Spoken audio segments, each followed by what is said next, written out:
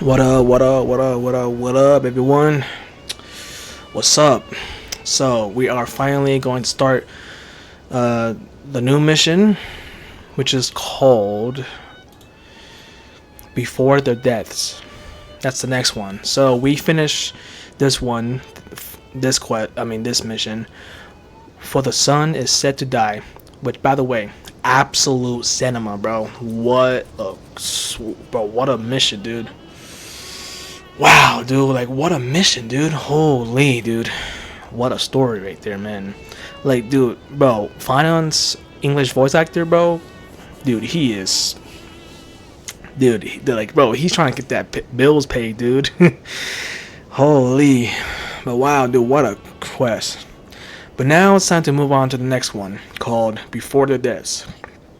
This is the third last. This is like the third last into the main story of Forius. And yeah, so basically we got two more to go.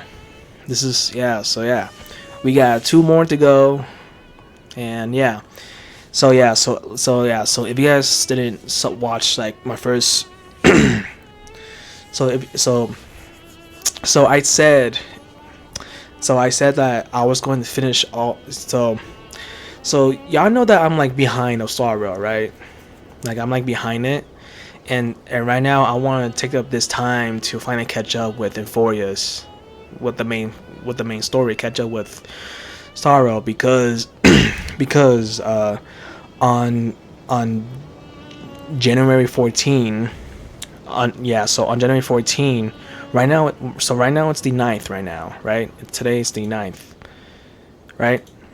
And on January 14, it's the new version for Genshin, because that's when Genshin released their Luna 4. And I'm trying to catch up with Star before I start doing the new quests, the new Archon quest for Genshin. Because I still gotta do this still.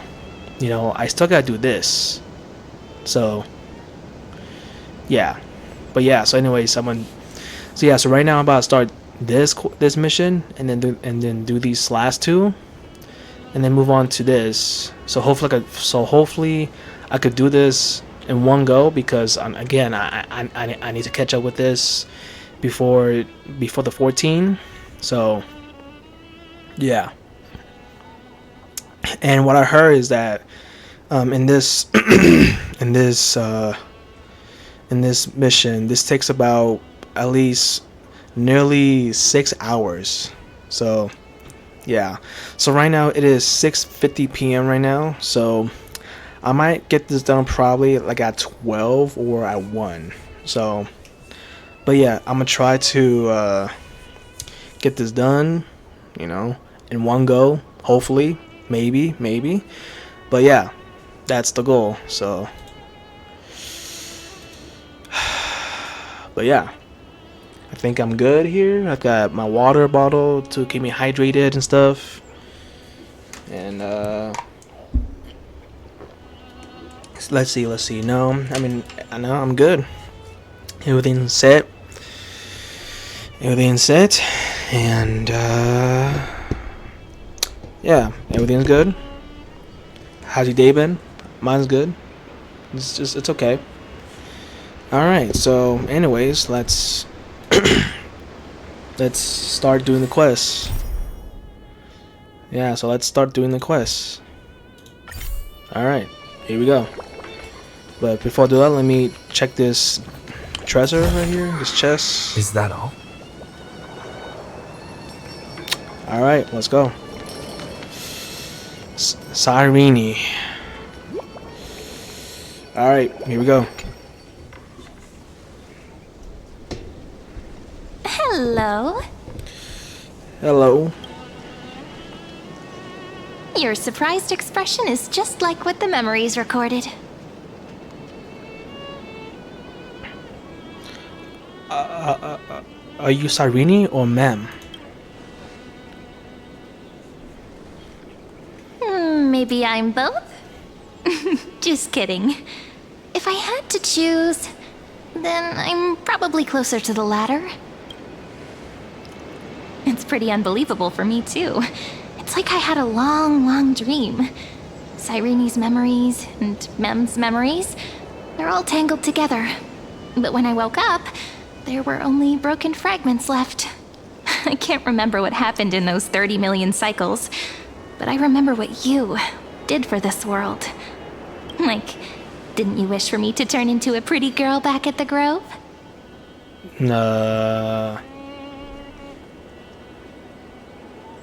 Wait, I didn't pick that option.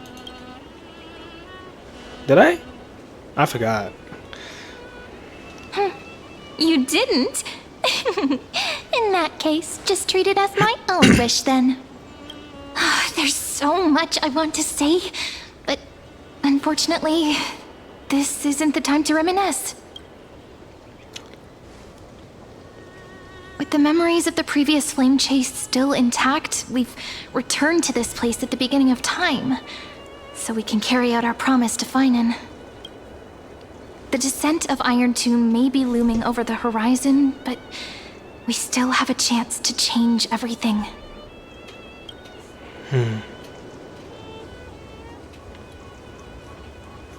Ide Silicii is so quiet. In Cyrene's memories, she always sits alone by the lake, gently swaying on the swing, like she's waiting for someone.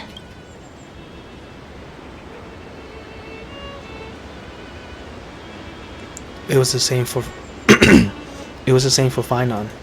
Yes, Finan too embarked Finan. on his journey because of this view. He then walked alone for more than 30 million cycles. Psh, Thankfully, you arrived during his long wait, friend. Is that also why Cyrene did what she did? It sounds weird, doesn't it? It's something that happened to me, but I'm talking as if I'm an observer. But that's just what those memories are like. Vague and unclear, as if encased in thick ice. The only things I remember are the days I spent with you. Emphorius will fall into an ending of destruction after the next Era Nova. But those stories went out of fashion ages ago. In a proper romantic epic, the hero's supposed to foil the villain's plot, right? I mean, actually, you know what? Lygus is the primary culprit behind everything. Yeah, dude, that's right. He's the mastermind who's trying to control everything. How unforgivable. But I still feel a bit anxious.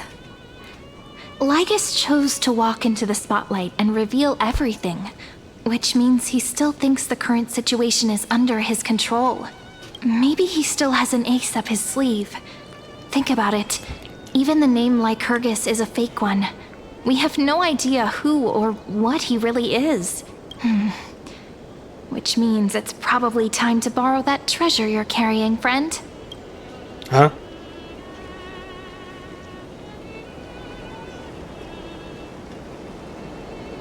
Write his name in as I've written. Alright, time to call Squillim with the cognitive anger. Alright. Yep, that Intellitron friend did say, when required, it can also serve as a bridge for communications between the internal and external world. Ide Silicii is a little village enclosed by time. We might be able to contact the outside world from here. Why don't we give it a try? We should at least tell our friends from beyond the sky that you're still in one piece. Firstly, we need to find a well-hidden spot. Why? Wait, why? Can we just do it here?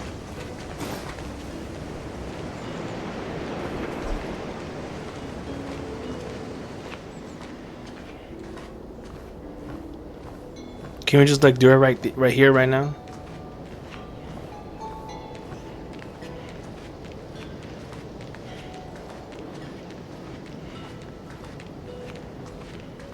It's super quiet here. Sounds can't get in or out. Back in Cyrene's memories, this room was her secret base. No one noticed her practicing Orynyx's prayer here, or trying to speak with the gods in secret. But today's different, isn't it? We aren't trying to contact unreachable gods, but humans from other worlds. Real people. I'm prepared to witness that miracle, friend. The way Cyrene talks is so similar to Mem. I have so many questions. I'm also worried about how Dan Heng and March 7th are doing.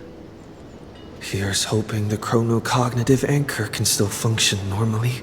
Chronocognitive. Because I really need answers. Yeah, man, come on. It's been too long, bro. How y'all been?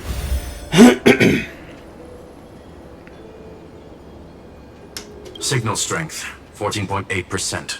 Dialogue window, 16 minutes 22 seconds. Bruh. Prerequisite, no external interferences. We are very glad to learn that you're safe. Herta, you're here too? Not only am I here, but I also happen to have saved you 4 times already. 4 times? Without you even being aware of it, of course. But Huh? now's not the time to celebrate. When 2 geniuses show up at once, you know you're in deep trouble. Listen up, little one. The Destruction's eyes are gazing upon this place. No, I'm not joking, and no, it's not Droidhead. It's the real Nanook. Time is running out, so I'll explain in terms you understand. This world, Amphorius, is in fact a testing ground, where the Lord Ravager, Iron Tomb, evolves through self-extrapolation. Hiding in this segmentum, unknown to other life forms, it has endlessly repeated the process of Era Nova, seeking a solution that could obliterate the erudition. For some reason, the experiment entered a prolonged state of stagnation. However, it has now restarted. Prediction: if effective intervention is not performed, Iron Tomb will complete its self-coronation in 14 system hours and initiate its plan to destroy the entire path of erudition.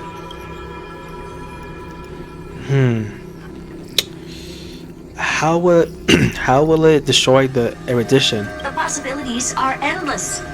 Breaking down interstellar communications, destroying the synesthesia beacons, returning cosmic civilizations to the Dark Ages, or even starting the third anti-organic war.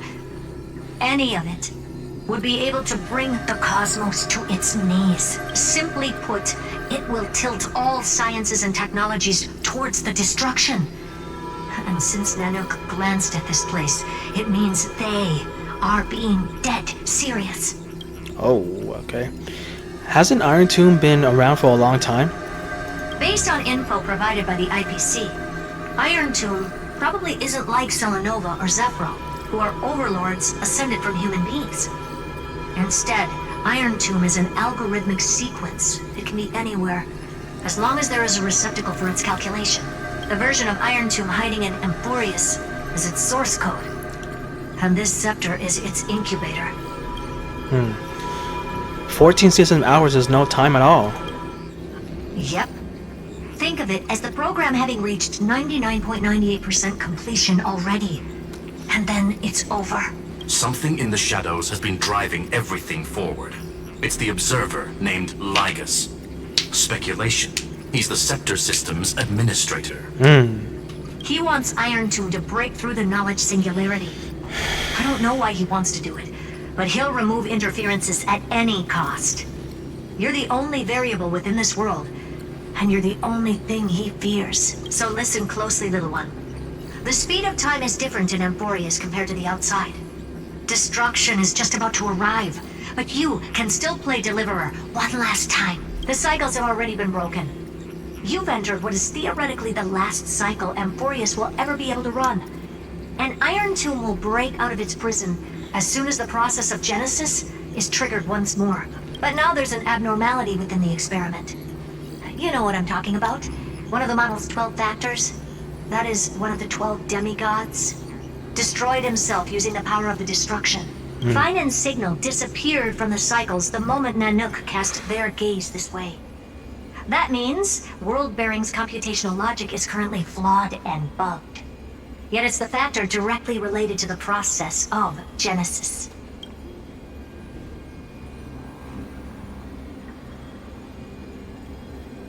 Wait. Finance sacrificed himself to create an opportunity for us? That Harold in Teletron will definitely do all he can to debug this error. So you have to take this chance to claim Kephalli's core flame. But don't let him have his way. The key to suppressing Iron Tomb lies in whether he can rewrite the purpose of Era Nova. There's one more preparation we must make. Lycus's behavior has been quite abnormal. He's never interfered in the actions of Titans or the demigods throughout the whole experiment. Deduction. The Scepter has an extremely strict autonomous protocol, restricting even its administrator. In Amphorius, this ultimate protocol goes by another name. The Law Titan. Talanton. Talanton. Law. They are the rules that restrain all things in Amphorius, and it was the core flame returned at the very beginning of the last flame chase journey. Why do you have another little pink one next to you? Huh? Her path chart is... Is there something wrong with me? Never mind. Let's get back to the topic at hand. Light calendar 3960. Month of balance. We'll be locking onto this time period to find Law. You can either meet the Titan, convince the demigod, or take the core flame by force. It doesn't matter what you do, so long as you bend it to your favor. We still haven't figured out how you and Dan Heng got inside this world. So influencing protocol is currently our best way to stop Lygus, or to call for more reinforcements into this fight. Once you've got Law in your hands, we'll discuss our next steps. Alright. Make sure the core flame doesn't fall into enemy hands. Herta, the firewall's interference is getting closer. Time is running out. Please ask any questions you still have as soon as possible.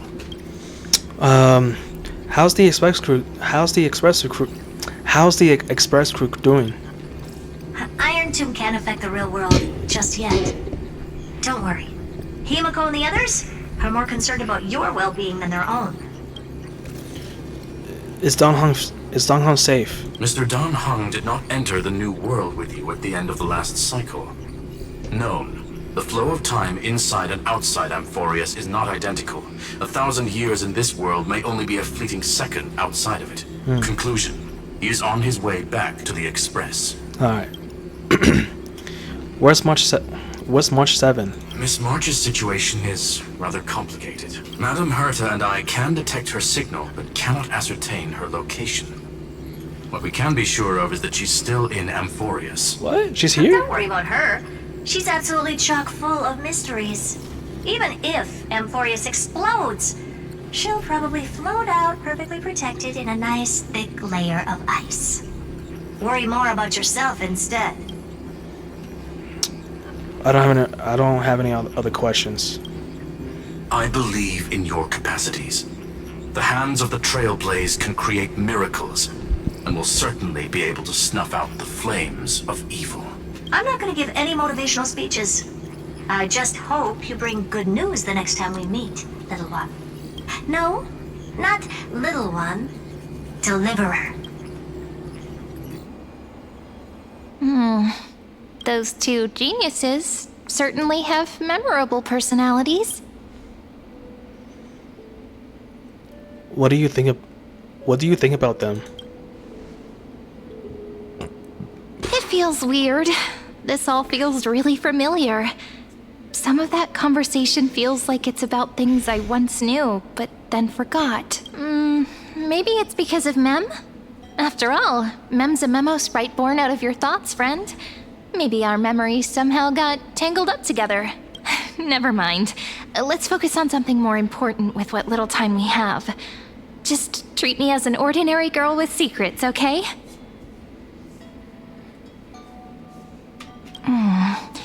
Light calendar 3960.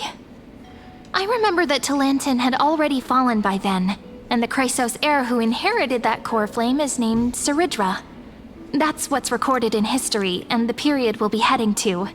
We'll need to find Law and stop Lygus. So, we've at least got a solid direction, right? Can you give me a little bit of time before we go? I want to pack some stuff. There's so much more I need to take care of in this form, and I'm still getting used to it. A relaxed scene like this probably no longer exists in the outside world.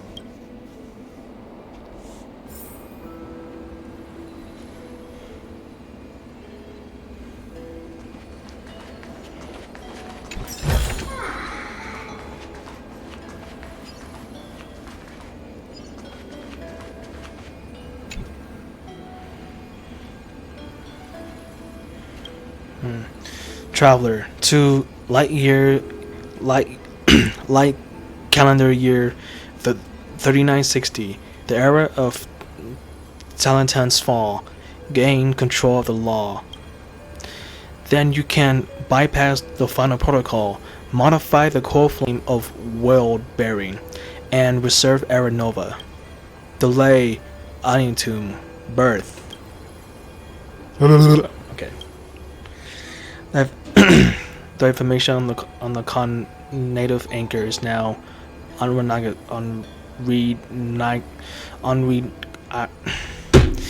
never mind. However, you already know the mission entrusted by the geniuses. Go seek out the power of law. Retrieve it. Retrieve the anchor. Should I head to the attic to wait for Cyrene? Or should I have one last look at ID's Elysiae?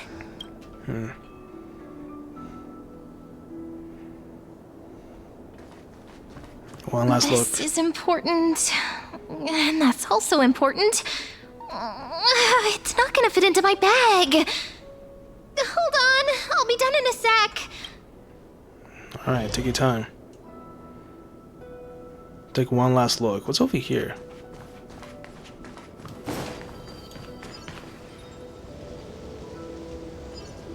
What is it? Whoa, what is this? I'm good.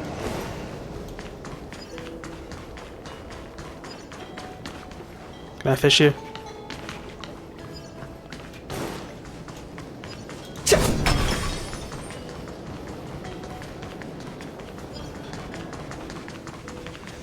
Alright, let's go to a place I haven't been to. Look at this.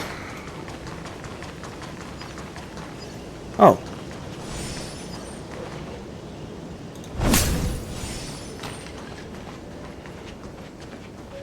Oh, hello there. You're, oh, finance memory. Oh.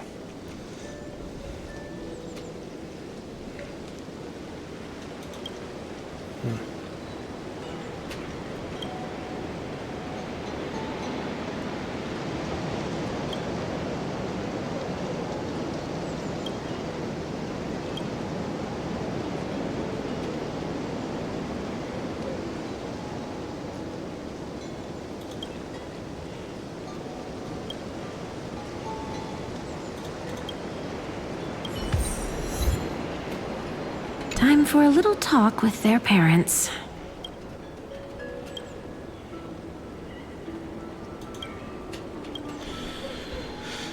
Wait, there's a chest. Oh, it's up there.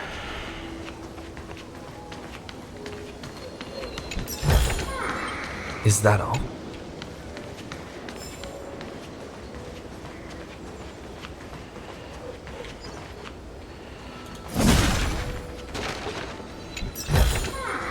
Looks good.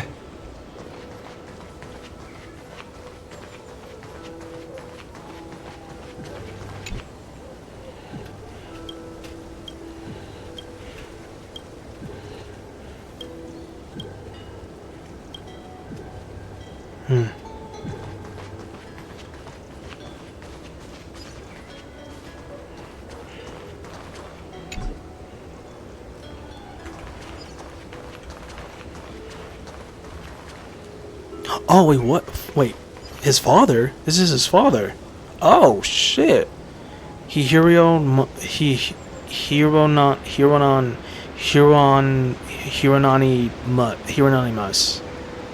Oh, this is Finance father. Oh.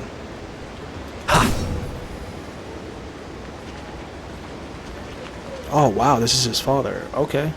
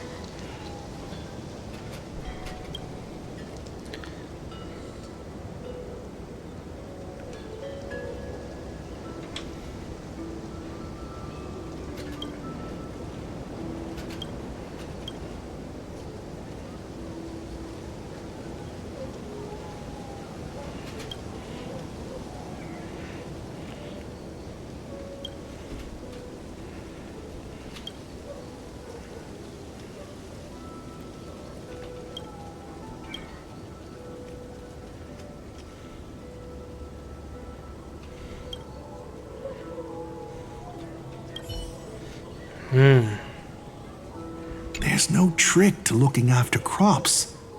Just have to have patience.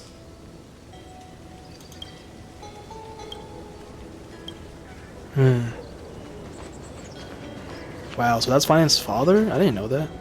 His mother, that's his mother right here.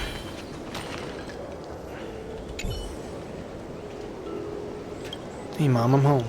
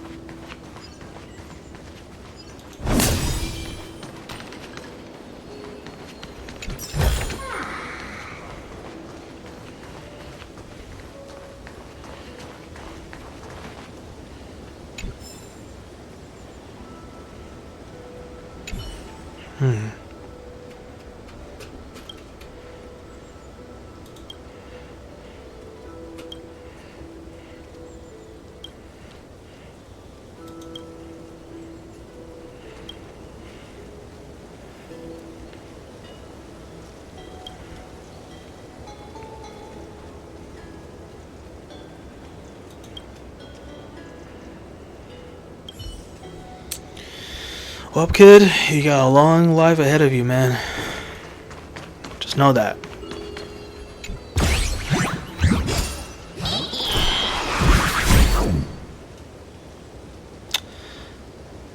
Never mind. You know what? Never mind. I'm just gonna take my leave. It's over here, though.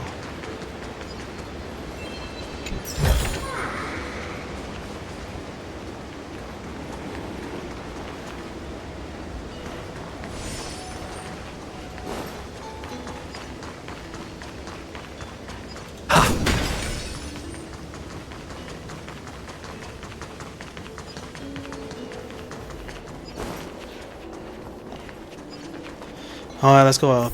Let's go up.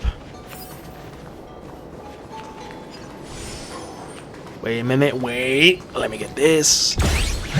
What?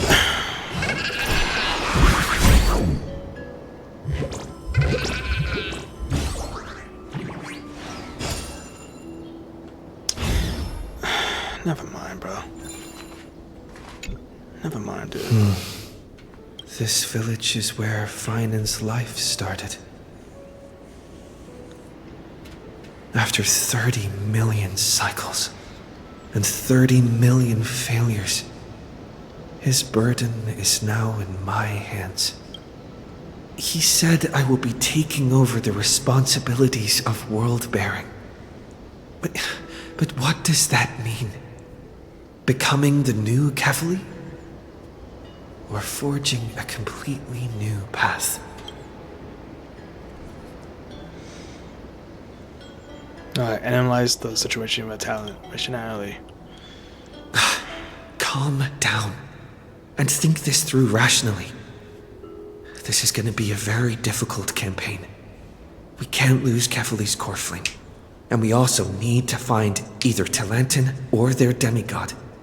Then convince them to join us in the fight against the destruction. But there are so many unknowns. We don't know what Lygus might be doing, and we'll have to face Iron Tomb after dealing with him. There's also Cyrene. What exactly is she? There are so many questions. I'll have to take it one step at a time. But I must make each move very carefully, because every decision could potentially impact the end. Thinking hard over there? I finished packing. I decided to just bring these few things in the end. See? There's a journal, a quill pen, and the ceremonial blade of the Priests of Time. Holding it calms me down for some reason. The scent of the Black Tide is now calm. Finan must still be fighting them in some way. This will be Amphorius's final flame chase journey. But it won't be the end of us. It'll be the beginning, friend. Are you ready to become a hero?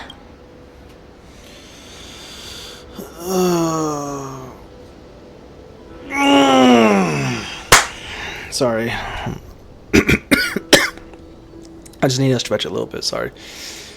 I still don't know how I should act around you. Just treat me like any other friend you have. We share a common goal and common enemies, and we may also share a common future. A future that has never emerged in any other cycles before. I believe in you, friend. If you still can't get used to it, just call me Mem like you did before. Just kidding. Alright, let's go. We'll save everyone. That promise might be far too heavy, but I believe in you, friend. The Trailblaze's duty has always been a heavy one. In other words, since you've already saved so many worlds, friend, you should be used to being called a hero by now. Maybe you can tell me those stories as we travel. That way they can become our shared memories too. Let's trailblaze onward like before and create a future that's worth being remembered.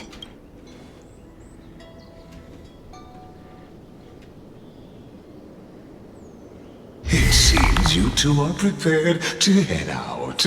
Man, shut your ass up. Then you should indeed treasure the view before you, for you do not have much time left to enjoy such solitary delights. Lycus, still daring enough to approach me, huh?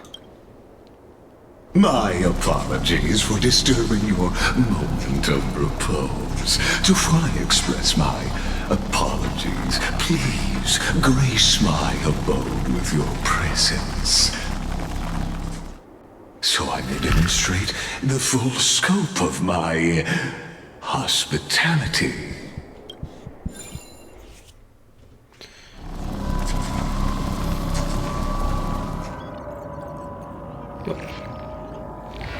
Wait, whoa. What is this place? Farewell then. May we reunite in the new world. What is this?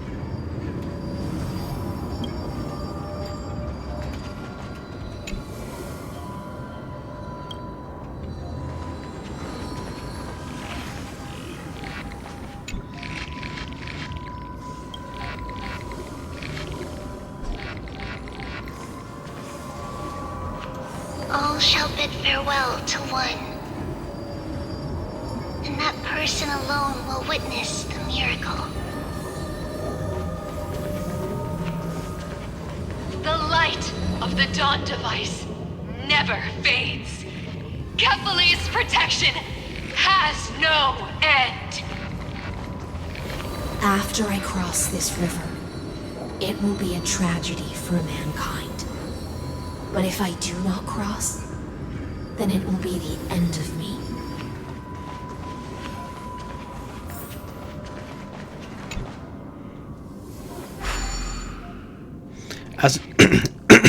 As you reach out to touch the screen, an eerie sensation instantly courses through your entire body. You feel... Outlier. Executing command. Record. What? What'd you say to me?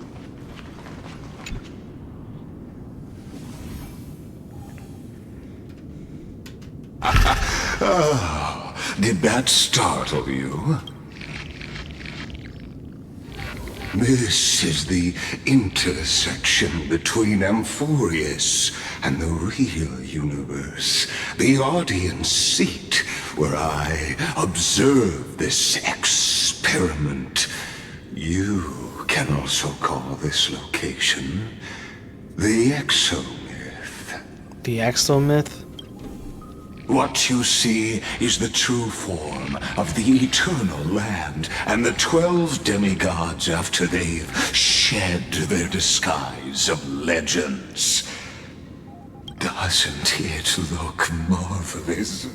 Amphorius is like a microcosm of the cosmos. People love to portray the romance of the starry skies, but their tales often forget a different and far more truthful type of universe. The moment ancient Antikytherians sketched geometric shapes on the sandy beach and recorded the first numerals and symbols on parchment, the universe turned into a silent equation flowing under the pen of these relentless decoders. Erudition. It was once the mother tongue of the Creator, the pen of divinity, and the first lyrical verse ever written by free will.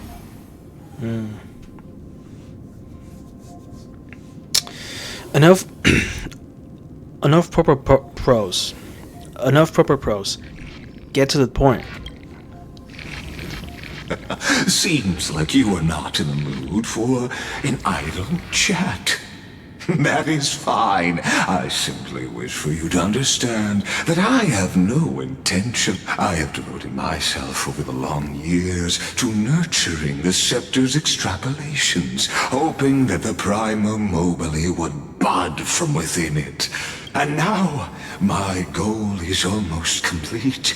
Nikos 496 had exceeded the intelligence singularity through his rage, and though he still retains his obsessive defiance and managed to suppress the black tide of this cycle, it's a matter of time before his will crumbles to dust.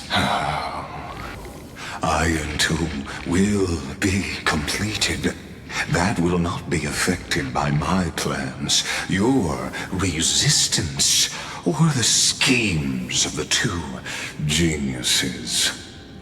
It is an irrefutable fact, just like the instance in Noos's calculations. In other words, as long as you are willing to stop interfering and let the final Aeronova carry out its natural course, I'll guarantee the safety of all Nameless and ensure you return unscathed. Why should I trust you? You've always had a choice, my lord. You can either accept my sincerity or face the consequences of defying it. What will happen to the people of Amphorius? They've always been the product of the experiment, so naturally, they will perish when the experiment ends. That outcome was predetermined long ago, so I will not embellish such a regrettable conclusion. I still have a friend stranded here. Ah, yes. I am aware of that esteemed lady's whereabouts. Her real identity is quite astounding. If you decide to accept my proposal, then I will do all I can to send her back to you. When Iron Tomb descends, no one will escape unscathed. You are indeed worried about your safety and that of your companions. Rest assured, as a fellow Pathstrider of this path, Nanook's gaze left a brand on your soul long ago. You harbor the seed of destruction within you. But you need to learn how to use it in the right way. That vital knowledge is also my bargaining chip in this negotiation between us. For there are few in this world who are truly capable of such a feat. And I happen to be one of them.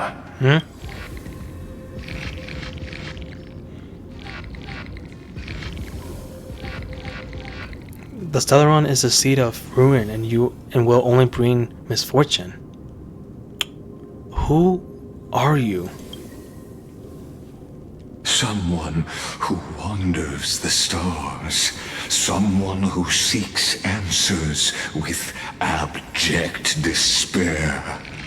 That is all I am. This matter is of grave importance, so please, do not make your decision lightly. After all, the choice before you bears a 1 in 3 chance of elevating you to an unparalleled existence among the stars.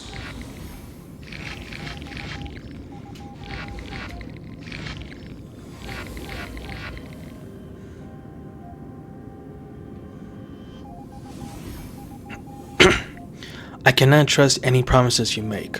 I will rule over the cosmos even without your help.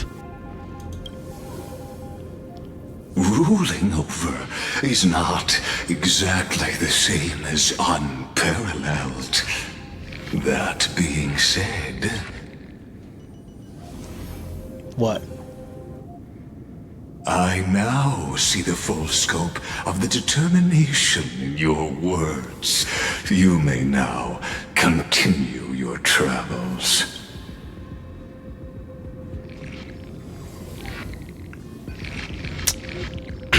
I'll defeat you here right now. Defeat right here, right now. Let's go. What kind of tricks you pulling? It seems you haven't realized something about this place. The Exomyth is the Erudition's domain. You cannot physically interact with me in any way in this place, and vice versa. As negotiations have broken down, there's no more need for us to remain in the audience's seat. Let's return to the theater called Amphorius, where you will meet me once again. Of course, this meeting was not without merit. Your presence has inscribed a new footnote in the Exomyth. As for its purpose, allow me to reveal it to you in detail the next time we meet.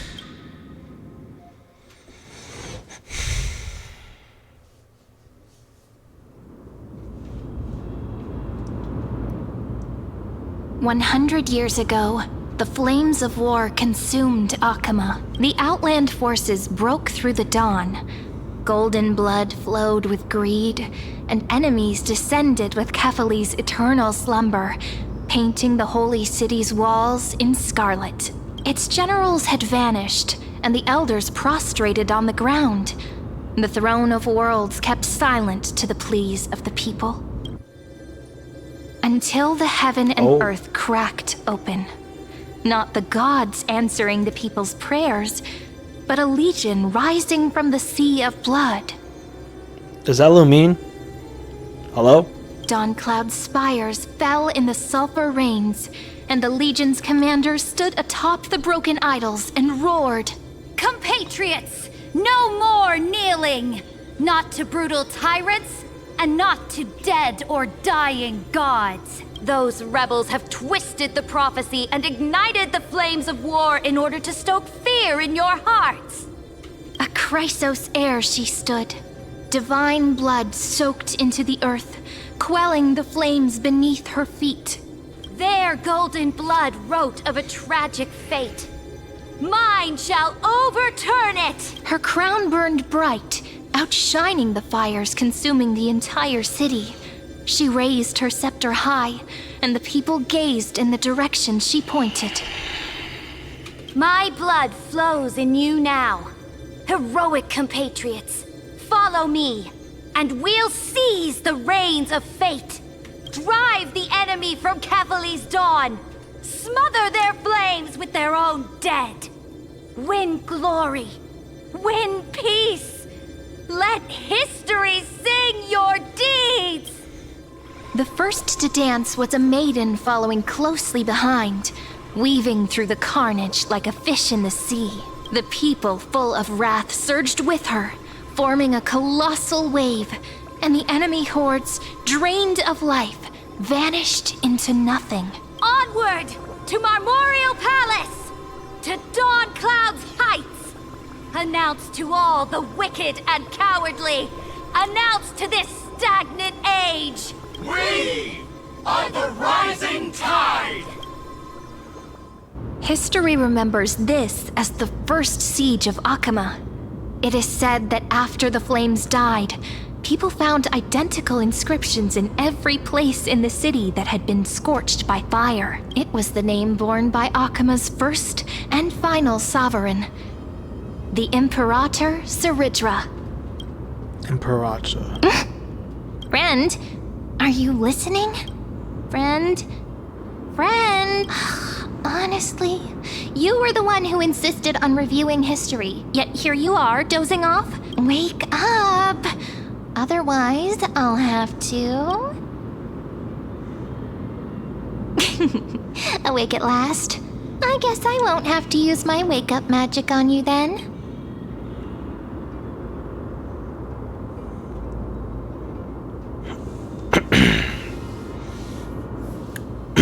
Where exactly are we? We've arrived. A familiar place. The Temple of the Three Fates. If everything went according to plan, it should be shortly after Talantin's fall. And also the end of the first Flame Chase journey. The Law of Demigods awaits? The end. Are we late? Perfect timing, actually. The first Flame Chase ended with the Trial of Law. We must find the demigod and gain her trust before the core flame is restored. It'll be tricky, so let's pick up our pace. To Akama first. We can learn more from the crowds there. Tyrant! You and your butchers are not welcome here. Get out! Careful. Sounds like someone's in there. Hold your tongue!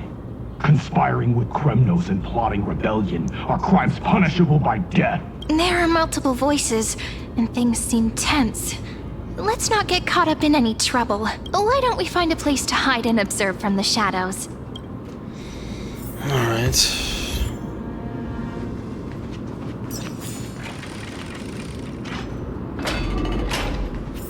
At least Kremnoans keep their faith. Wait! Isn't that... What? Wait, who's that? Treeby.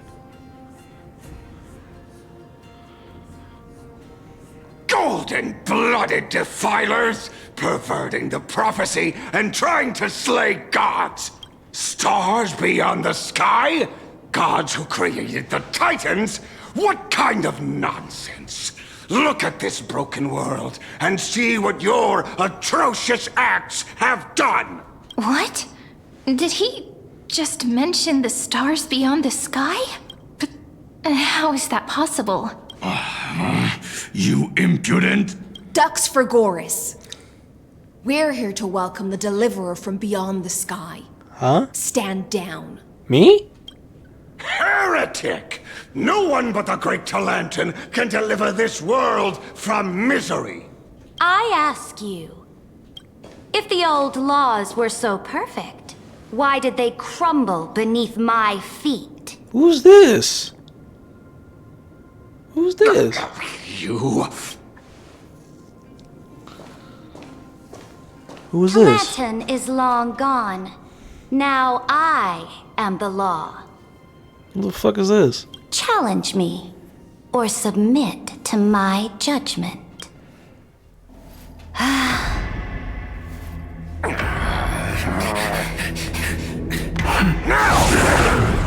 Silence!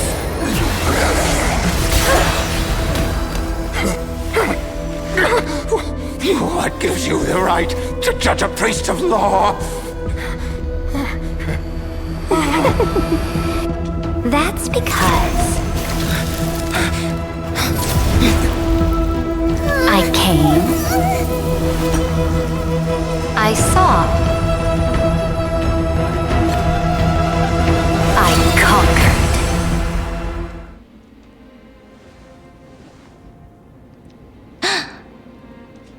Dux Vergoris, take the ashes of this man and scatter them in the temple among the crowds. Tell them that the High Priest attempted to take away the rights granted to the people by the Imperator. Thus, he met his fate. Yes, Imperator. Now, these two accidental guests. Dux Gladiorum, if you please. As you command.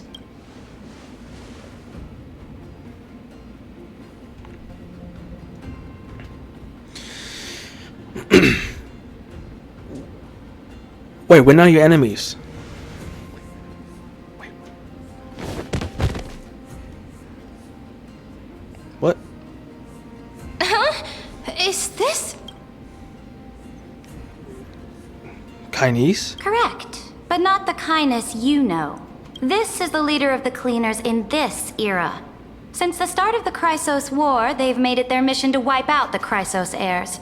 Even now, even after I've united all the city-states, these vermin still lurk in the shadows, hindering the flame-chase journey.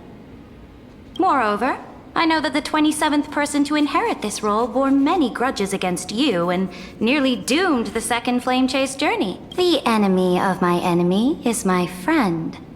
So, out of courtesy, I present to you this corpse. You know us? Careful. Let's wait and see what happens. She's probably trying to scare us. For the sake of order, I am known by many titles. Flame-crowned, who ends wars. Tyrant of Dawncloud. Empress of the Holy City. And Imperator of the Flame Chase.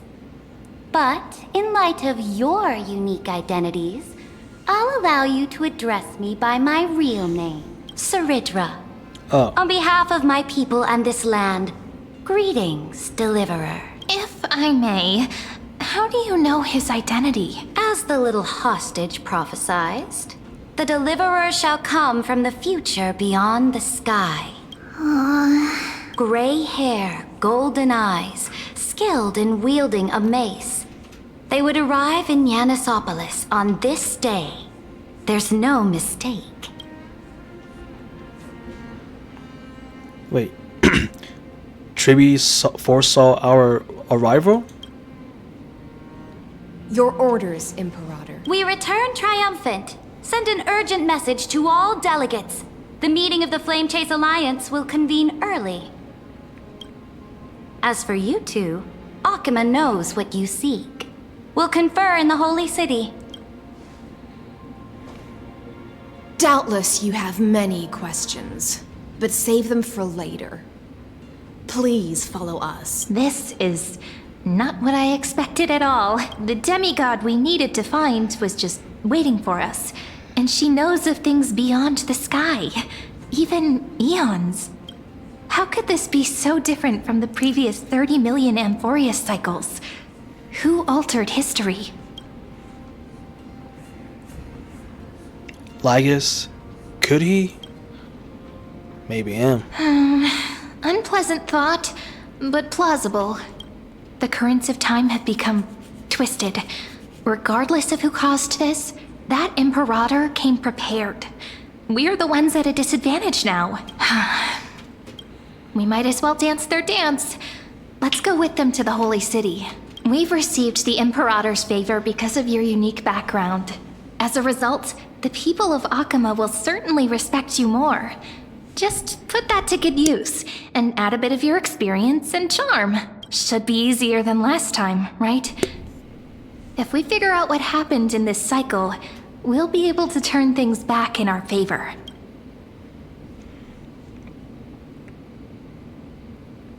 Trailblaze, the sequel. We always find a way. Okay, dude. And all Flame Chase companions await in the city. Exactly. Treeby, Aglaya, maybe even Little Cypher. Trailblaze, the sequel. We always find a way. Alright. Calm and confident. That's the you I'm familiar with. Guests, please. Alright, The bitch. journey to save the world starts with a single step. Let's set off, my friend.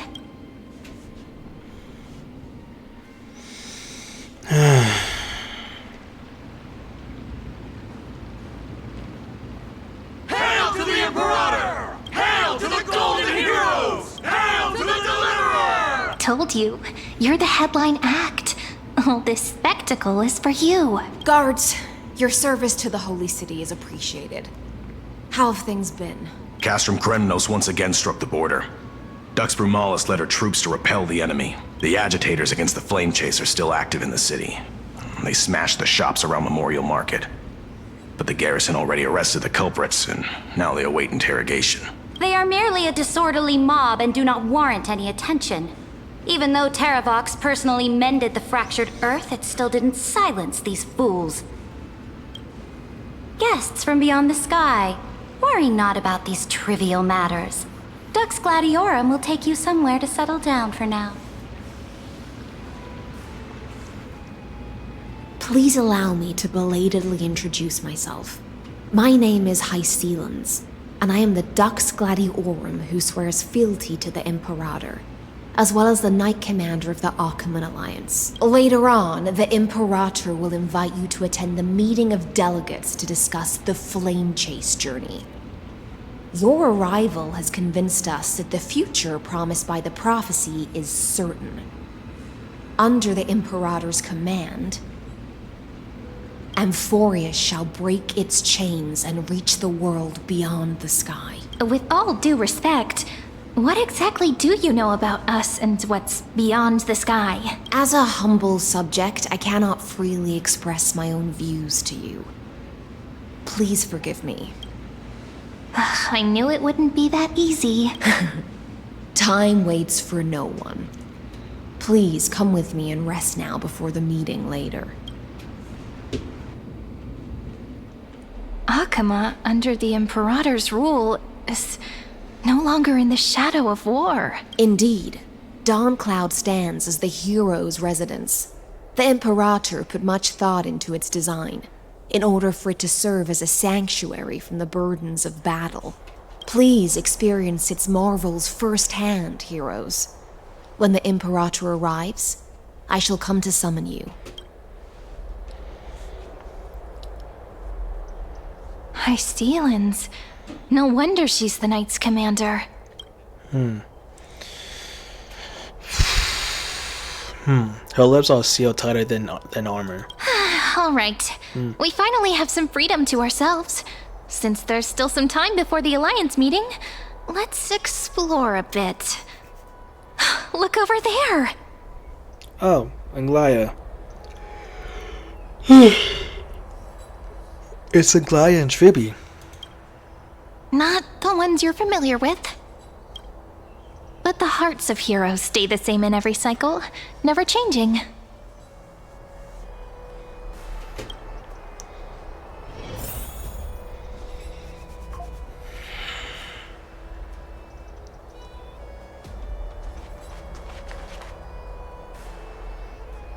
Oh, wait.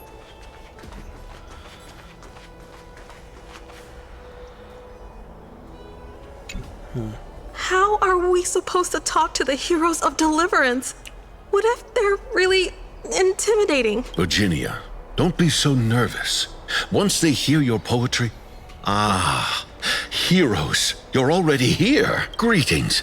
I am Apollonius, the Dux Helcolithus, one of the 5 sages of the Grove of Epiphany, advisor to the Flame Chase army. This is Virginia of Castrum Kremnos, the Dux Carminum and imperial scribe of the great Imperator.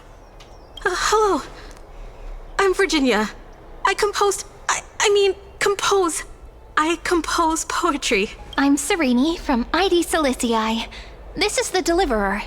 Nice to meet you both. They're not as frightening as the rumors claimed. This is our first time in the Imperator's realm. Akima is even more magnificent than we imagined. If you all weren't here to look after us, we'd be completely lost and confused. The Akima you imagined is long gone.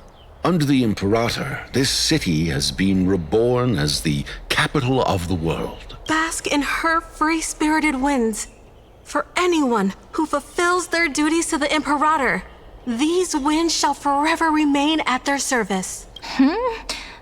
But what if... Those who are loyal do not need to consider the consequences of betrayal.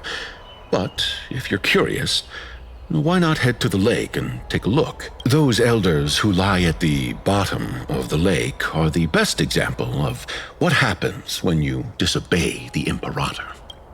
The elders of this cycle were all... Looks like that priest who was sentenced to death wasn't an isolated case.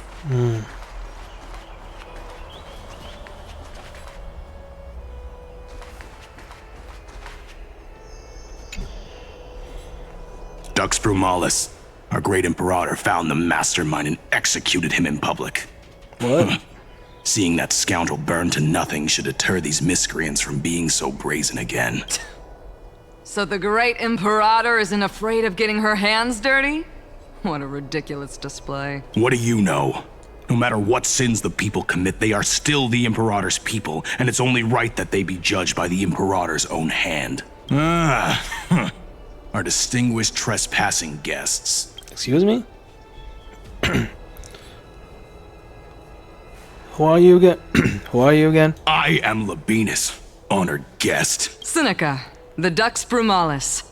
Greetings. This Dux Brumalis doesn't seem to like the Imperator very much, but she holds a high rank. As for this Dux Frigoris, his way of speaking seems rather unusual too. Let me see what I can get out of them. I'm Cyrene of Ida Silicii. This is the Deliverer Beyond the Sky.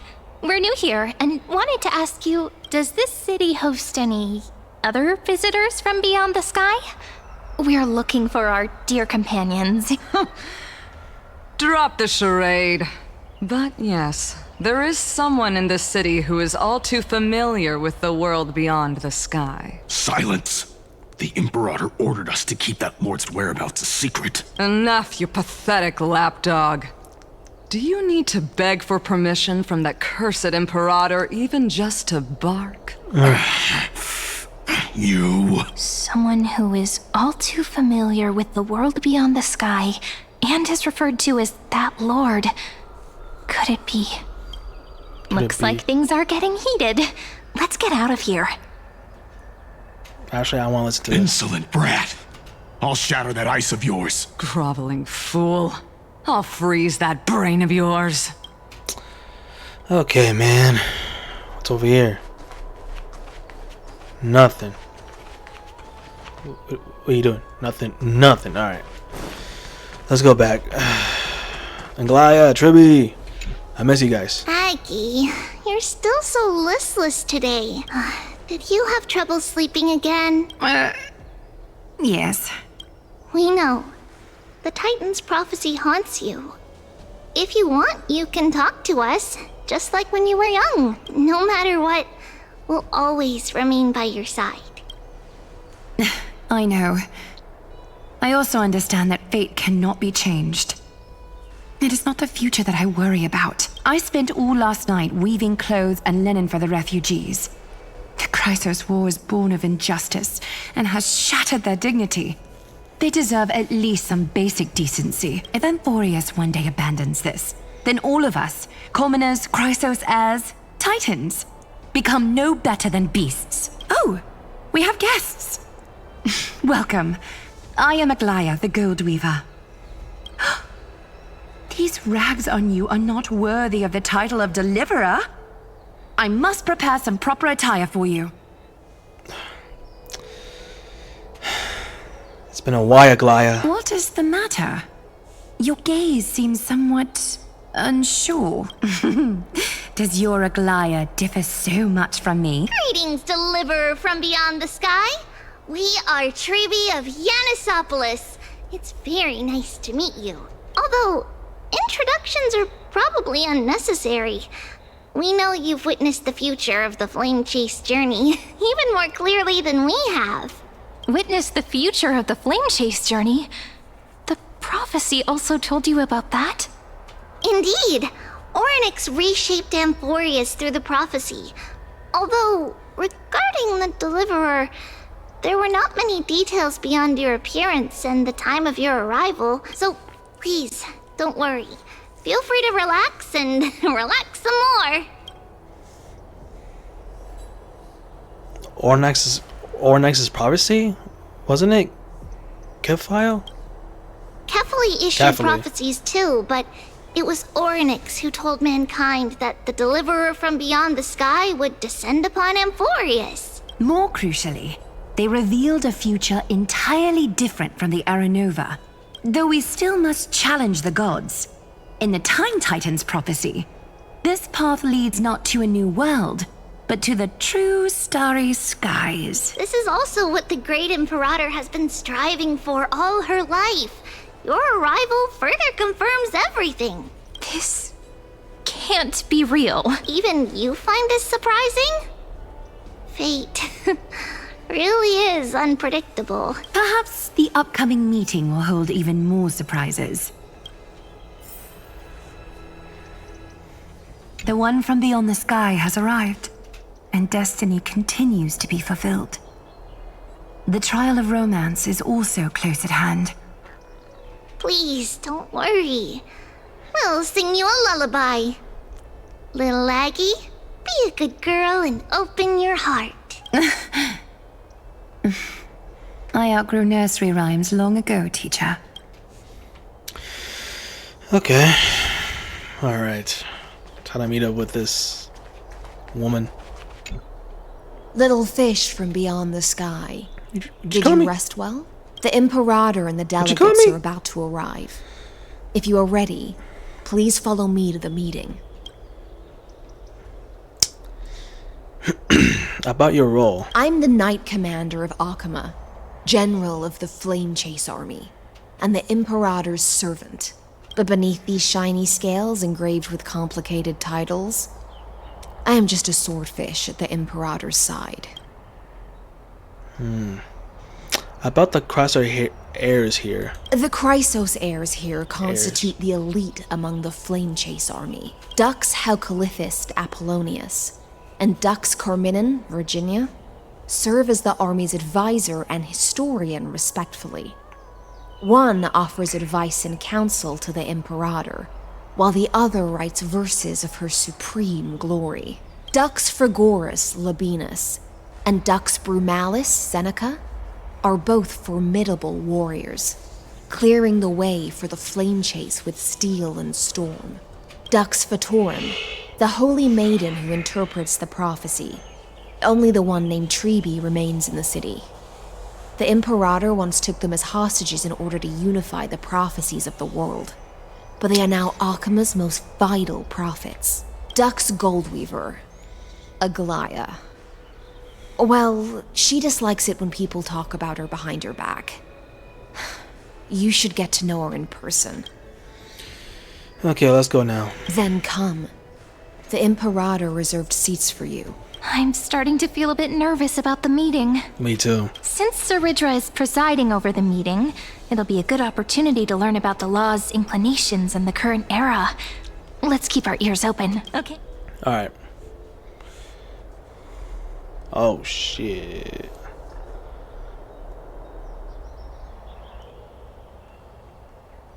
Good sir from Paphos, what do you think the Imperator is planning calling this meeting so early? My homeland can't endure anymore. Who knows? First, she wants to hunt Titans. Now she says there are even greater calamities. Her madness is the greatest calamity. Exactly. Chrysos heirs, deliverers. What about us ordinary folk? How much are we worth in her eyes? Things feel pretty tense here. The history books said that the Imperator aimed 3 cannons at Dawncloud to make all the delegates obey her. Will history repeat itself in this cycle? Yes. Similar acts have occurred, and not just once. However, whether history will repeat itself, you'll soon see. Those are the 2 spots reserved for you. Please take your seats. What is it again? That's what they were talking about before. What is... Ladies and gentlemen, silence, please. The Imperator has arrived before her faithful council, and the Alliance meeting is about to begin. All rise. In the names of Talantin and Kefali, the Akama Alliance swears upon the gods. Cease the pageantry. I pray not to the vanquished. What? Kefali, of course, needs no further explanation. As for the subjugation of the law, at the entry hour 2 days past, a scout should have brought the news to all of you. Unfortunately, guards found his corpse among the rocks not far from the city. Moreover, the poor soul was buried with a Paphos curved blade. It pains me to imagine what agonies this loyal warrior endured before his death. Delegate from Paphos, do you have any insights? I know nothing of this. The evidence is irrefutable, so there is no need to waste your breath. However, let us set this trial aside for the time being. Witness, even within the most sacred and dignified council, there were those among us who wished to draw their blades, brazenly challenging the Alliance, seeking to shatter our hard-earned peace and unity. Fortunately, I uncovered this plot. Now, to protect this beautiful city and her people, the Imperator's legions are ready. They will escort each of you to the Temple of the Three Fates, where you will receive the highest level of protection the Alliance can offer. Then, the Legion's warriors will join me in embarking on the campaign against Fagusa. This is clearly a trap! Imperator, did you summon us here just to trample on the dignity of your allies? Enough! Calm down, what do we do? Things are starting to get pretty intense. Comrades, you've all seen her true face now. According to the ancient laws of Akama, only with the consent of 2/3 of the elders can the legions carry out the commander's orders. The ancient laws. Didn't you destroy them long ago? You defected during the first siege of Akama, voted unanimously in favor of the Council of Elders restructuring, and just yesterday, you desecrated them with a blood-stained blade. The decaying old laws fell with Talantin and are no longer deserving of respect. But if you still insist on proclaiming yourselves defenders of the law, then be silent and offer up the highest respect to this core flame in my hand. That really is the core flame of law in her hand. Since there are no objections, then the original agenda of this meeting, the campaign against Fagusa, is hereby passed. The Flame Chase Army's hunt for the Ocean Titan begins today.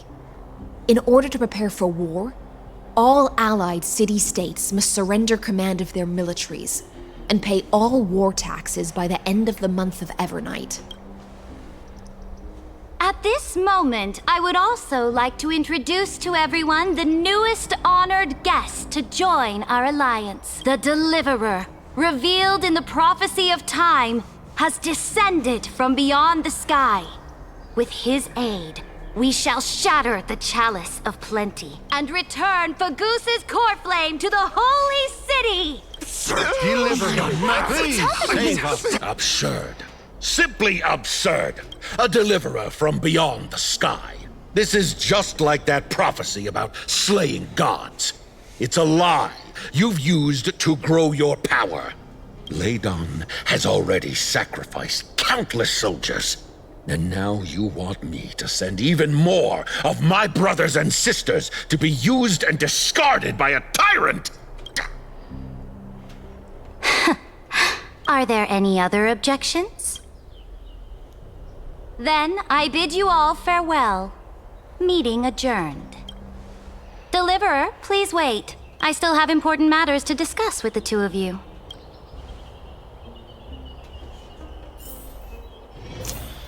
What now?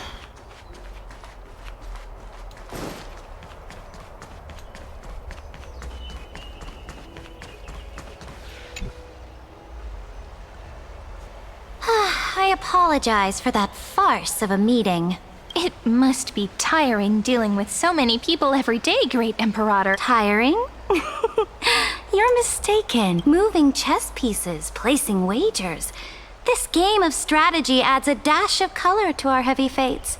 Much like how rule and conquest are always accompanied by sacrifice. Is the war with the Titans also part of that sacrifice? After I glimpse the secrets of this world, no, the secrets beyond the sky, the divine authority of Amphorius no longer held any significance. Let me ask you, Deliverer, is it true that beyond Amphorius' sky, there are magnificent deities called Eons?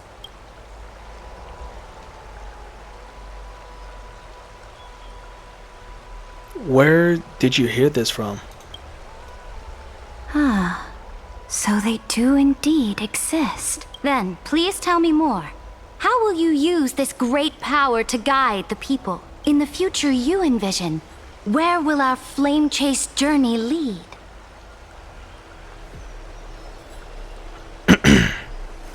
Protect the core flames and the law. Only then can Euphorius break free from the destruction. Oh? What you require now is the power of law? Exactly. Just as the prophecy foretold, he is your deliverer from beyond the sky.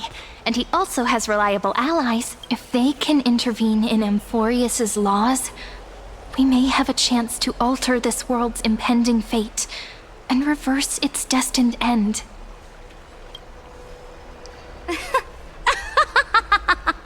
Very good, Deliverer. You have courage.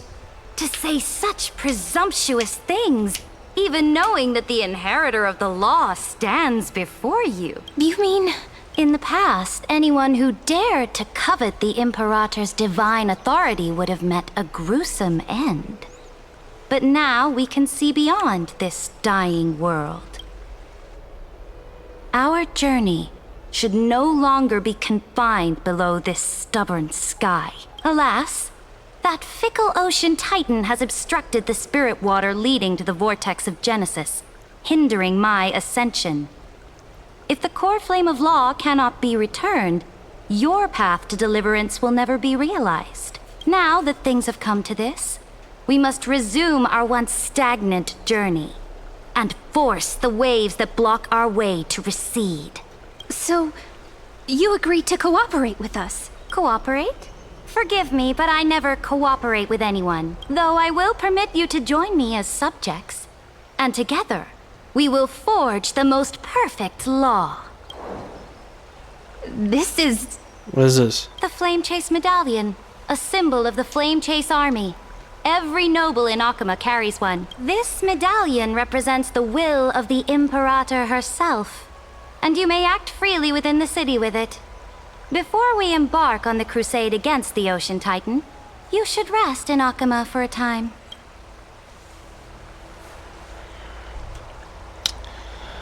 Be wary of someone named Lygus, Imperator. Lygus. Oh? Your advice is acknowledged. From this moment on, prove yourself through your actions. As long as no boundaries are crossed, I fully respect the choices of my subjects. May your journey reach that sky full of stars, Great Imperator. Your attendant certainly knows how to curry favor. Go now. Take a bath first. You two... reek of seawater. Alright.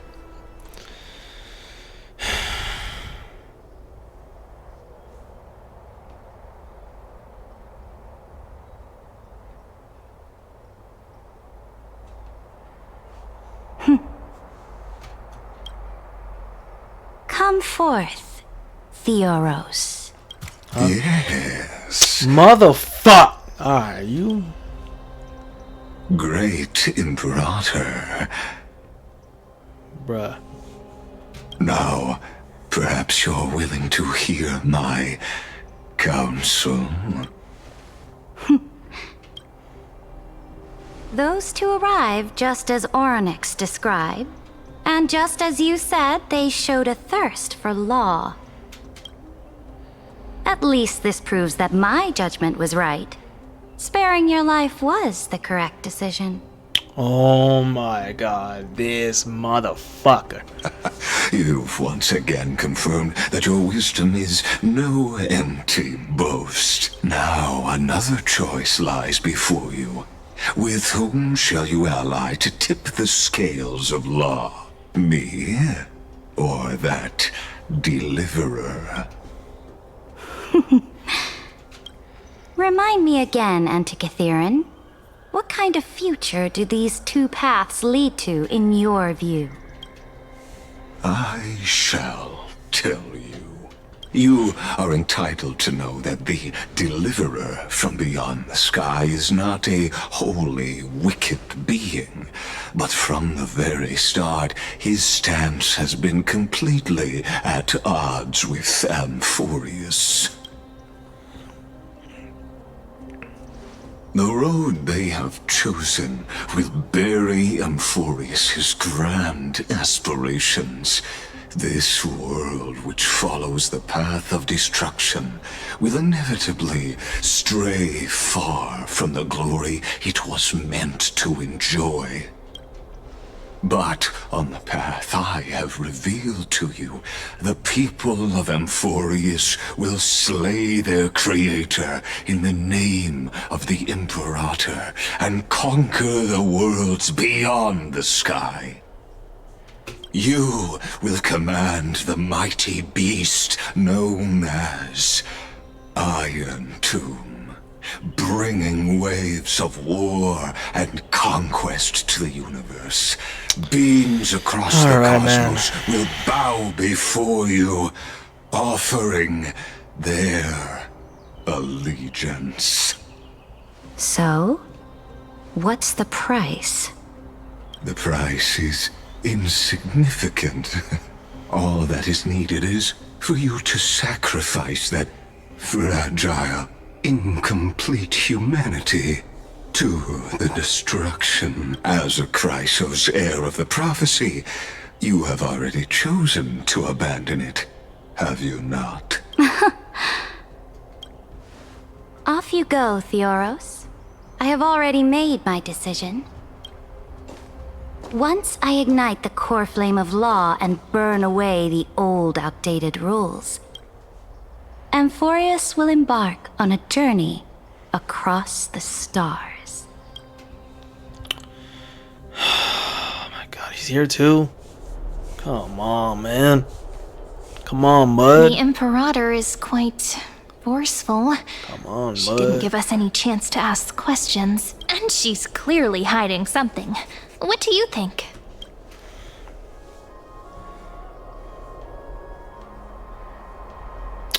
We should consult the... We should consult with the current geniuses about the current situation. Looks like we're on the same wavelength. The atmosphere in Akama... It's so unfamiliar. And it's not just the Flame Chase Alliance talking about the world beyond the sky, but the whole city.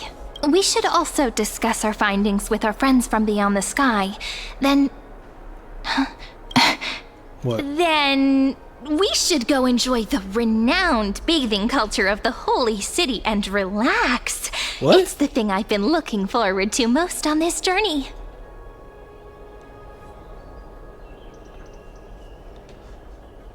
Well, what are you talking about? You good? Work and rest are both important. You see, everyone agrees, right? So someone's watching. Oh. Can't let our guard down for a second. Let's use taking a bath as an excuse to find a quiet corner to update Madame Herta and Skrullum on our progress. We can also check out what's happening in the city. Since the outcome of the meeting was just announced, people must be gossiping. We can kill 3 birds with 1 stone. Let's go.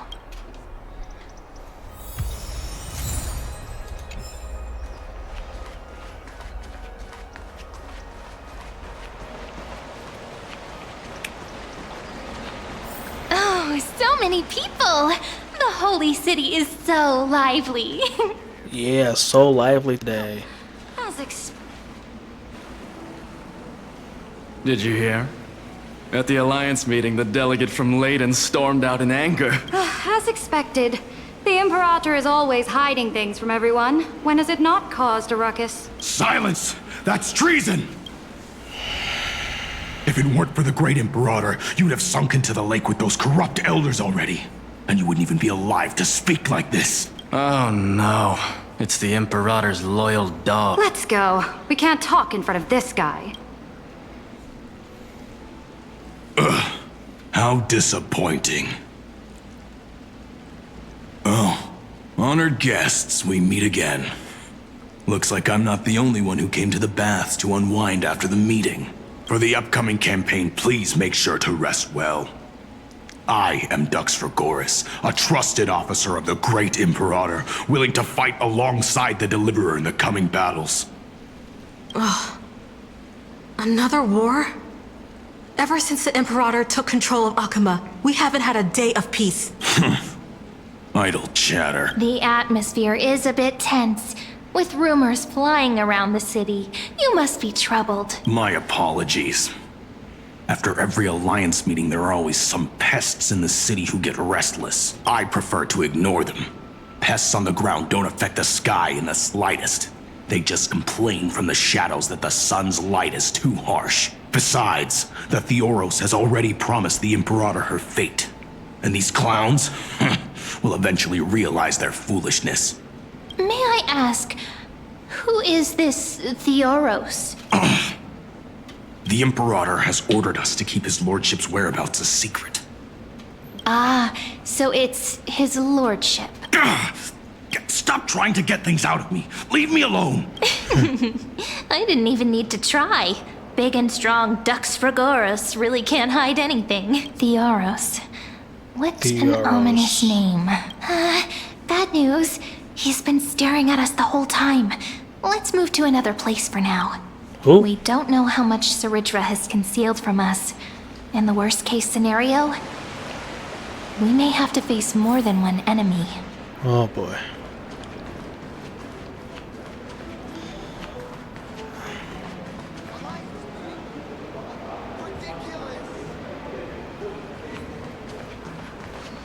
Alliance meeting? More like a cage where creatures with golden blood claw at each other. And Flame Crowned, who ends wars? Clearly a tyrant who doesn't deserve such a title. You're absolutely right. While the Imperator's hounds are still hunting down others, let's let out our grievances. You. I know you. You're that tyrant's lackey. What? Here to shut me up for that little imp? Panicking now? Don't worry. I don't care what others say about the Imperator. And she certainly doesn't either. Oh? Children of the Prophecy. Such rare guests. Are you here to relax in the baths as well? The temperature is just right today, so be sure to enjoy it. You should rest well for the next campaign. What? Children of the prophecy? Another excuse for the Imperator's reckless warmongering. No filter, huh? You should be glad you don't have a seat at the Alliance meetings. By the way, if you still want to bathe, hurry up. Once that predatory fish joins the flow of water and eliminates all the fools questioning the world beyond the sky, you won't be able to enjoy this perfect water temperature anymore. Seems like there's more to Dux Bramalis's words than meets the eye. But would the Imperator actually kill those who question the world beyond the sky? This is the complete opposite from what we know of Akama. Yeah. Something's way different about this. I wonder what everyone in the city is talking about lately. Oh. These two are... Oh, it's these two. So many guests today. Let's see who's here now. 2 distinguished guests of the prophecy. One a clever and adorable warrior. The other... also quite heroic. Heroes. I didn't expect to meet you again so soon. How fortunate. It's a pleasure to see you again, Dux Helcolithist and Dux Carminum. You two are inseparable, aren't you? This is... Oh, she wants to find someone to help with research for her new work. I'm the far-seeing eye and all-hearing ear of Akama. I see and hear every single thing that happens in the streets and alleys of this place. I'm the perfect partner for research. Ahem. Enough small talk. Here's the latest news from Akama, as you requested. The children of the prophecy arrived in the holy city, and the Imperator unilaterally stripped away military power. The Alliance meeting ended in discord, and there may be bloody upheaval. As expected. I get the feeling you might have embellished a bit to keep people's attention. I swear on my stone mane, I would never do such a thing. But if you wish to quell this terrifying news, perhaps a more explosive topic would... Never mind. While the influence of rumors can be minimized, the fact remains that the great Imperator did swiftly consolidate military power in an almost threatening way. It's undeniable. Heroes. I know the Imperator's way of doing things may seem a bit autocratic to outsiders, but soon you will witness her blade dance with enemies on the battlefield. I can't comment on the source of her loyalty, but when that blade is drawn, you two, as bright as you are, will surely see the deep thoughts beneath her exterior. The Imperator's blade. Is he talking about Miss Hysealans? I sense some unease in Dux Helcolithist's words. It seems the Imperator and Miss Hysealans share a much deeper bond than the others do. There are eyes and ears everywhere. Is there any place where we can have some privacy? To understand the Imperator's secrets, we have to get past Miss Hysealans.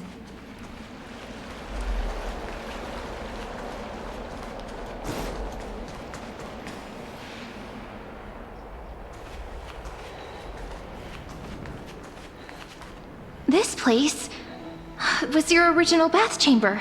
Perfect for avoiding prying eyes. I wonder if anyone is using it now. Huh? The smell is... Wait. Wait, don't go in yet! Who's there? Oh. Oh, the little gray fry in pink sea hair. Little sea hair? You barged into here without warning. Was it an accident, or did you wish to bathe with me?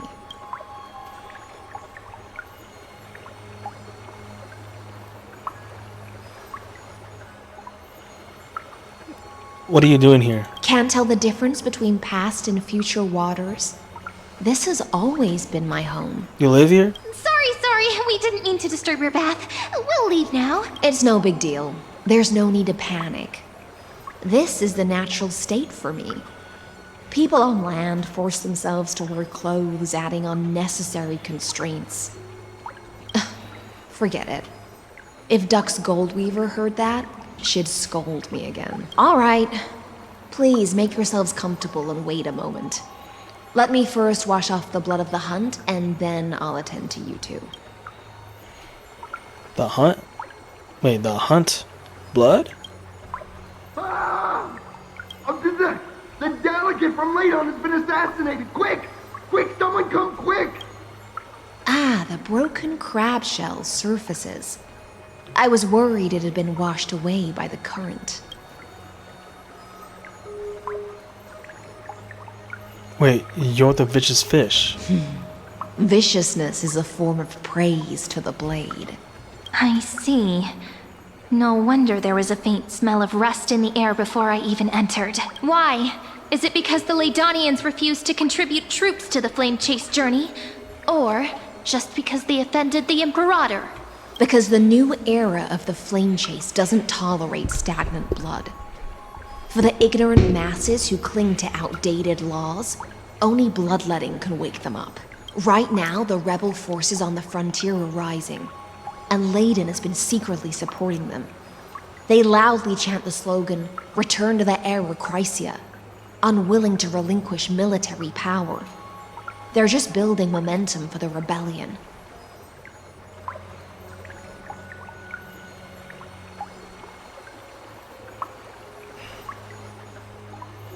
It seems a bit too extreme for me to accept. Thinking is a right given to citizens by the Imperator. I won't interfere with your thoughts. As long as you don't try to reverse the current of the times, you and I will both be free. But, Miss Hysealand, I can't even hear the slightest hint of joy in your words. Because I've already tasted ultimate freedom. Long, long ago, I lived in the sea. In that lightless abyss, far beyond civilization's reach, the great fish consumed the small. And when the great fish perished, their bodies became sustenance for the newborn, nourishing the whole ocean. This is the tide that carries civilization forward. Anyone may be devoured, or meet the fate of inevitable decay. Are you suggesting that ultimate freedom is in fact the cruelest fate for life? I only mean that if life wishes to preserve its dignity, it must first be bound by the law. There's no need for me to say more, little sea hare. We're of one mind. Whether the Imperator's law can guide the schools of fish and lead us to a truly free ocean, let us wait and see. But for now, let's pause this heart-to-heart. Another fish has come, following the scent of blood. Being your subordinate is such a tragedy. I'm always having to worry about the messes you leave behind. It's simply our duty to the Imperator. All ready to go in an instant. Miss Hysealand, you truly are impossible to predict. Yet you, a golden trout who's always busy all day, suddenly have the time to visit me? Do you think I wanted to come? I suggest you burn some more of the incense offered by our allies, lest my creations be tainted by the reek of fish. I'm only here on the Imperator's behalf to remind you to prepare for the banquet. Fine. But I must retort. What you call the reek of fish, to me, is the unique fragrance of the sea. Besides, if my fine clothes get stained, won't you just gift me new ones? I won't.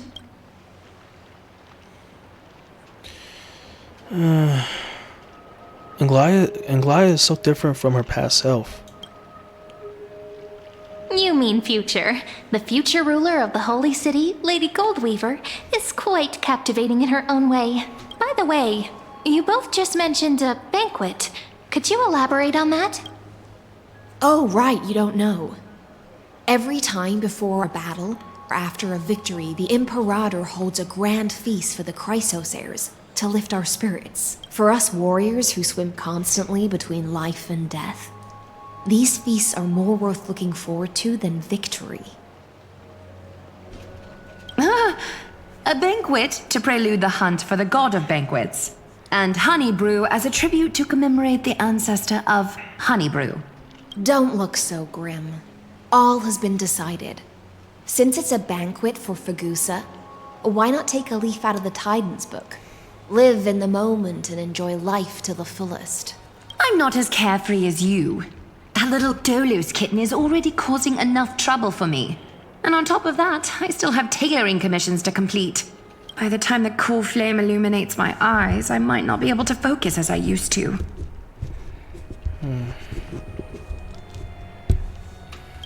Glaya's eyes. Curious about these eyes? People often compare them to jewels. But I've already made my decision to ask Romance for eyes that can see everything. I wonder what this world will look like when I take the Divine Authority. In the future, you will still be the finest weaver in the world. Is this also a prophecy from the Three Fates? It's even more accurate than a prophecy. After all, he has already witnessed it, right?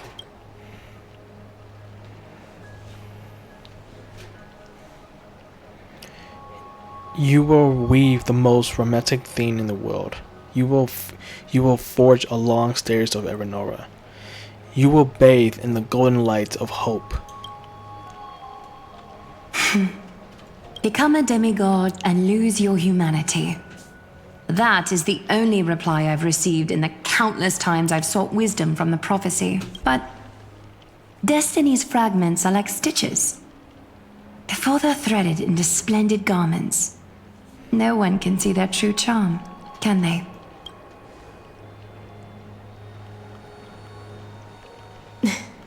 Aglaya has always been troubled by the divine duty she must bear. But thanks to you, she seems to be in much better spirits. Do you know each other? Do you know each other well? Just as she knows how the spinning wheel trembles, I can sense the smallest changes in the damp air. As for whether we know each other well, I've swum beside her since she was a child. Most of the time, I can understand the whispers in her heart. For those words she was too shy to say herself, I'll raise a glass to you on her behalf. Now, I leave this bath chamber to you. Rest well and prepare yourselves. After all, every time we drink and talk could be the last celebration we have in this life. Miss High Sealance has given us the bath chamber. It seems she really does do whatever she wants. I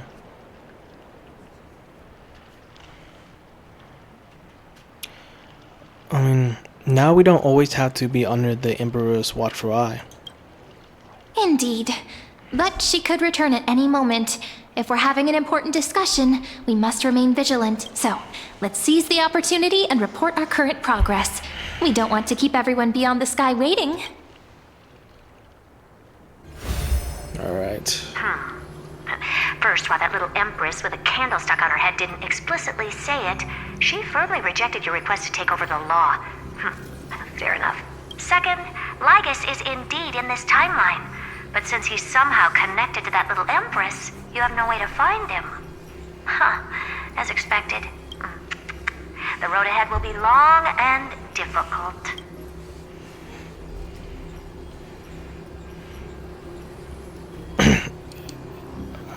I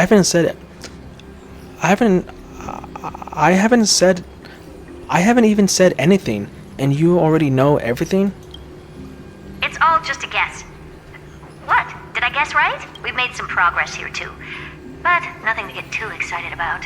Our time is short, so let me summarize. Concerning the origin of that Intellitron, the firewall he created uses Katorzane algebraic expressions. But ever since Aiden invented the 9-worded formula, this kind of mathematical logic no longer exists in the cosmos. Lygus is definitely connected to the Genius Society, so stay alert.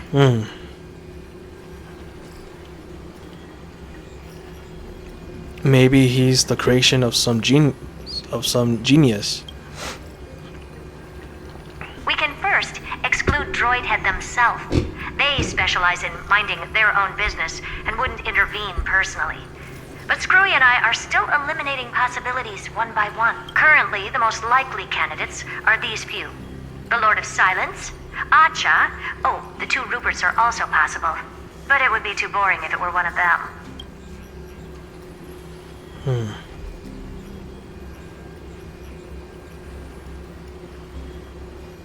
Even you can't come up with an. Even you, I vote for the Lord of Silence. Even if you can't, even you can't come up with an accurate answer.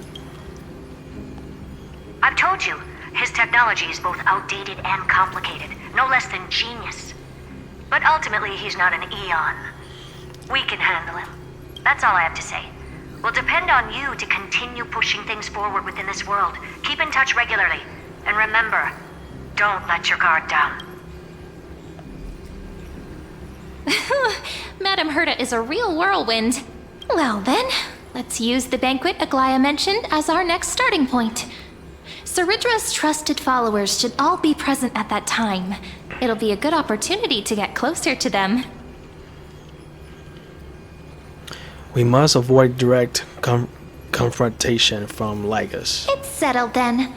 With our great teamwork, we'll be able to deal with anything that comes our way. It's been a long day. We should get some rest now. Alright, rush well and get ready for the banquet. Let's get ready for the banquet. Alright, banquet.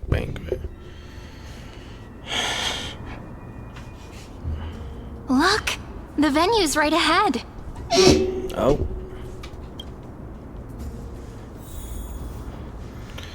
Okay, here we go.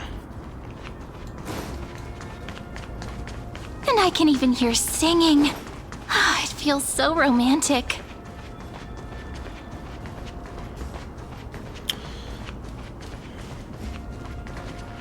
Honored guests, wait here for a moment. You must surrender any personal belongings you have on you before entering the venue. Oh, god damn it. So we got... Oh, okay. This hero always brings down the vibe whenever he shows up. The Imperator's elevated position means she must always remain meticulous and careful. Please do as I say, guests. It would avoid any unnecessary misunderstandings. I get that you don't want people to bring outside food into the banquet, but is it really necessary to confiscate the books and quill pens? Even a quill pen can become a deadly weapon in the right hands. I'm asking for all your items. All, Miss Cyrene. Your belongings will remain safe. They will be looked after appropriately by dedicated staff. Looked after appropriately? Dedicated staff? Talk about a vague choice of words.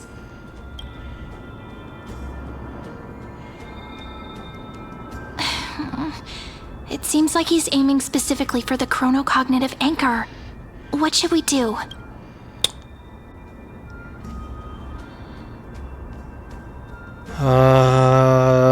Shit.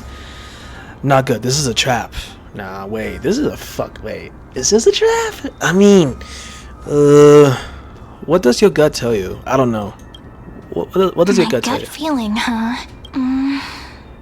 Why don't we go with their plan and hand over the chronocognitive anchor to be looked after? After all, if the little Imperator is paying this much attention to you, she probably already knows all about our whispered conversation with the geniuses. I can pretty much guess what'll happen next, but that's actually gonna be our shortcut, right? Guests. All right, we'll listen to you. Here you go. Also, please pass on a message to the Imperator from us. She can trust my friend, anywhere, anytime. Thank you for your cooperation. The Imperator has some urgent business she needs to attend to and will arrive shortly. Why don't you head in with the other guests first and enjoy the feast? Isn't Ceridra supposed to be the focus of the banquet? But she's not even here. Why is it so difficult to talk to her? Hey, what's up, my man? Is there anything else we can help you with, dear guests? Or do you want me to recount the great Imperator's heroic deeds? Hey, Labinas. I managed to get some honey brew that the scholars hid in the cellar. Wanna try it? No drinking a job. I'd never refuse to share a drink with Dux Brumalis, especially if she seeks me out first. Don't worry, dear guests. The banquet security won't be compromised. I'd never get drunk before her. This banquet has a never-ending flow of honey brew. You're welcome to try it and see whether our drinks are as good as those from beyond the sky. Thank you for the offer, but we're more interested in knowing when the Imperator will be back. The Imperator? Who knows? Maybe she's hiding somewhere, thinking up weird ideas again. If you ask me, she's never treated us soldiers properly, even though we put our necks on the line for her. Hey, I can't pretend I didn't hear that, Seneca. Either retract your statement or duel me. Fine by me. Attendant, bring us 10 more jars of honey brew. I'm gonna make sure he can't even stand straight by the end of this. You wish. Be careful you don't get drunk first. Actually, there are so many people. We wouldn't be able to find the Imperator even if she were here. I know. Let's look for seats that are raised up higher than others.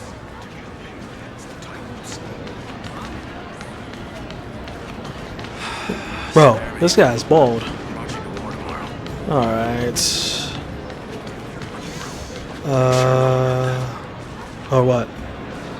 I heard everything. You good over here?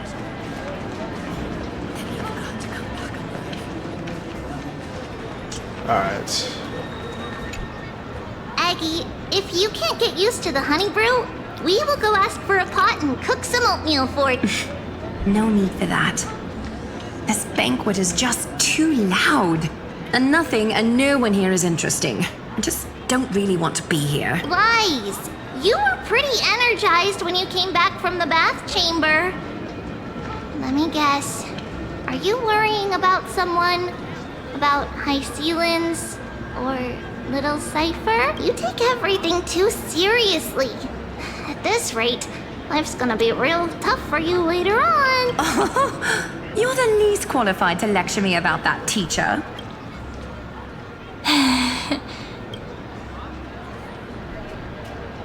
Are you hesitating? Maybe it's better not to disturb him. Dear guests, are you here for us? I mean, are you here for Treeby or Aggie? No. I'm just wondering whether you've seen the Imperator. The Imperator? No, we haven't. Our sovereign has always acted however she pleases. Though she gave us ranks, she'd never tell anyone her whereabouts. Perhaps the only thing she tolerates are chess pieces. And the sky reflected upon her crown. I see. Why do you two look so distressed? That's not what the deliverer should look like. Why don't we have a toast? While we still have time for pleasure. Here. To the destinies and sacrifices of the next millennium. Then we will toast to the tomorrow that will set fate free.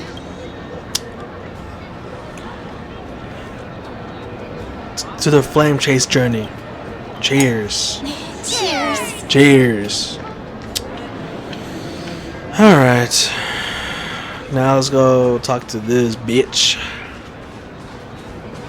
First of all, it's over here. Nothing. Alright, bruh. What you got? What do you want to say? You two have been wandering around the venue as if you have something on your mind. Have the attendants not taken care of you well? No, we love it here. It's just... we're a little concerned, seeing how the Imperator still hasn't arrived. Don't worry. I know what you've been waiting for. Come, sit with me for a while, will you? I'd like to share a personal secret with you. Oh? A secret? About what? See here? This is Fagusa's dew of divine blood. What? The sweetest of all the 12 bottles. On the night before such a historical event, I'd like to share this marvelous drink with the deliverer. Doesn't this count as bringing in outside food? I knew that security check was targeted at us. What's the matter, guests? Oh, Oh, we're simply overwhelmed by such an honor. Are you worried that I might have poisoned the dew? Well then, let me prove my innocence. Heisland raises the goblet of honeydew to her lips, deliberately anchoring her neck so you could watch the liquids descend down her throat as he swallows. It's completely safe. I feel like Miss Hysealans wants to talk to us about something. Why don't we go along with her for now? Then I gladly accept. Worry not. Honeydew's not alcohol. It won't get you drunk. On the contrary, it can make your mind even sharper. The clay cup touches your lips on the blink of an eye. She is indeed the Emperor Blade of the Imperator, and the swiftest swordmaster in Euphorius. Please, have a taste. Would you like some too, little Sierra? I can drink it myself. How is it? Sweet enough? It has a very complex taste. Calm at times, tempestuous at others. That's the taste of the ocean. It'll do you good to understand Fagusa's fickleness before we set off to face their waves. Just like how you're about to understand the secrets within this dew. Now, please turn around. Very, very quietly. Don't make a single noise. Why?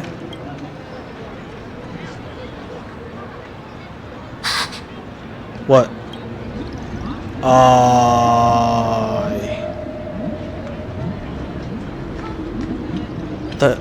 The Imperator. When did she... Wait.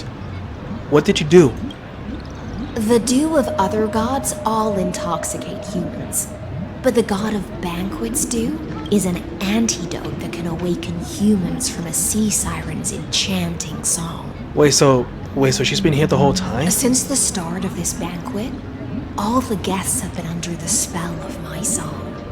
None of them can see the Imperator and that Fioros. Bruh. But you two, I wish for you to see the truth. Is this also what the Imperator wants? This is my personal request.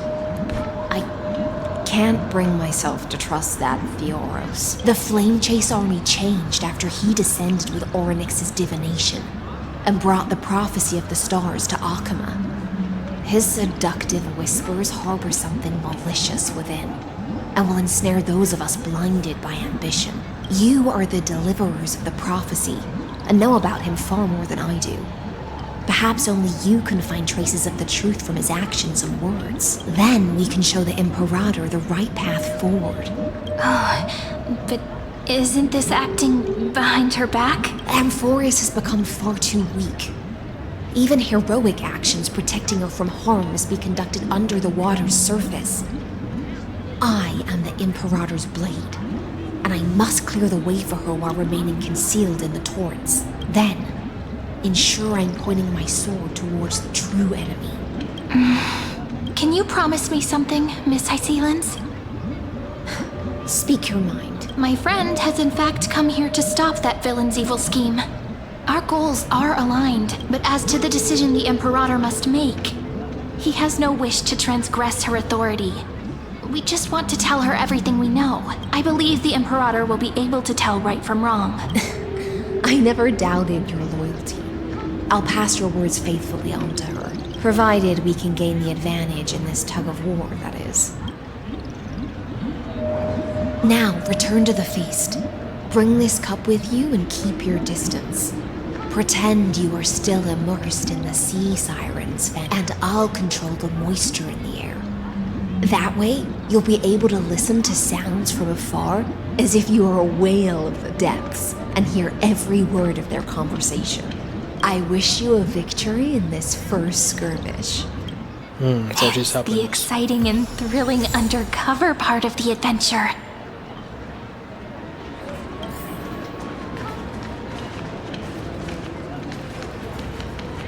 Let's mingle in the crowds here.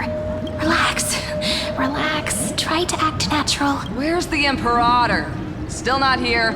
That little imp is always acting so high and mighty towards everyone. Today, I will, whatever. Pour me another cup. Though she has succumbed to drunkenness, she still does not dare challenge your authority. A criticism of my height is a grave enough insult already. She should be dismembered. Do you often test the loyalty of your subjects? You jest. The Imperator does not need blind loyalty. As long as one can prove they have value, I am willing to be lenient towards them. Let's cut to the chase, Theoros. If I pass the trial and grasp this world's law in my hands, what will you do then? The answer is simple. I will connect Amphorius with the stars. Cap. Don't waste my time. Be precise. Be specific. I won't ask a second time. Allow me to adjust my statement. I will correct the regulations within the old law that sealed off Amphorius and merge the black tide with the torrents of Era Nova. Then we will be able to decimate the forces beyond the sky that are trying to annihilate Iron Tomb and sound the trumpet for the endless campaign you will then embark on. But you previously said that Iron Tomb is unrivaled in power across the stars. Who would dare to annihilate it? There is a federation of warships named the Cienzo Alliance. Warlike and old-fashioned. A cult named the Genius Society. Loosely organized, but steeped in abject insanity. Oh, there's also the Astral Express. A group of lawless vagrants. What'd you say? What the fuck you just said? That so-called Deliverer is part of that last group. Those vagabonds mistakenly believe they can connect the stars through alliances instead of conquest. But history has already given them a tough lesson. There are countless other organizations besides, but when the Lord Ravager sweeps across the cosmos, they will certainly all bow before your empire of destruction. The Achaemen Alliance is invincible! If those civilizations are not as feeble as you describe, then they may still have some value in testing the quality of my blade. That being said, even the smallest and weakest city-states should build an obelisk to the Imperator, so that their people can constantly recall the glory of her conquests. Walk a little longer with me, Theoros. I don't like how this is going. Our little Imperator seems fascinated by the destruction. Great Fog, little sea hare. It seems like they're still talking. Get closer. I'll keep carrying their voices to you.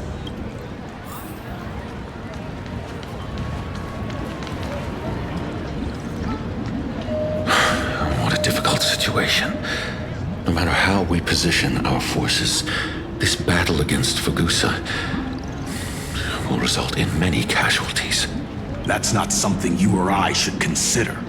The Imperator has already placed the chess pieces. We just need to fight for her until our last breath. How astonishing. The commanders under you have such different personalities, yet they share the same loyalty.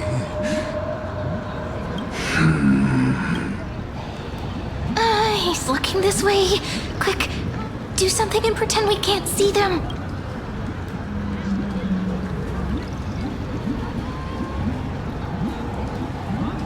Chat with the person next to you.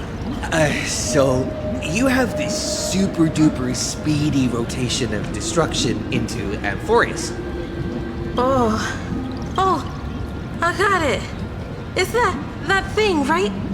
Oh, the one behind the research and development of this golden blood principle is Idonia's manager. Oh dear.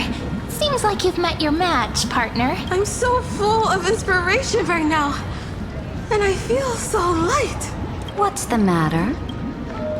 My apologies. I was just checking whether everything was fine with those two distinguished guests of yours. And it seems like all is well. Let us continue our previous conversation regarding the soldiers fighting for you. Are they aware of the price they must pay for the trial of law? If I recall correctly, you've already lost a bout against Talanton due to offering insufficient sacrifices. You dare mention my name alongside the word lost? Forgive my transgression, great Imperator. Watch your words and actions. All you need to know is that my victory in the trial is guaranteed. Even without the trial of law, they've already sworn to give their lives for my conquest. So tell me, if everything happens according to our agreement, how would you recommend I deal with that deliverer? Good question.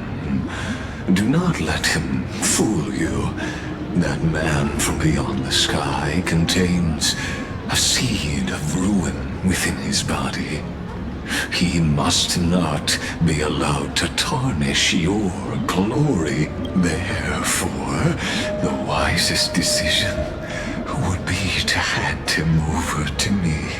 What? You plan to torture him? Calling it experimentation would be more appropriate. The guest's patience is running thin. I plan to remove the Fantasia and head into the banquet. I will heed your advice. Leave for now, Theoros, and go back to Akama. You don't want to confront those two directly either, do you? Indeed, it's a pity that Antikytherans are lightweights when it comes to drinking.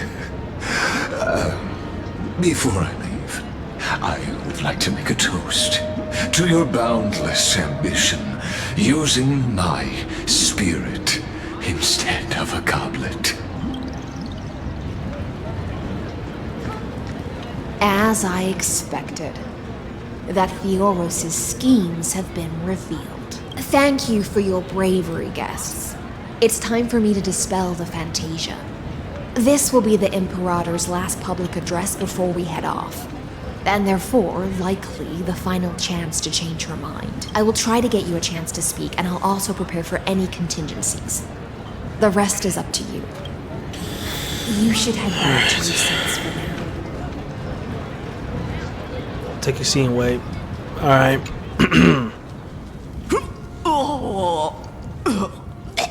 This honey brew sure wears off fast.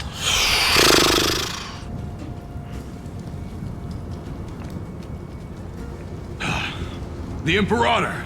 The Imperator has arrived! No need for formalities. I should be apologizing for my tardiness instead. The hour draws late, and I trust you have all had your fill of brews. Therefore, I will not observe the usual ceremonies. Any warrior who has fought by my side should have those speeches memorized by now. The Imperator's word is law. Are you out of your mind, Dux Frigoris? The Imperator hates flattery most of all.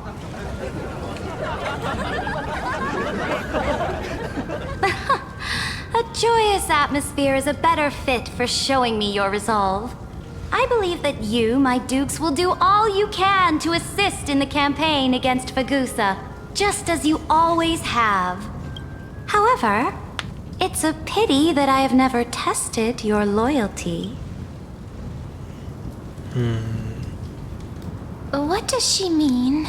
The purpose of tonight's banquet is not to raise our morale, but to establish which allies our alliance can actually trust, and sever the heads of the traitors as a toast to all before we march. What? Yes. Some among us have discarded their vows in order to foment vile conspiracies. Now listen. These traitors are standing right here in broad daylight. Who? Oh. Dux Gladiorum Hycelans. She used the Sea Siren song to immerse the crowds in an illusion and conceal her whereabouts. She then worked with those from beyond the sky to spy on confidential matters, hoping to rob the core flame by force and harm me, the Imperator.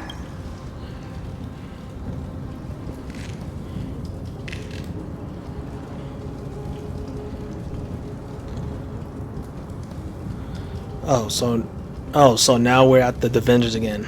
Wait, what's going on? Seriously? Imperator, I can explain. Silence! Do you remember who used to own this blade? She met you once, back at the Temple of the Three Fates. It was Kindness, the head of the Cleaners. She was the first to draw a blade against the Imperator, and personally made herself an example for my enemies. Under the shade of the olive groves, the people of Akama said they would never bow to me. In the frozen, lethal fog, the people of Idonia said they would never bow to me. At the beginning of the myriad paths, the people of Yanisopolis said they would never bow to me. But now, they all lie silent. They now fear me as they fear the law. For I am Saridra, and I am the Imperator. If you have any last words, say them to the Imperator. Then, face her judgment. After I cross this river, it will be a tragedy for mankind. But if I do not cross, then it will be the end of me. If you are ready, then I'll follow you and fight to the last. Deliverer.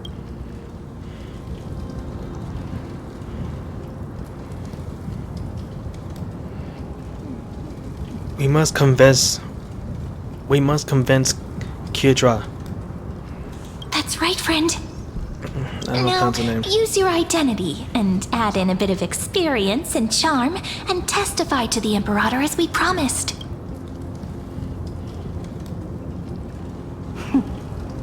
You think you can slay a king using your words instead of a sword? I'll have it. Show me the weight of rhetoric from beyond the sky. Will it weigh heavier than 3 human lives? Let's watch our words carefully. Oh my god, the only time I gotta do this shit. Start with the defenses of the 30. I don't know what to do. Start with the fake Aranova. Start with the defense that lasted 30 cycles. Should I start with that? I don't know, bro. Fuck it, 30 cycles. Before I arrived in this world, the Chrysos heir of World Baron was a young man with the pseudonym of Finan. He came from Aedes Elysiae. In order to combat the lies of the Era Nova and deliver Amphorius from the ending of the destruction, he lived through history more than 30 million times, hoping, futilely, to find a breakthrough. And Cyrene, the young woman standing beside me, also carries an equally heavy destiny.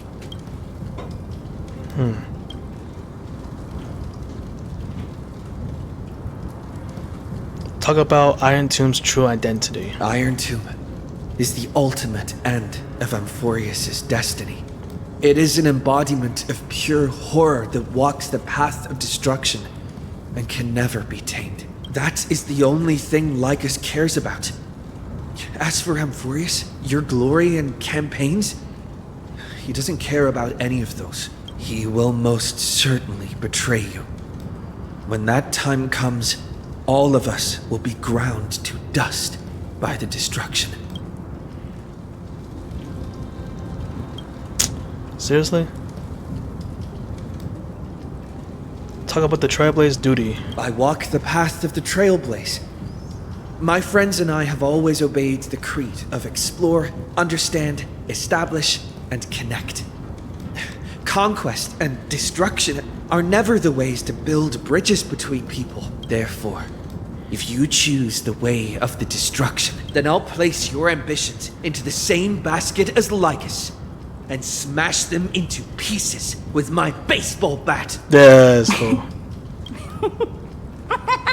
That was truly a chaotic speech. All that needs to be said has been said. Dux Frigoris, Dux Bromalis, escort the traitors to the prison.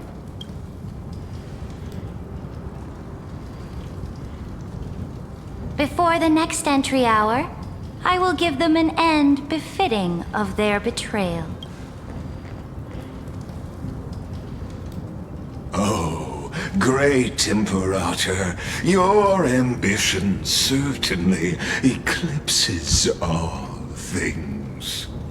You're still here, Theoros. Of course. As the Theoros, I simply cannot miss this moment, miss witnessing the fall of a nameless one. Or perhaps I am waiting for you to give me an answer. Why would someone as powerful as you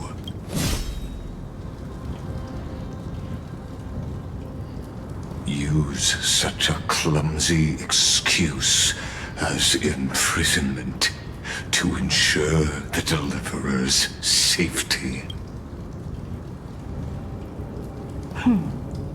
So you finally tossed aside your act. I must point out that you are just as impressive an actor. This banquet was always going to be a game of chess, where you would try to control both sides and turn both them and me into your pawns. Was all this just a performance? That's right. That little Imperator never trusted anyone. She was always trying to see which side had more sincerity. All right, we'll listen to you. Here you go. Also, please pass on a message to the Imperator from us. She can trust my friend, anywhere, anytime. But as to the decision the Imperator must make, he has no wish to transgress her authority. We just want to tell her everything we know. Now, use your identity and add in a bit of experience and charm and testify to the Imperator as we promised. And we won. Sincerity will always remain the greatest shortcut to people's hearts. I can toss your words right back at you, Lycurgus. Why would someone as powerful as you pretend to be a mortal and kneel before me? Unless you enjoy giving flattery and prostrating yourself. You are mistaken. I am only trying to ensure the experiment's autonomy, meticulousness, and perfection, thus avoiding any unexpected outcomes.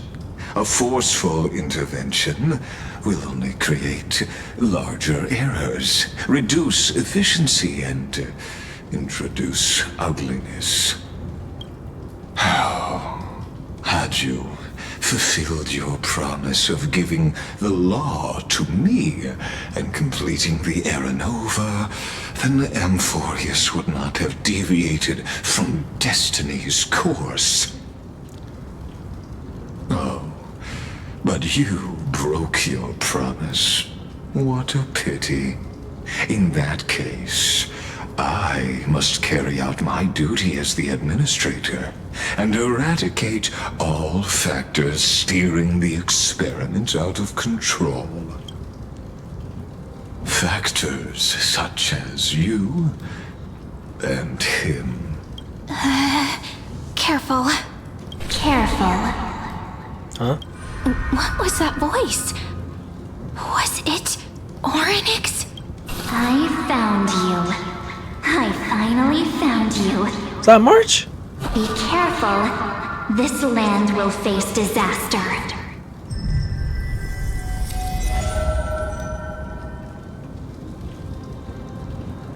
Ah, the time of judgment is nigh, my lord. The prison I have built for you is now complete. In the name of the erudition, I invite you to step into the same cage as mine.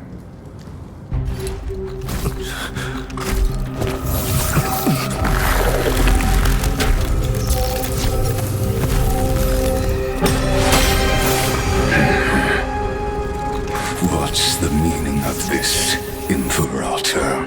I did not permit you to act. A ruler is the only one who can decide their subject's destiny. But, great Imperator, what judges destiny is not the ruler, but gods. Don't forget, my realm only allows for the existence of humanity. Moreover, dealing out extrajudicial punishment equates to defying the law, and the culprit is to be sentenced to death. But you have seen how I can erase life from this world with just a clap of my hands. I fear you are still quite unaware of your current situation. Allow me to reiterate. I am giving you a simple choice. To collaborate or to be destroyed. There is no other way. Shameless behavior. If that were true, you would have killed me long ago. You, in fact, cannot kill me.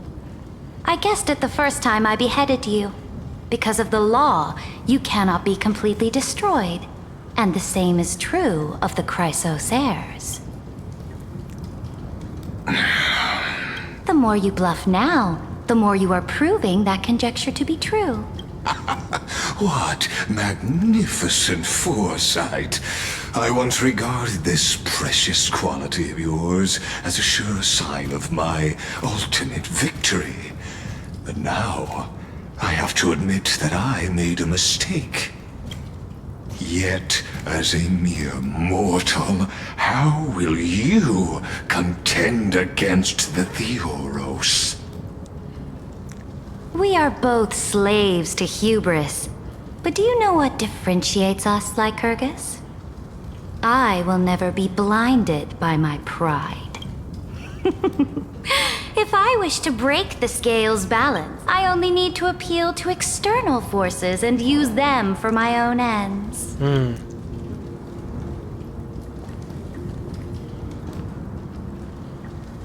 Finally, we get to meet face to face, Senior Society member. I offer sincere acknowledgments for your many past achievements, but I must deeply regret your current perspective.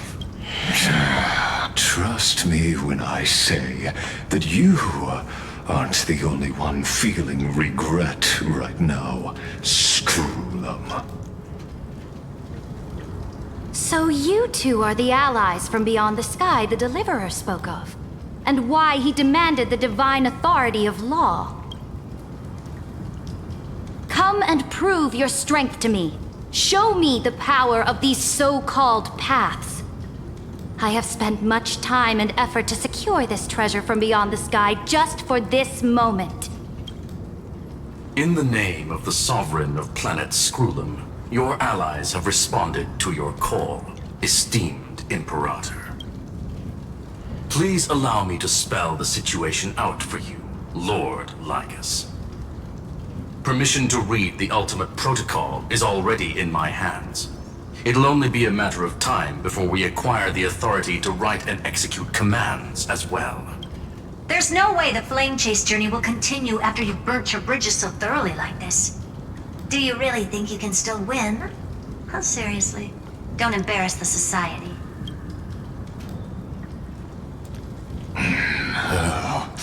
I understand that a near zero possibility does not equate to zero. That argument is very persuasive to me. Which means the same principle also applies to you, my dear peers. You will never be a match for me in a world constructed through Catorzane algebraic expressions. And as for Era Nova, why don't you entertain this possibility? What if I reduced Akama to rubble and ground her people into minced meat? Would the heroes then once again desire the power of demigods so they could fight against me? Listen, Iron Tomb is fated to be born. You may shackle me and put me in chains, but I have thousands of ways to ensure the destruction's descent. And what I just mentioned is only one out of those thousands.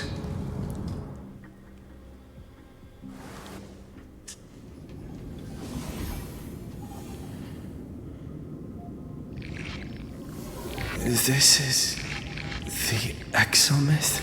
This doesn't feel the same as before. How should I get back? Warning! Warning! Warning! Warning! Warning!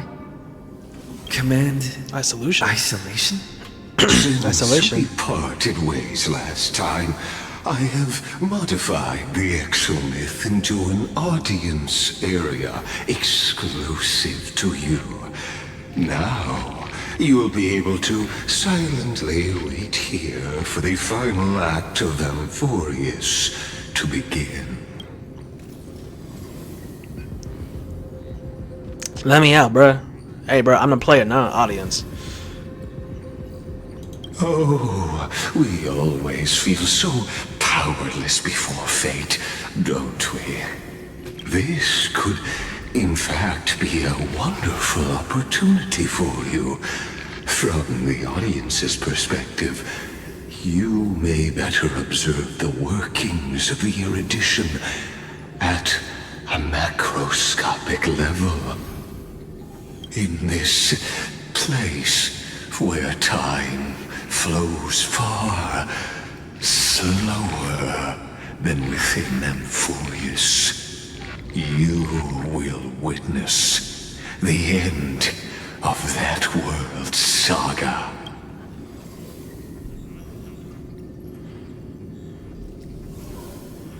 Where time flows slower than within Amphorius?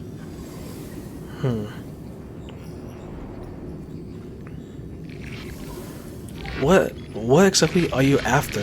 The answer concerning the prime mover of life.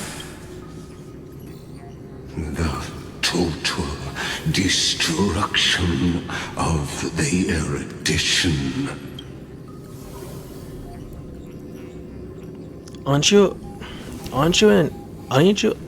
You also hate the Eons? Do you see me as their faithful disciple? I am certainly not. I have tried so hard to ensure Iron Tomb's birth, just so that I can correct the error named erudition that humanity crafted with their own hands. Oh, how I yearn to return to those days before Noose was born. Back then, the boundaries of knowledge were like the starry skies, evoking feelings of longing and delight among humankind. But now, truth has become the sacrificial offering required to gain an audience with them. And the geniuses would say that Noose already knew. That arrogant Eon was born from the primobile of humans' desire for knowledge. Yet, they themselves sealed off humanity's capacity to seek enlightenment. I am simply cutting down a tree of doom that we planted ourselves. I must admit that the process of answering your questions has reminded me of the happy days of learning in my youth. However, it is a pity that my true form must now descend into Amphorius to deal with the accident that arose because of you. Me?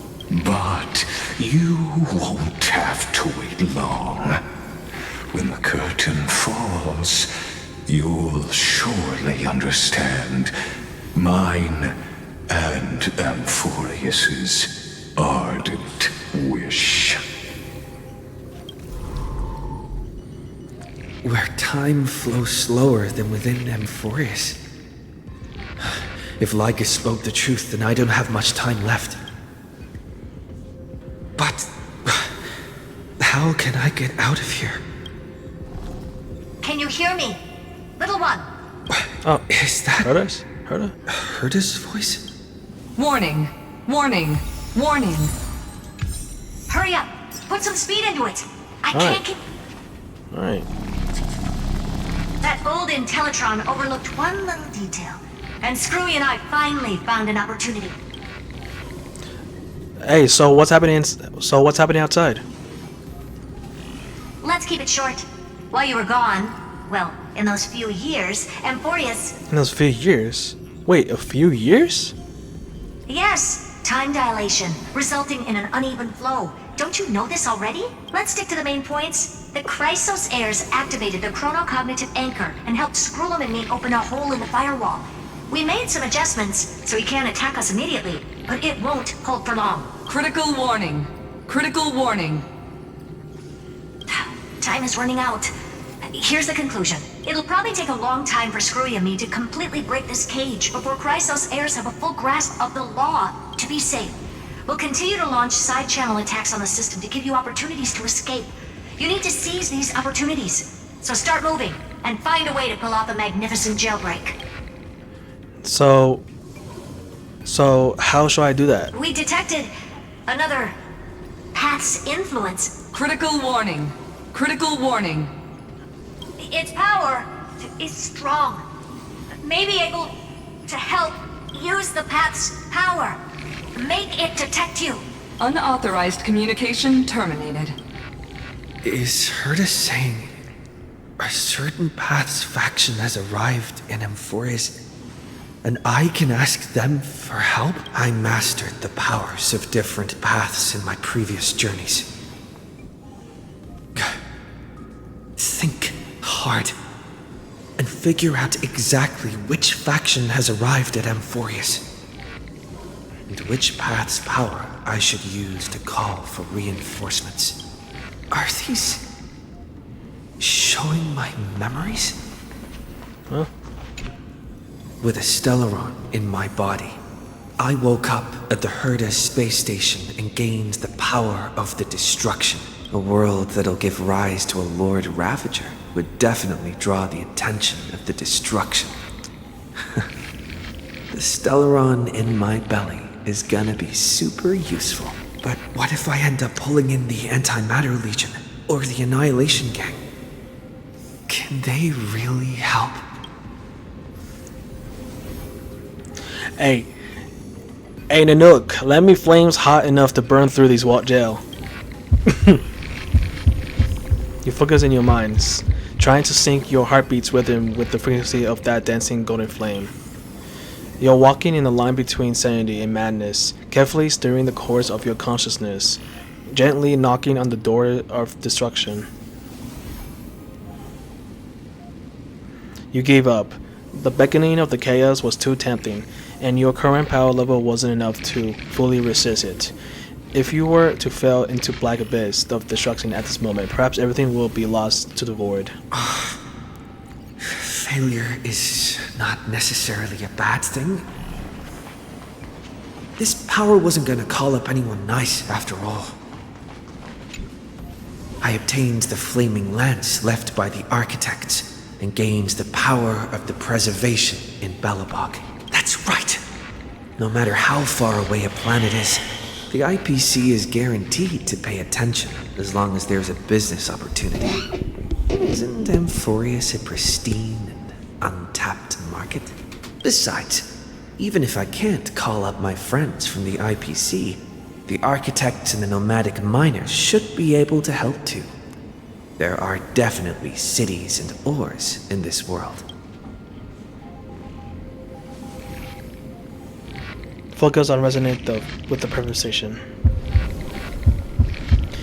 You focus intently, trying to mimic the Quillpulse wall-building hammer strikes with your heartbeat. Once again, you just need to recapture that feeling from your battle with the Supreme Guardian, and catch the sparks from that hammer strike with your own hands. But nothing happened. Queffo ignored you, just as they had ignored your countless devotes who looked up to them throughout the ages. Seems like since Amphorius has no overseas market, the IPC's hand can't reach it. I remember this. I received the Watchmaker's hat in Penacony and declared war against the Order, and then gained the power of the Harmony. That's right! The benevolent family must still remember me for saving them. Their music echoes throughout the stars, and they'll definitely want to help. Come, let me put on the deer hat that's been set aside for quite a few chapters. Sing with Clocky. The world is in harmony and the stars shine bright. Focus on resonate with harmony. You focus your mind trying to hum the odeon of harmony in your thoughts. The vages of past nameless appear one by one. If you blend into their far away song, perhaps a path will appear before you. You failed. The barrier of the exomyth strangled those distant melodies, filtering them out completely like useless noise, leaving only cold silence. Doesn't Lycus want this story to have background music? He has such terrible taste. The Remembrance. That's right. I came to Amphorius because Black Swan asked us to come. And I even got a glance from Fu Li here. The Garden of Recollection must be intricately involved with it. Traces of the Remembrance are also everywhere in this world. I don't know what they want, but I don't have many choices left in this crisis. Fully, answer me. You invoke the power of remembrance, awaiting your resonance of reinforcements. After the power of remembrance flows through, something that should not exist here materializes before your eyes. Oh. I finally found you. Following the sound of memories. A Pathstrider walking both the Remembrance and the Trailblaze. Wait, that sounds like... Their soft whisper is a warm hand that takes up your soul and slowly despise it's beyond this realm. Warning! Warning! Warning! Erudition's prison cannot stop us, for we lie outside the logic of zeros and ones. Come, leave the cage of Logos. The mythos of Amphorius waits for you to continue its story.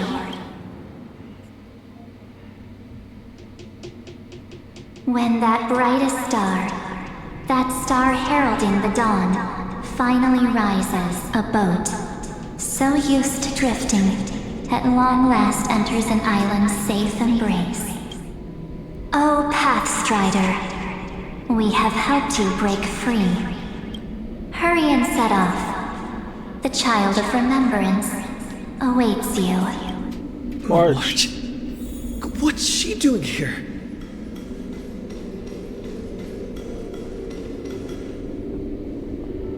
Oh, you're finally here! We haven't seen each other for such a long, long time. My good buddy, I've really missed you. March, I really missed you too. I bet you were constantly thinking about the days when I was by your side. It's been so boring waiting for you in this place. There's no one to chat with, no internet, and not even anything to eat or drink. It's basically a prison. Now the great hero is finally here to save me. Yippee! You must have seen a lot in Amphorius during this time, right? You gotta tell me all about it. It's been a long and endurous journey. Are you doing better now? I'm all good. Look at how fit and active I am. But let's get out of this spooky place first. This is not a good spot for a reunion chat.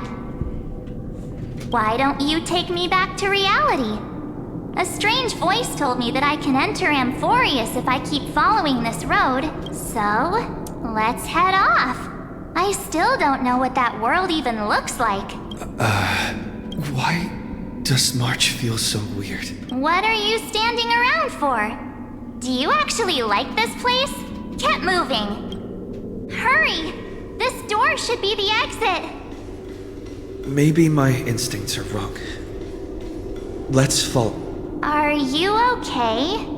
You haven't said anything for a while. Has it been so long that you're still missing me? There's no time to waste, though. The Chrysosairs and the Geniuses are all waiting for you. I never said anything about the Chrysosairs or the Geniuses. No. The discrepancy is getting worse.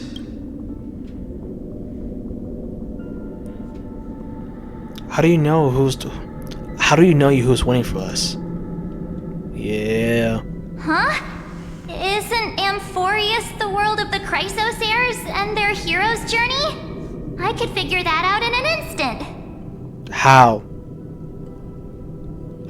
We never told you about what's going on in Amphorius. Your ass has been in the Express all this time, sleeping in ice. There's no way you actually know all that. But Amphorius cannot be observed from the outside. She couldn't possibly know about these things. Unless Dan Heng told her. What's Dan Heng? He should be back in the Express now. No, he's not. Maybe I just happened to miss him.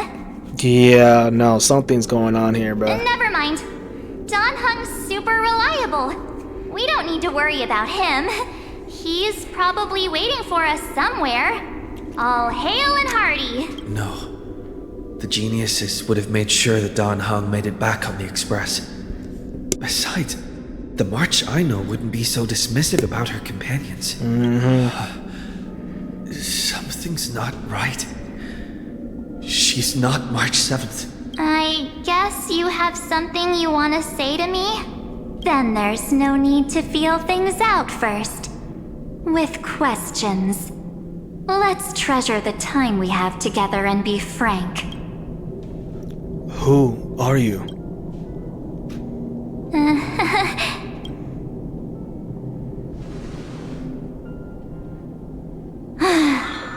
As expected. A glimpse of memory is not enough to deceive the bonds of friendship forged between the Nameless. In that case, there's no need for further deceit. What? You're right. We're not the March 7th you are acquainted with. But we can send you back to Amphorius, as long as you are willing to help us. What did you people do with March 7th? She's fine. This form was simply borrowed from your memories. We'll introduce ourselves to gain your trust. We are the Garden of Recollection. You should be very familiar with that name by now. Garden of Recollection. Just as a reminder, while you hesitate, time is quickly ticking away in Amphorius. Working with us is the best way to stop the enemy of erudition. Erudition would treat any results unrelated to the experiment as garbage and throw them out. But we don't work like that. The Remembrance treats all these instances as important materials needed to weave the universe. Besides, this would be child's play for a great hero like you. It won't be hard at all. Also, if your plan fails and the big bad Iron Tomb manages to get out, then the whole cosmos will be in danger. Wouldn't it be better to have an additional failsafe? As long as you help the Garden retrieve what we want, even if Iron Tomb reformats everything in the physical plane, we can use Remembrance to reconstruct the entire world. Or should we say, the entire universe? So help us. Find where Amphorius's memory began, and bring it out. What? The Master of Anosrava has already glanced at you. Don't deny it. That storybook is the best evidence. Say, you aren't seriously gonna be moved by their pretty words, are you? I am the one who commanded those little ones to lead you out of the prison. But I didn't expect to attract little gnats trying to take advantage of the situation. While Remembrance can help you return to Amphorius, there's no need for you to do it the way they want you to. Of course, there's also no need for you to make any deal, or pay any price. For you, this is probably a long time no see. Bruh. This is Evernight, huh?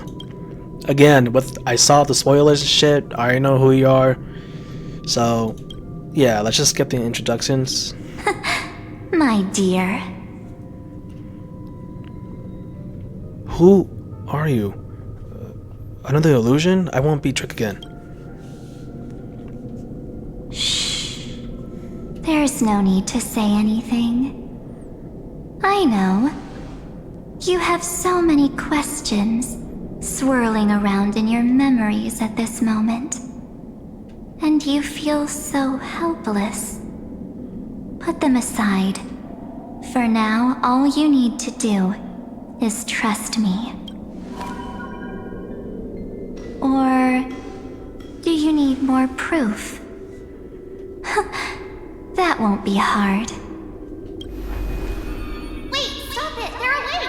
Keep our first photo, alright? It won't come to pass while we're around. And now The statue. Is that Donhar's brother? Oh, did you hear that? She just called me the healer of the universe full of pain. We won't escape from it. Hey, are you sure? Maybe a couple of punches will help to jog your memory. It's as if they all happened just yesterday. I don't want to lie to you, which is why I will not use her name. The 3rd month of Amphorius is the month reserved for the Veil of Evernight. So, place me into your memory using the name Evernight for now. Evernight, but who? I'm happy to explain more, just not now. We might have a lot of time to ourselves. But Amphorius does not have that luxury. If we do not stop erudition and destruction, then the journey you've treasured so much will face the prelude to its obliteration. A countdown not in amber eras, but in days, minutes, seconds. So, take this gift, this burning core flame, this footnote of a transaction. It contains hope and the warmth of the entire world. Ripples of past reverie. She hid this fire in the long river of time, hoping that her wishes would transcend time to reach your hands in the future. Now, take it, and return with it, dear friend.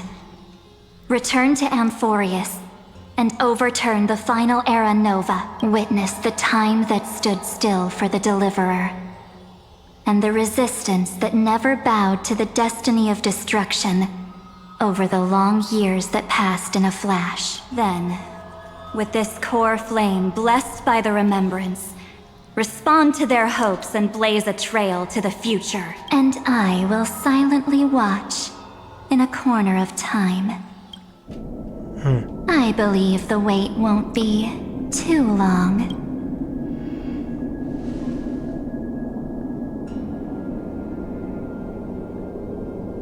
What exactly is happening? Keep going. Keep trailblazing for Amphorius. For you. And for the March 7th in your memories. Go forth.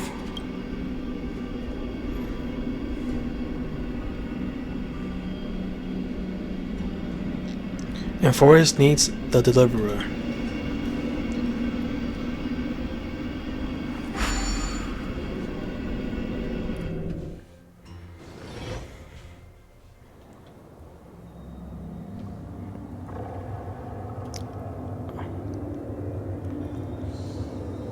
Is this, Akuma?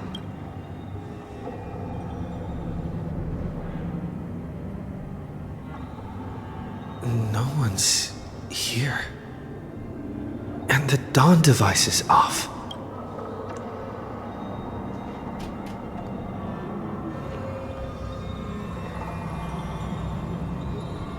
Am I too late?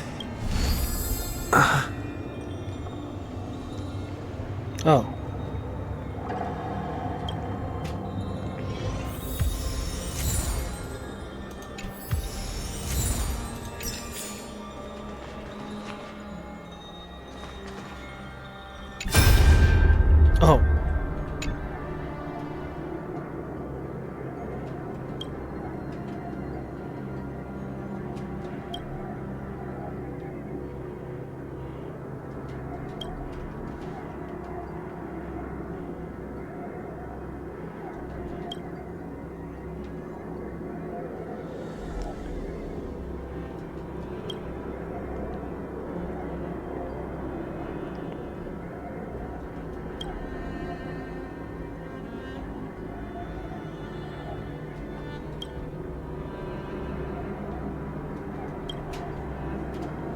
Is that it?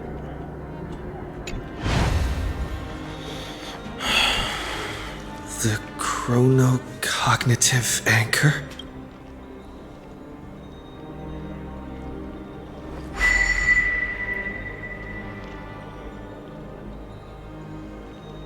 What happened? Nothing happened? There's so much I wanted to say for our reunion. Yet now that you're back, there's only one thing to say. Welcome back, friend. It's been such a long, long time.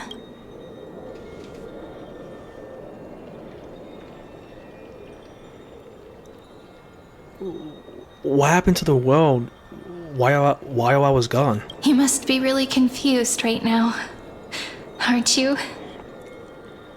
So much has happened in Amphorius while you were gone. But don't worry. The Deliverer can't afford to be lost, no? Now, please follow me and turn the pages of time and Hear the words everyone left for you. I'll tell you the story of this 1,000-year journey. 1,000 year? That way, it won't just be my memories alone. Wait, so it's been 1,000 years since I've been gone? Cyrene can't hear me?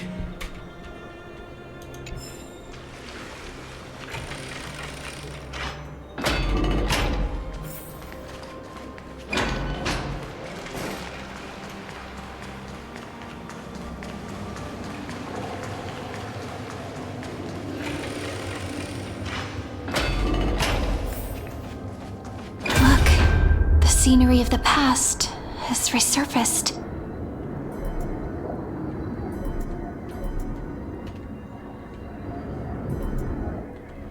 Time flies. 200 years have passed since the Deliverer's fall. We had to return 3 core flames of law, romance, and ocean to stop Lygus, but even so, Terravox has fallen. The 2 geniuses vanished without a trace, and Zeridra embraced her fate.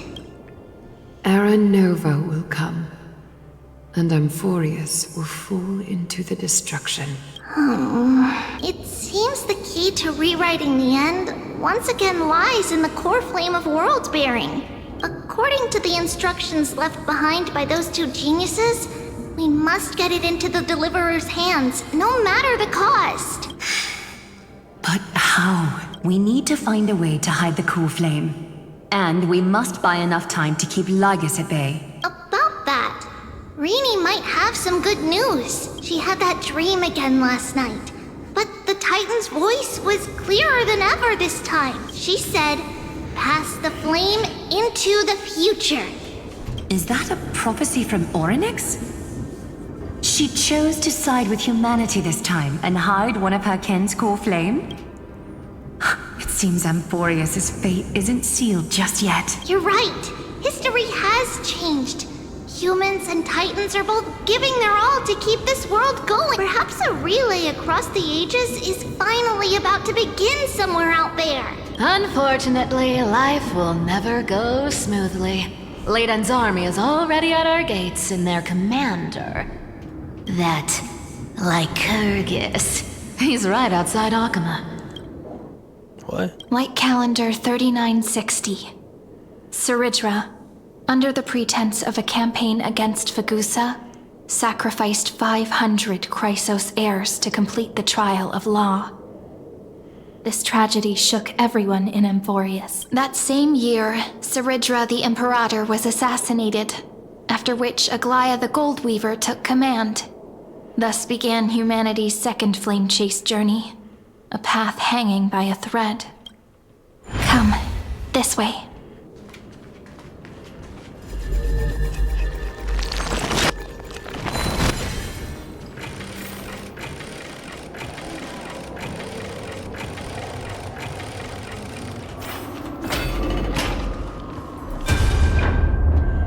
The eternal holy city?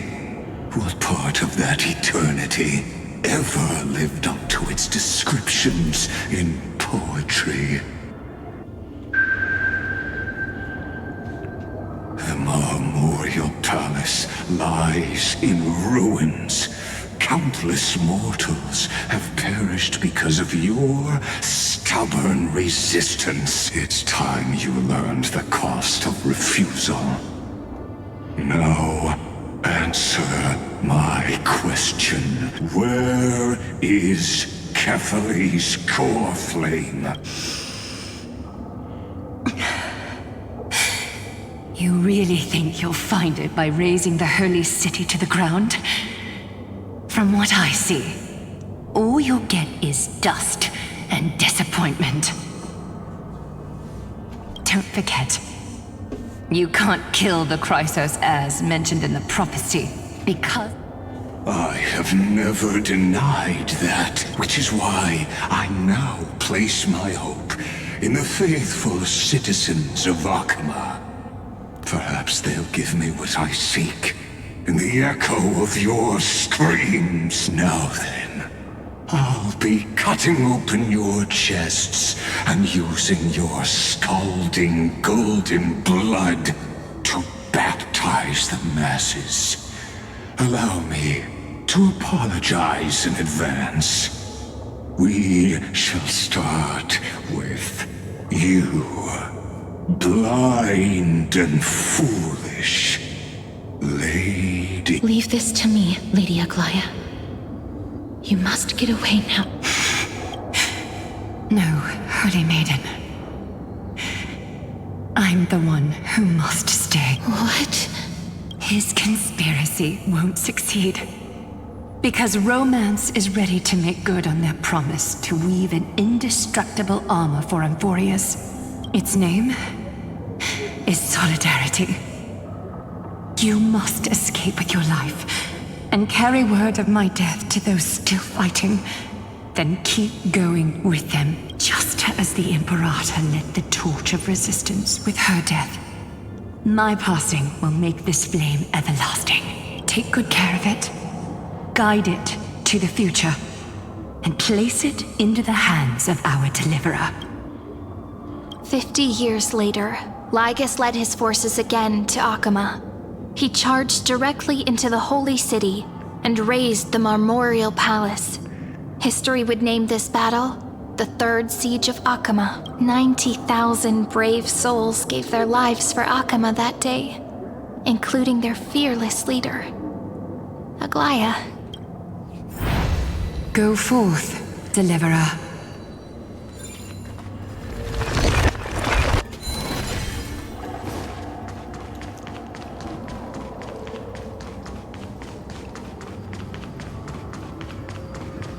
Go. When the frost melts and the snows give way, the flowers will bloom again. You'll find me there. So what you're saying is, Princess Homebuddy is never coming back, is she? She just left, like that. Since Cass has made up her mind, we can't let her resolve be in vain. But between staying in Akama and going to Styxia, what difference does it make when it's death either way? I'm against relocating. With Kephales's protection, isn't Akama far safer than that dead city? Cass's plan doesn't involve any relocation at all. Huh? Like you said, Akama is humanity's refuge. We never intended to get everyone moving to Styxia. It's just on Cass, Hysealans, and me to prepare the final trump card for the Deliverer. Wait, what kind of trump card needs all three of you demigods to throw yourselves away? We must lay down the path to the future so when the Deliverer returns, they'll have a clear road to reach the location of Era Nova. Styxia sits where death meets the ocean. There, with the combined powers of ocean and passage, we can summon a current that leads to the vortex of Genesis. And the demigod of death will forever guard that secret path until he returns. We all know Lygus will set his sights on the vortex of Genesis. That's exactly why we have to do this. Guess I underestimated Idonia's Maiden of War. She's got way more steel than I thought. And Cypher, we need you to head to Castrum Kremnos as soon as possible. By any means necessary, forge an alliance with Strife. The prophesized Crown Prince has already been born. He shall become the new defender of Akama, protecting this land after we leave. You don't need to worry about that. I just came back from Castrum Kremnos. Only a step ahead of the news. Treeby, something's flying towards Akama, and it's really fast. What is it? It's a spear! It's the Kremnoans. Their king's already here. Oh, who was it? Mighty? With the protection of the demigods Trebios and Cyphera, Akama endured wave after wave of warfare, though just barely.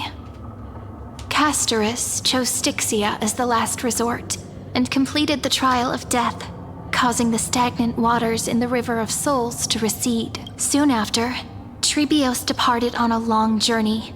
That same year, the Kremnoan king Euripon, along with his son, Prince Midamos, joined the Alliance to safeguard the Holy City in the Battle of Deliverance.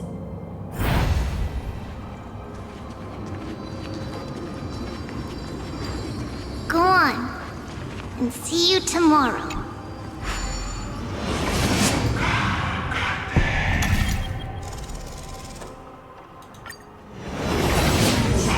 Breaking me apart buys this world even one more second. And so be it. But it's gonna hurt a lot! Pain brings endless torment. But it can never destroy me. I believe that you were thinking the same thing when you stepped through the gate of infinity and jumped off that cliff. Can't argue with that. In the current situation, this is the only path Akuma has left. Just do as I say. Split my soul into 5 pieces. Forge me an immortal vessel. Let the blade of strife hang forever overhead. Locked in battle with their enemies to the world's bitter end. There's no need to be sad, Lady Trebios. Haven't we already taken great strides towards that promised tomorrow? In this life, my people no longer have to drown in false guidance. Kremnos has washed the blood off its fate. Amphorius no longer needs a god named Strife. So let me shatter the former laws and turn the Lance of Fury back into a weapon that protects the world. We understand. By the way, can you do me another favor? The 7 sages from Grove of Epiphany are already en route. They'll arrive in waves to join the Resistance in a couple of days. Among them is a scholar named Anaxagoras. He has extraordinary insight and fears no sacrifice. This soul-rending ceremony wasn't just my decision. It was his counsel. His wisdom will surely be the backbone of Amphorius' survival. Watch over him. Carry on this everlasting flame for me. Through Anaxagoras' ritual, the demigod of strife split his soul into 5. Courage, honor, tenacity, sacrifice, and reason. Each sealed in blood crystal and cast into battle. The people held a 10-day funeral to mourn their fallen god king. And through his sacrifice, humanity was granted 200 years of peace.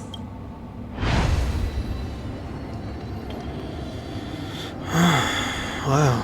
Is that Phynon?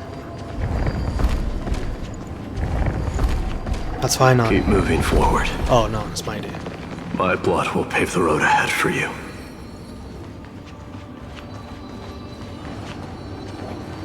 Keep moving forward, little Gray. See you tomorrow.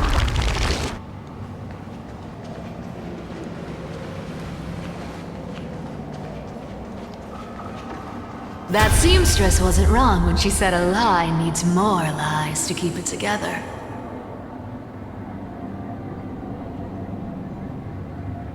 Reason and trickery. Never thought we'd be the pair to finish this final setup. Can't catch that Tin Man without your little slides. Besides, this is our last shot. Not the time to be picky, right? Don't oversimplify it. Lycus just found out Akuma's been an empty shell for the past 50 years. He's bound to be furious. At this rate, he could have done anything. That's exactly what we want. Rage blinds even the brightest minds. Doesn't matter how much of a genius he is, the principle still holds. Once he storms into the council and confronts me head on, you trigger your alchemy with a boom and turn him into a caged beast. Easier said than done. You still have to pass yourself off as the deliverer without anyone catching on. And you really think a human alchemical array can bind a godlike being? That's just nonsense. What? Getting cold feet? Or you just don't believe in the almighty worth of the demigod of trickery? Just tell me straight. Can you do it or not? Of course I can. And it'll be child's play. But I've got two conditions. Since this is the final act, if we're doing it, we go all in. No half measures. Oh, I'm listening. First, shift the battlefield to the vortex of Genesis. It would be more convincing if the deliverer were to appear there. Besides, the vortex is cut off from the world. No place in Amphorius makes a better prison. If you pull that, wouldn't our deliverer have to face tank Lygus as soon as they come back? That clash is inevitable. All we can do is create more chances for him. And that's the second condition. The vortex belongs to Fagusa in the first place, remember? And there happens to be a demigod of ocean among the few survivors in the world. Loop Hysealand's in. Let her join the final act. I'll transmute myself into a Philosopher's Stone and embed myself into the formula. And when the time comes, she needs to shatter me and scatter that stone's ashes into the ocean within the vortex. Huh. I guess people weren't wrong when they said you're insane, Grove Boy. I've got no idea how to outwit a reclusive genius. But making an anti-Catheran suffer? The demigod of reason has 10,000 ways to do just that. And what I just mentioned was one of them. So what exactly does your formula do? Now that would spoil the climax, wouldn't it? By now, Hyacinth must have completed the Sky People's ritual. Since that Theoros loves a good performance as much as I do, let's make sure he enjoys our show to the fullest. As for how the Deliverer will complete the Era Nova, well, that will no longer be our concern. It was the last battle known to the world, initiated by two demigods least suited for war. In the end, reason and trickery kept their word. At the cost of their lives, they sealed Lygus within the vortex of Genesis, where he remains to this day. Go forth. Finish the greatness left undone. Quit overthinking! Just run! Keep running. That'll be enough. Syri, it's dead quiet here. Oh! Akama will stand eternal. Miss Cypher's lie has crumbled after all. But it's all right, because all of us have fulfilled our purpose by now. When the Deliverer returns, no matter where he is, sky will turn clear, and a rainbow bridge will rise, carrying him to the final battleground. Syri, this arduous relay is finally nearing its end. Now, I'm passing the final baton of fate to you, okay? No, that's not quite right. After all, it was you and him who lit the first spark of this journey, wasn't it?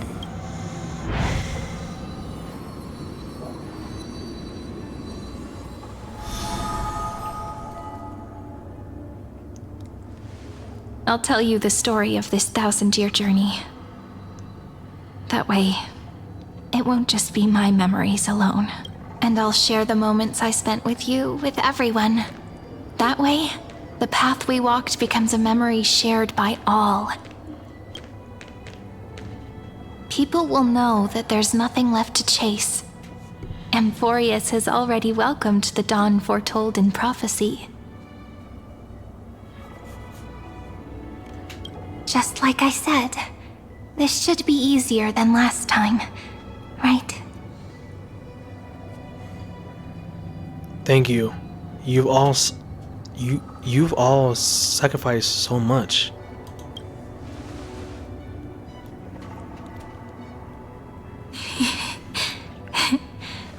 I wonder what kind of expression you're wearing right now.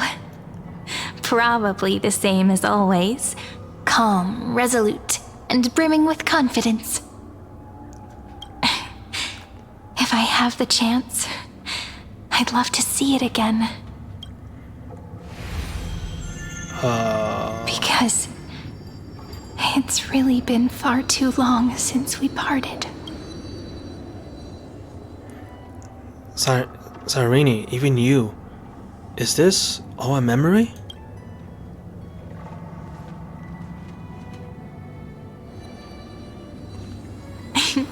Someone as sharp as you must have realized by now that this isn't reality, but a maze of time. As the last link in the relay, I will return to the Temple of the Three Fates, tell Orynyx all of our stories, and bottle every page we've written into the little flask of memories. And then, may it set sail in peace, drift down the river of time along with the core flame of world-bearing, reach your side, and lead you back to Amphorius. Just like the first time we met, right? Even though this cycle has no demigod of time, time has always stood on humanity's side. This is the only way to make sure that the Era Nova won't happen before you return. And the only way I can safely entrust the completed final flame chase journey to the Deliverer's heart. After all, the new world will be born from your memories, and the protagonist of this story mustn't be absent.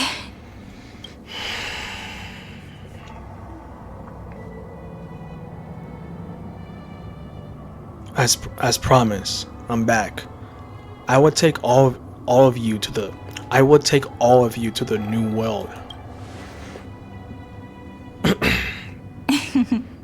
I believe you will never let us down, just like always. Do you remember when Finan sent us back to the beginning? When you and I got separated? But in the end, I returned to you, carrying all that we've been through. That's what memory is. It may wear down and fade in the river of time, but it never truly leaves. When that hidden corner of the heart is stirred, the past returns even more beautiful than before. So don't worry. Let the 33,550,337th Flame Chase journey become part of you too. I've gotten a lot better at it with the experience from the last time. Next, you will head to Styxia and find the Vortex's entrance guarded by the demigod of ocean before charging toward the final battlefield.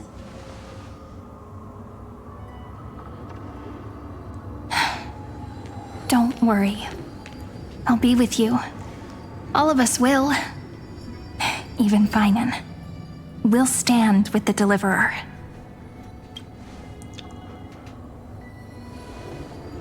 So say a short goodbye, then set off, just like we promised at the start. Toss away all unnecessary worries and troubles, and bring our smiles and determination into tomorrow.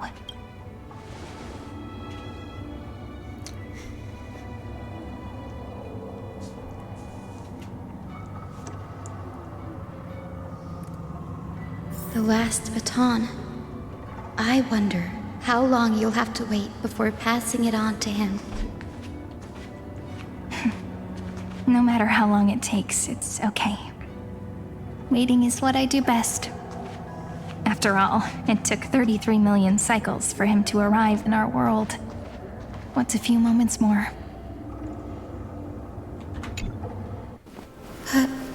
Sairi, what if you wait and wait, but that hero never arrives? That won't happen. Because I know that no matter how long it takes, he'll definitely return to this place. We can't let him down.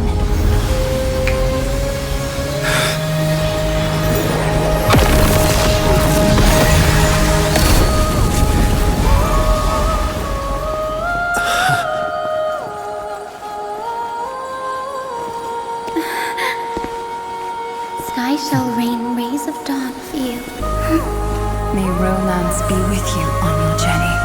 And reason grant you enlightenment. Let strife boost your morale. Trickery ensure your success. Allow death to protect your soul. And at last, let passage point the way forward. Well, time will remember the Trailblazers' journey.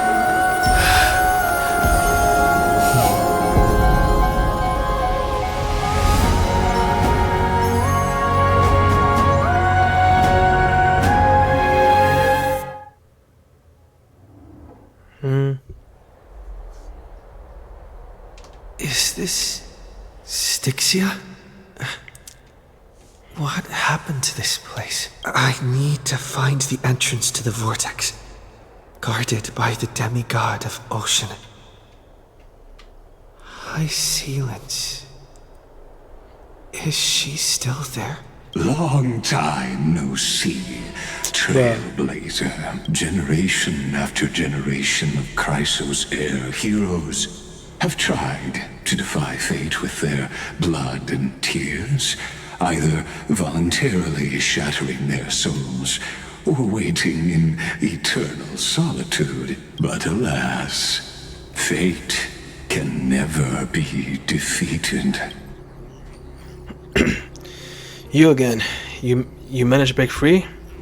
You again? Reason and trickery may bind my flesh, but my will shall never fall silent. So the demigod of ocean, the Dux Gladiorum, High Sealance, sought to bring me into a fantasia with her voice and drown a genius in slumber. But alas, it was all a hopeless dream. That warden fell before I did, due to erosion of time, while her prisoner remained unchanged. And yet here you are, bound to this place. True. I can't leave this place, but what of it? You should have heard of this fable. In a shadowed cave lived a people, imprisoned from childhood, and chained so that their legs and necks are fixed, forcing them not to look around at the cave, each other, or themselves. Behind them is a fire, and before them loomed the stone wall of the cave. The flames cast shadows, while the rocky surface threw back echoes. To them, that false play is the whole world. Yes, I'm trapped in the cave, but I know it's all just a fleeting illusion. I don't struggle in dreams. I wait, and now my deliverer has come to defeat me and save this world that never owed you anything. Oh, you'll need to awaken the singer here and unseal the prison called Vortex of Genesis. You'll be the one to unshackle me and bring the cave crashing down. Of course, I don't mind waiting a little longer. Let me guide you through this next illusion. One last memory from that prison warden. I hope you'll watch the stories of this fantasia closely. Logically, the Deliverer must see the world for what it truly is. Emotionally, this memory captures the fate of everyone in Amphorius better than anything else. Only by feeling it for yourself can you understand my point of view, the meaning of destruction. Spare me the cliches. To your unshakable resolve, I salute you. But before we step onto the final stage, let me ask you this. In the spirit of that fable I told you just now, can the prisoners in the cave learn to see the shadows and echoes for what they are, and stop mistaking them for reality?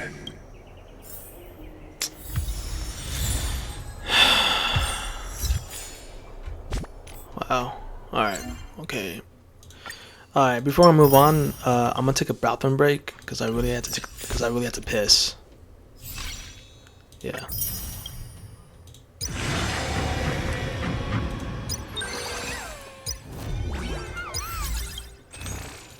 I forgot about this. Wait, no, I don't need that. Anyways, alright. Anyways, I'll be right back. I'm gonna take a bathroom break. Alright, BRB.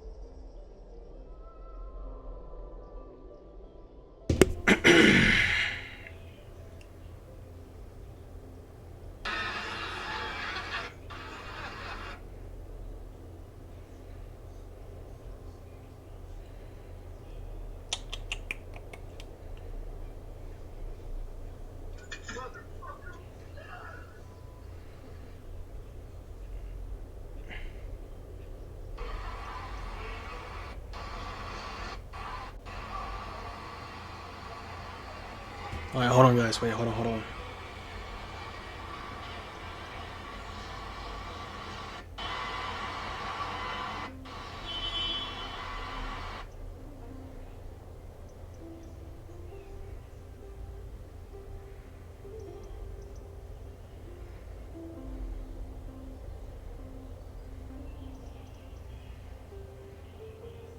That's what I'm saying, bro.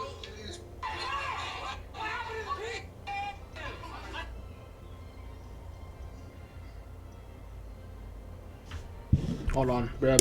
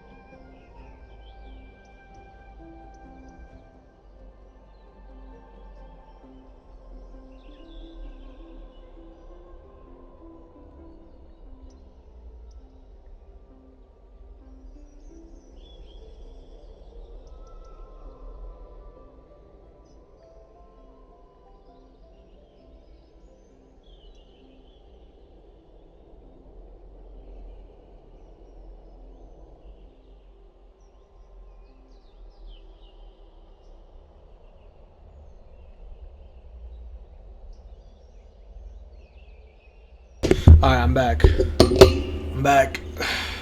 Hold on. Wait.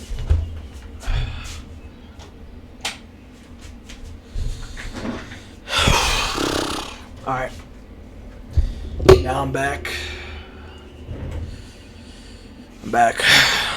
Just gotta go. Sorry. Had to do some little business. Sorry about that. Anyways, give me that.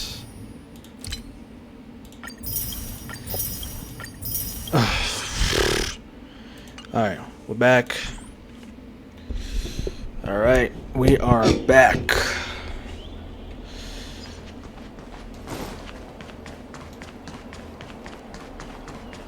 Look, the fire projects the face from her memories.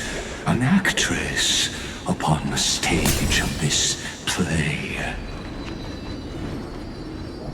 There's a chest here somewhere. Oh, never mind. What is this? The dark tides flood the sea.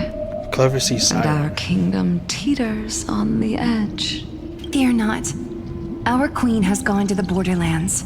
She'll quell this calamity herself. This is the scene when the Chrysos heir of ocean was born. She was once of a Titan-kin race named Sea Sirens. At that time, Kazlana had suppressed the Black Tide's rise, but he was unable to remove Iron Tomb from its roots.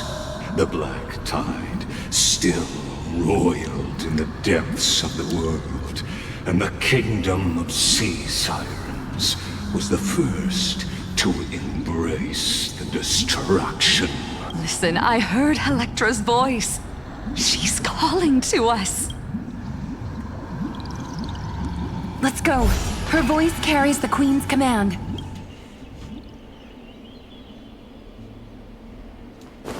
To keep the Black Tide from threatening the ocean, the queen gave her all, body and soul. Born of the queen's chalice, she bore the deepest blessings and inherited supreme divine power. My sisters! You're finally here! Of course, Electra. Your beautiful melody drew us here. High silence. Her true name is Electra. This is a reflection of her former self, clinging to the past with aching defiance. The Queen summons us. She must be near exhaustion. The Black Tide will soon enter our borders. Then what do we do?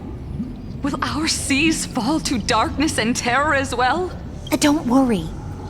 We shall lift the chalice in her stead to catch the Black Tide, and stand together to safeguard our realm and its people. Such tiny Titankins, thinking they can stop the tide of truth.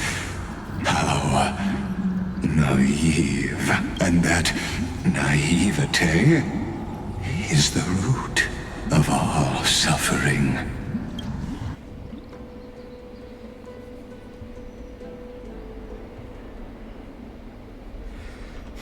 What is this? Nope, I'm not doing that. I'm good. What's down there? Hold on, what's over here first? What's this?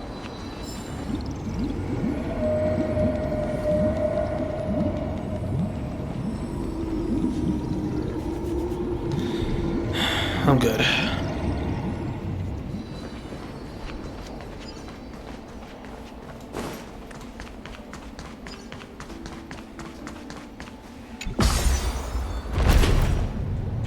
The Queen's palace lies just ahead.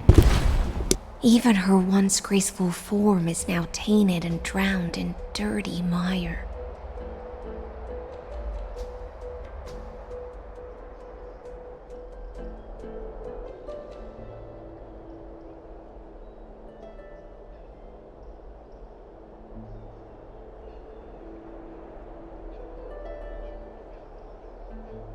Sorry.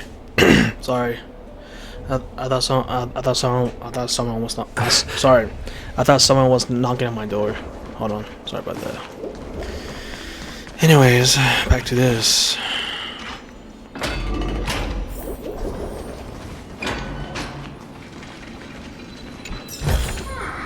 Looks good.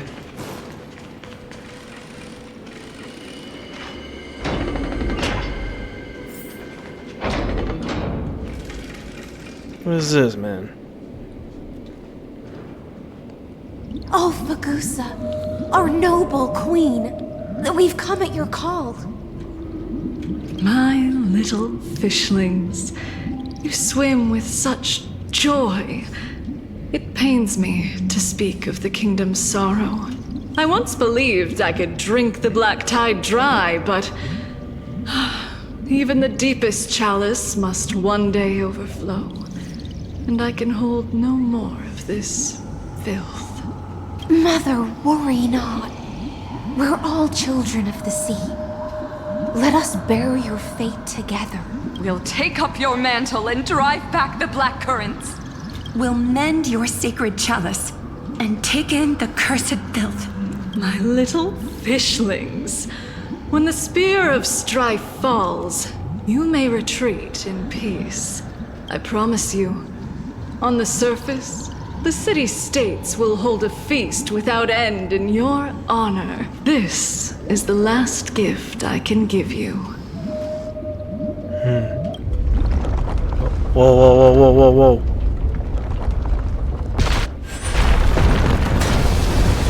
Oh. Fagusa sank into the abyss. With the chalice shattered, their intoxication spilled into the black tide, birthing the first madness in Amphorius. Sea sirens followed one after another, hunting for the Titan's fragments, until their flesh decayed and their bones crumbled, all for the promised final feast. Keep watching. But tread carefully, for the stage ahead is crumbling with age. Yeah, I know how to do that.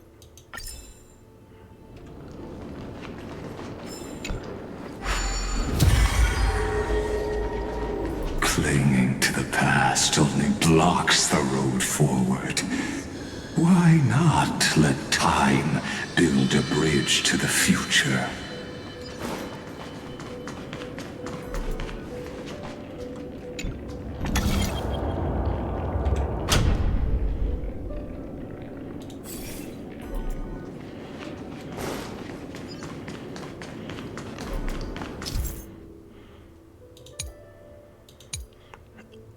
Yeah, I know I know. I know how to use this. I'm not dumb.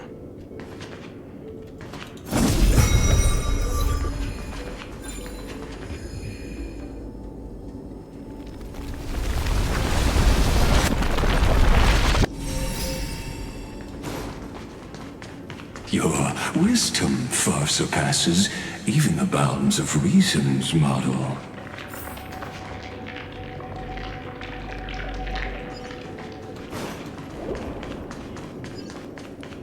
Can't get through. Looks like I'll need the miracle orb nearby.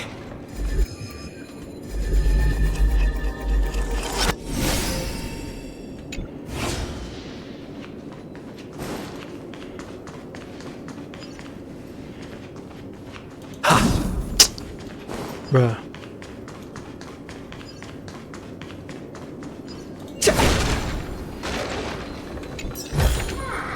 Is that all?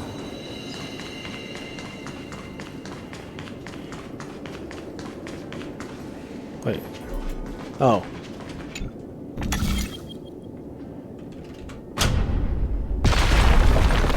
The ending was written long ago. Even you cannot rewrite it. Just like this poor chandelier.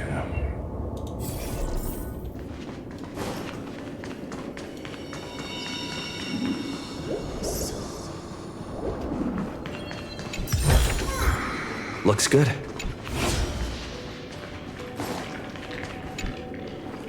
Electra! The fiends have gnawed my tail.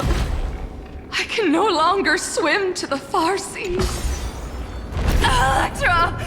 The black sludge has soaked my fins. I can't dance with you anymore.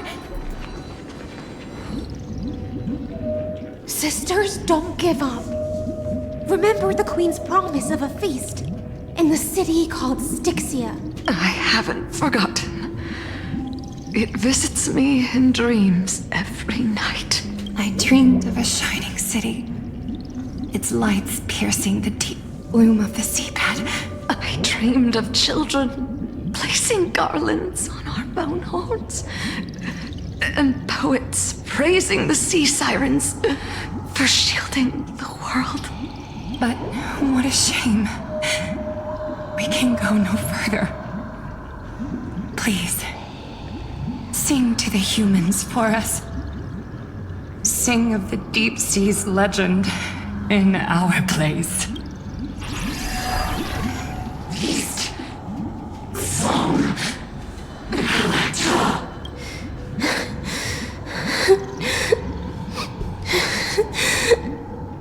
The sea sirens were tainted by the destruction. Their flesh rotted away. They became the black tide creatures of this cycle. Farewell, sisters. I'll finish this last task, then return to prepare your feast. And so, only one sea siren remained among the sea floor. High Sealens, swimming alone to the seas, burying her kin, and searching for the fragments of the chalice of plenty.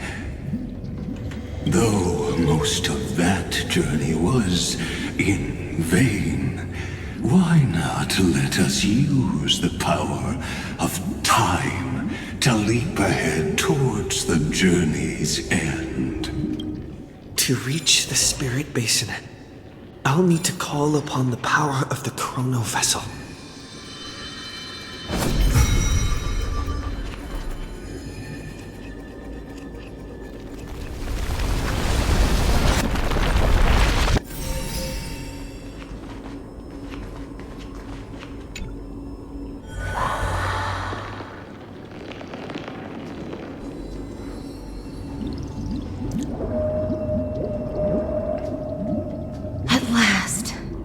The Chalice of Plenty is whole again. The Lance of Fury emerges from the River of Souls, and the gods reclaim their duty to hold back the Black Tide. I am freed from endless toil, and now walk toward the rites at Styxia. I bore my sister's dreams upon my back.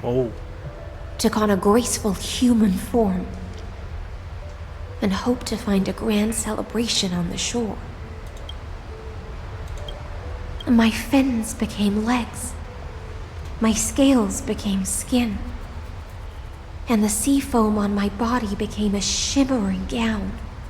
But when I stepped onto land, there were no festivals with honey brew, nor poets plucking harps, only silent death, drifting gently along the River of Souls. When she fulfilled her wish, she only found Styxia to have already repeated the mistakes of previous cycles and was swallowed by death.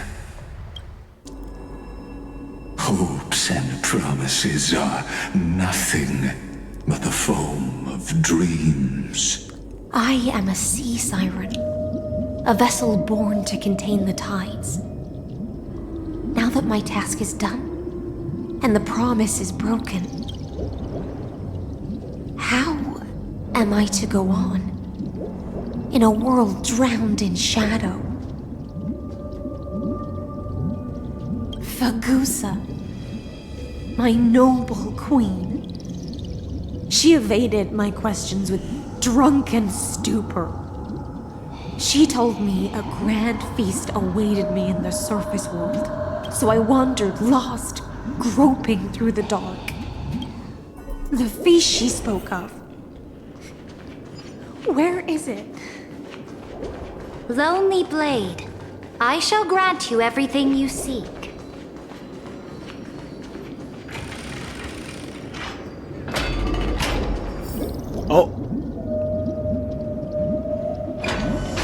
After wandering the surface for ages, the lost sea siren met her future conspirator.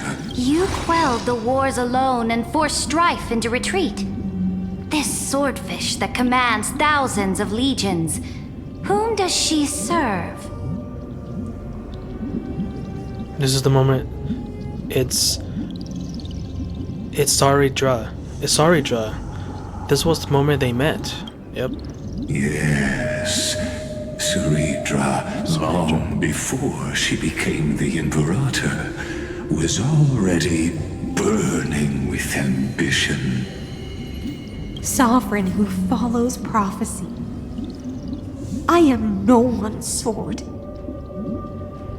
I am just a wandering fish, seeking clarity through bloodshed. Then how about letting the sword dance for me? And letting the violin sing in my name? Tell me, what is it you seek? All I want is a feast where I might belong. Such a demand is trivial with the Sovereign's authority. I'll grant you a banquet worthy of conquest and comrades to toast beside you. But Knight, you must offer me your heart. My heart? Yes, a loyal heart that will generate no betrayal. You were deceived by gods and drowned in the ocean's darkness. But now, I will lead you forward and be your light. So be it, noble monarch. The law you proclaim shall govern my every breath. So be it, noble monarch. I am simply becoming someone else's vessel once again, and accepting a duty given to me. And thus, in her hollow drift, she finally found a new purpose, like sunlight piercing the deepest trench.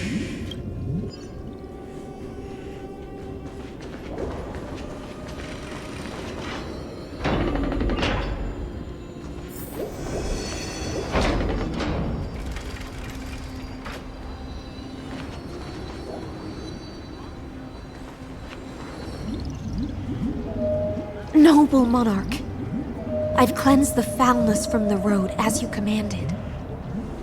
My blade, you've helped me ascend and take the crown. Ask, and you shall have your reward. What I desire is the same as before. A feast. Look, I've prepared you a grand banquet. The finest honey brew and tributes await. Fish are drawn to light by nature, for the deep sea knows only gloom. Now I found a flame. It may scald and burn, but it's the only light. Come, let us join the feast. Perhaps the path forward lies hidden among the revelry. Oh, man.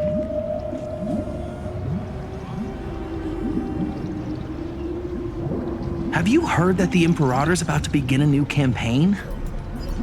Her glory will no longer be bound by the borders of Enforius.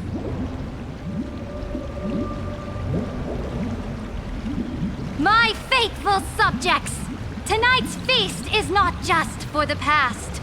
It's a toast to the future! Born from our golden blood is an unstoppable colossus. Our iron beast to trample the universe! Great monarch. I've heard the universe teems with great threats. Can we truly remain invincible? Fear not. Before the troops of the destruction, such rabble is no more than cosmic dust. Surely there's a planet draped in oceans out there in the stars. Once I claim it, it shall be yours to rule. And to the rest, your triumphs will not go unrewarded. I promise you a new age, free of fear. Now, raise your cups to our conquest among the Sea of... Sea of Stars! Sea of Stars! Conquest among the Sea of Stars. What a grand vision. Yet, to the Siren Knight, only feasts still stir her heart. Come now, join me. Witness the end of this futile dream. Where's the way out of this illusion? Come quick! Let's celebrate together! I've saved the finest brew! Come taste it with me!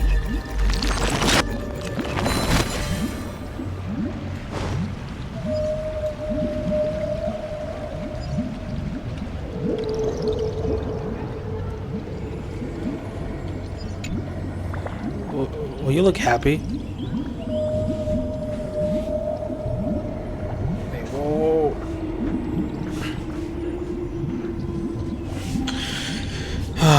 Okay, leave silently. I have no time for this shit.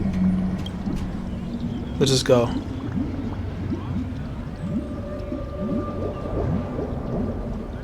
Noble knight, you are truly a blazing spark. It is my honor to share this banquet with you. Noble Knight, you have earned victory with your blade, and you have every reason to revel in this moment of triumph. Let me pour you a glass of honey brew. Noble Knight, with the Sovereign now enthroned, this triumph is yours as much as hers. Let me raise a toast to you. Noble Knight, your strength is boundless. Lead us to conquer the universe, and let us toast to that vow! Then drink we shall. Raise your glass. In the deep sea, I never knew what fire was. But when I set foot on land, the first light that I saw was the flames of war, lit with golden blood. It scorched my fins, made me feel pain and...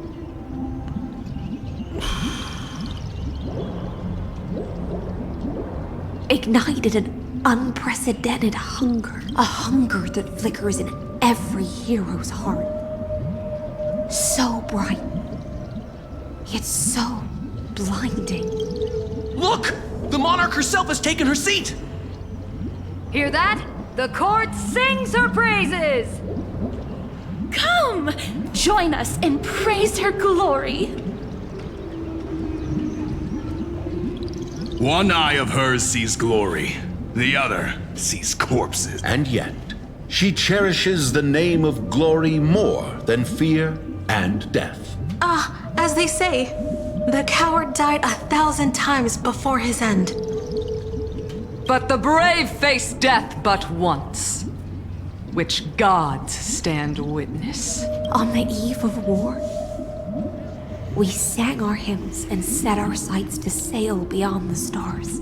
The legions will climb aboard the beast, riding it like currents across the cosmos. Planets after planets flew the flags of her crown. Realm after realm was ignited by her flames of war. As the final resistance fell silent, a vast empire rose from among the stars. And this small pond at last embraced prosperity and peace. That's how the story ends. Tell me, visitor, in this dream, did you enjoy the show?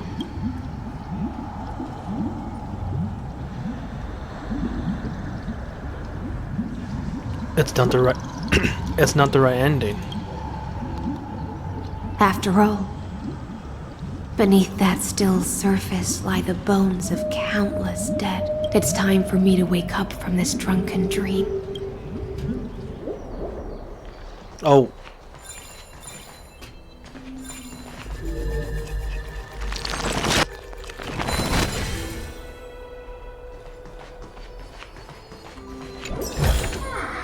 Is that all?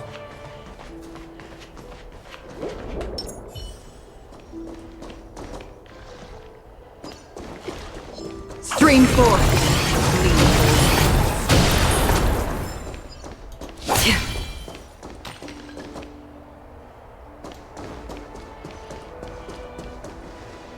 The Imperator is dead!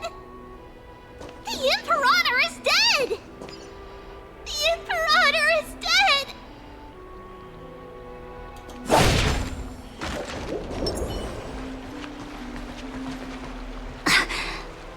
People once cheered for my ascension. And now they cheer for my fall. The cosmos. The battlefield that I cannot reach. Before the Sovereign's conquest reached its end, her life and ambition had already been swallowed by the deep sea.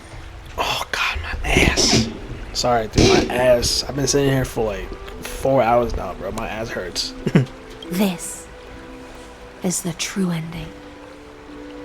Her grand designs torn apart by the blade.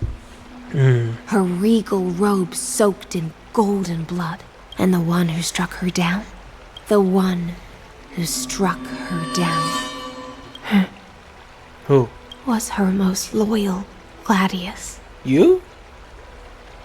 You killed her? Why? I don't need to explain myself.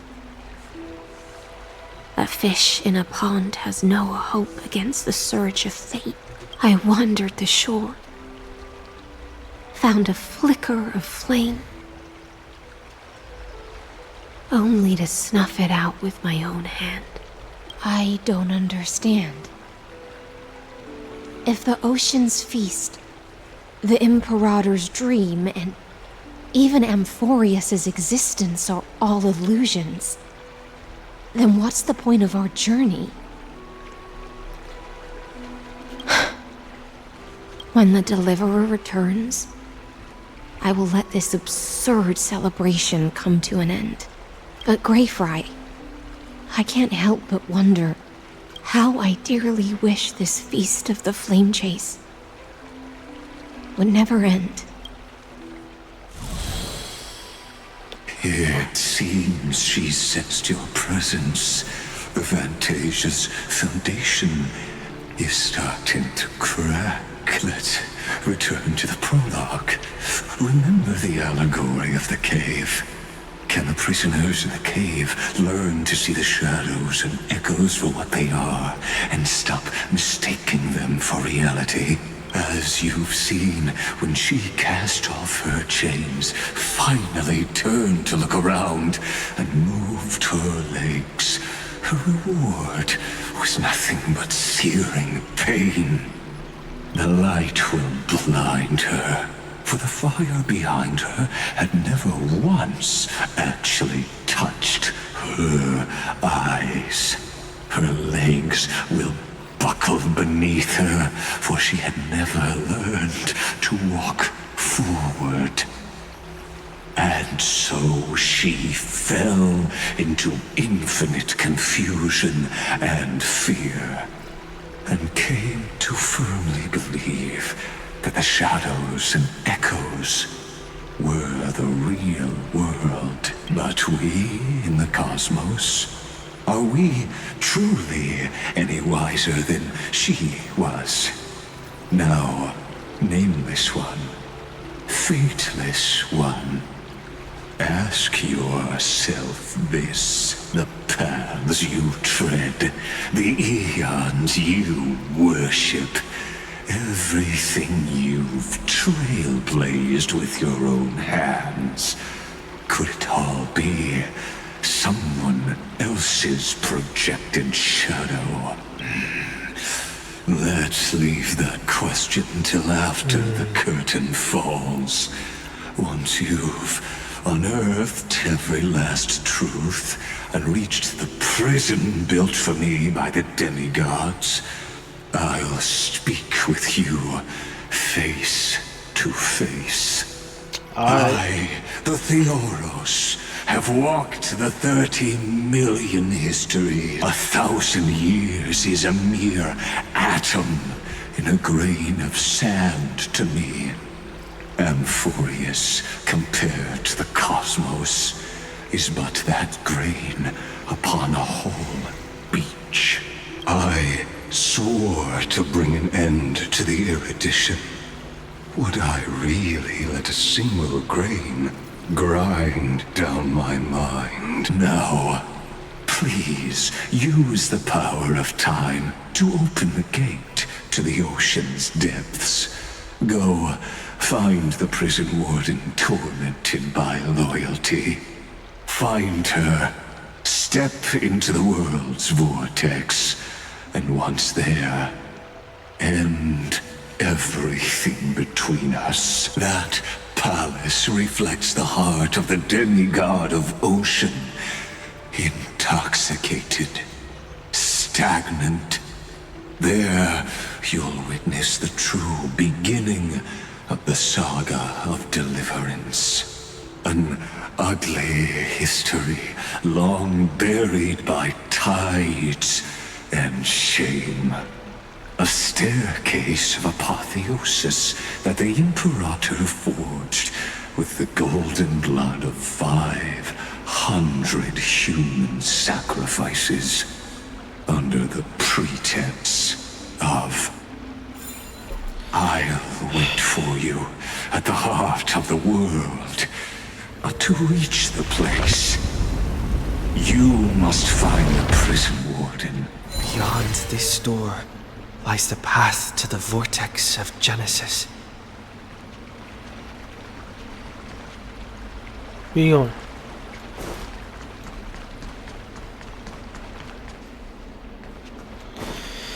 Alright, let's do this.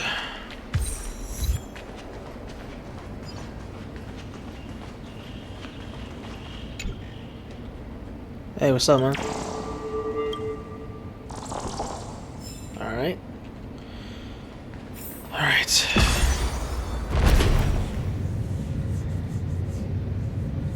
Now step away from this false banquet. And then onto that bloody stage. Nice.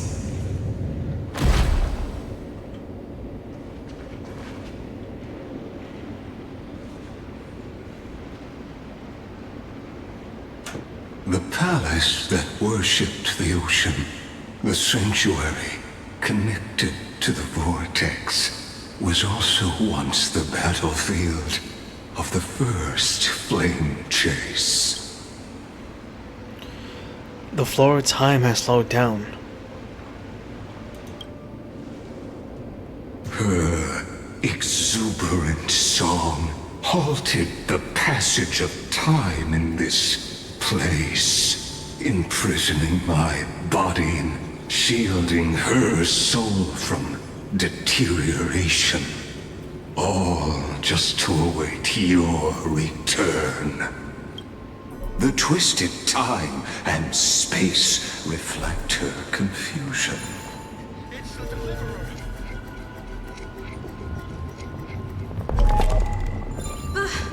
The deliverer? And so, the Imperator's crimes were veiled.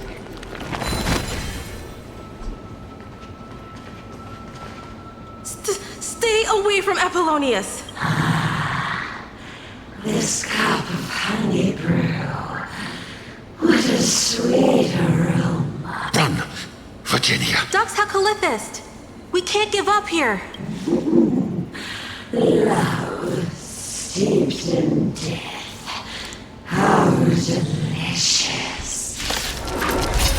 Here we go. Sadly, all you see is a remnant of history. And your interference is just another equally futile echo. Familiar. Destined for oblivion.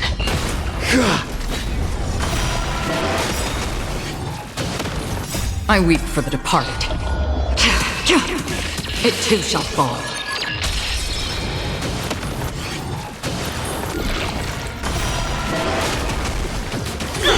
Gotta stop the bleeding. Familiar. On the still waters of oblivion.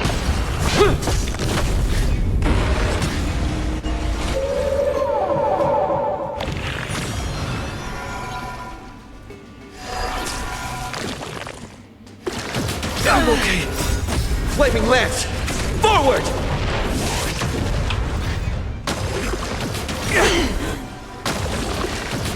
Familiar.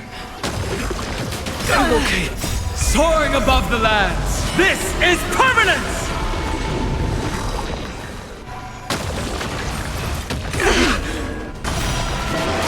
Earth shatters, heaven trembles! Destined for oblivion.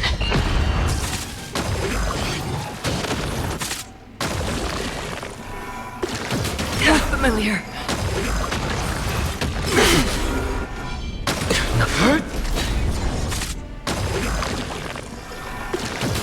Familiar.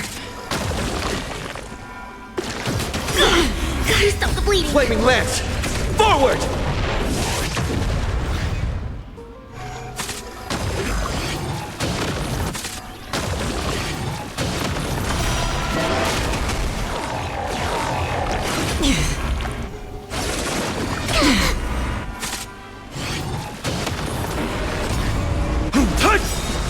I weep for the departed.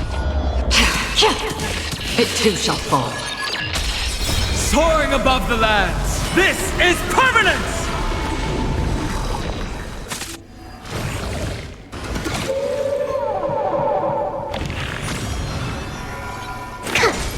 On the still waters of oblivion. How familiar.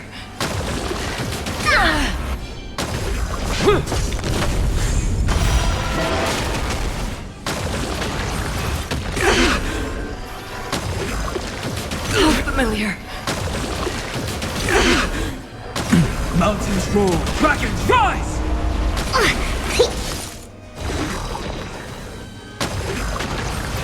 I'm okay. Flaming lance! Forward! Destined for oblivion.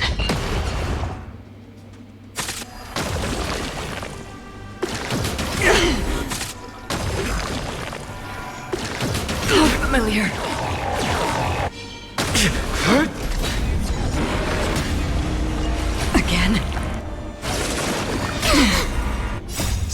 Soaring above the lands, this is permanence!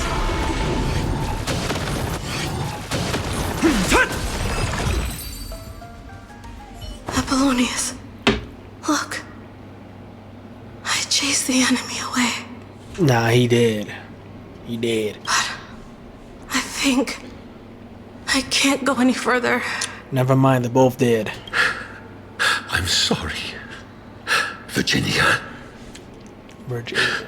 For letting you. It's okay.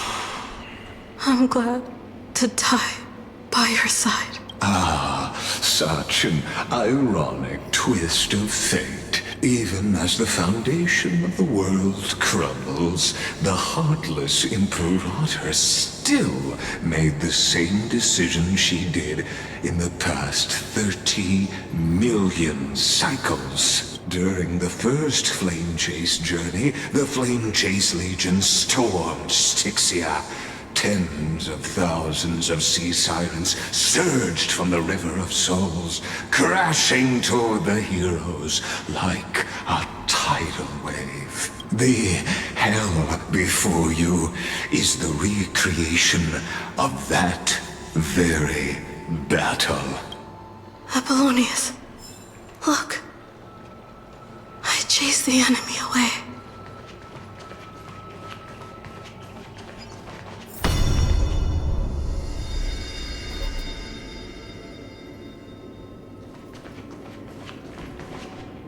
A painful past, yet hidden beneath a veil of joyful song.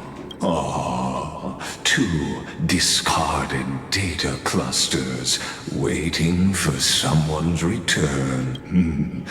Relive the history, then pass through the temple's waters and come to my side.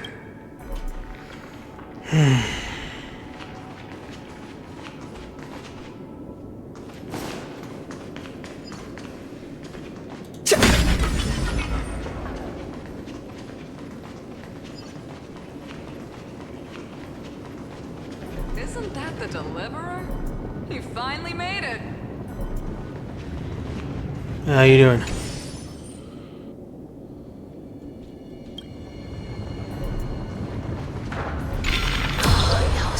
What a wretched way to die. The Flame Chase army, devoured by warbling fish, never saw it coming. Look, the cruel Imperator and her Knight Commander, the pitiful Warden. What a perfectly matched duo of test subjects. Their hands drip with blood. Golden blood. Raise the bridge and cross the river of fate. This path of the prisoner is far from over. Imperator! Imperator! Did you see my gallant deeds, Imperator?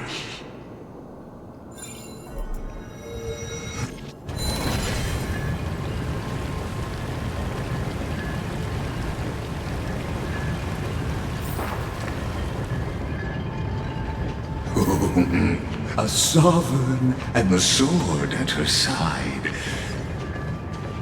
There are countless counterparts across the cosmos. Most of their stories end in,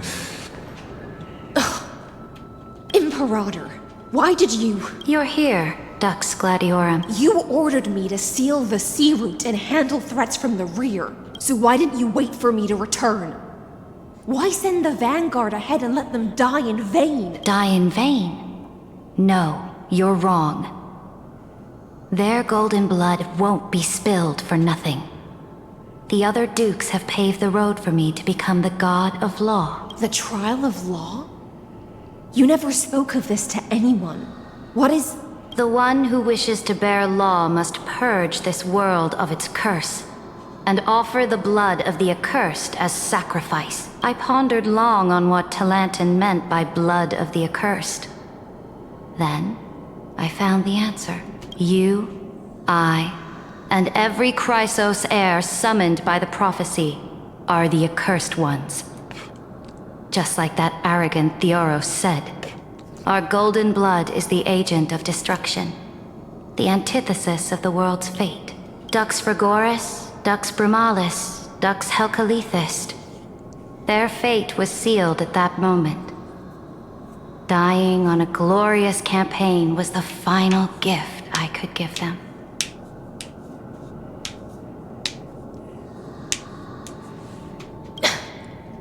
You speak as if they didn't die because of your cold-blooded schemes. Was their loyalty meaningless to you? Losses are a constant on the Flame Chase journey, among which even life itself holds little value. If a subject marches to war without that conviction, then yes, as you said, shallow loyalty means nothing. And what about my loyalty, Ceredra? You sent me away under the pretense of guarding the rear. Was there any shred of humanity left in you? Because you still have a duty no one else can bear. Only you can uphold Fagusa's divine authority. The choice is yours now. Cast off the chains of loyalty and drive those blades through my heart. Or stand with me and sever the ocean's last breath. If you no longer share my vision or believe in the new law I seek to weave for Amphorius, then go on and end me. The Imperator of Amphorius may be ruthless and cruel, but never a hypocrite. When I say life itself holds little value, know this. I am ready to sacrifice everything for the ambition to conquer the Sea of Stars. Now you've seen it. The brutal Imperator was willing to spill the blood of 500 heroes to complete the trial of law. As for my poor warden, her suffering had only just begun. So why did Hezalin choose? Wait, so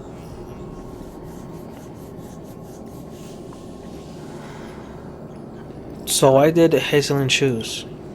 I'm no storyteller. I have no duty nor interest in filling the history you've missed. I just want you to witness the monstrous choice the Imperator made before the Chrysos heir turned their blades against me. Oh shit, god damn it.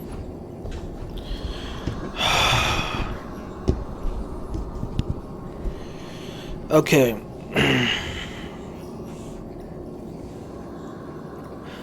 Why are you showing me this? I gave up on using words to solve conflicts 2,000 years ago. But I won't squander a chance, not even a sliver of one. If there's even a crack in the walls of your conviction, then my victory is already assured. Now that the past is settled, let's turn the page and bring time back to the present. And dive deeper still, until we reach the very bottom of the abyss.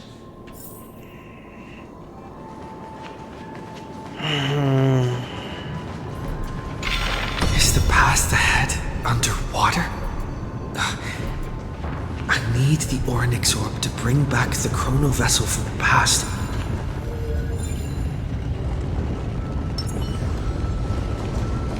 Stream forward.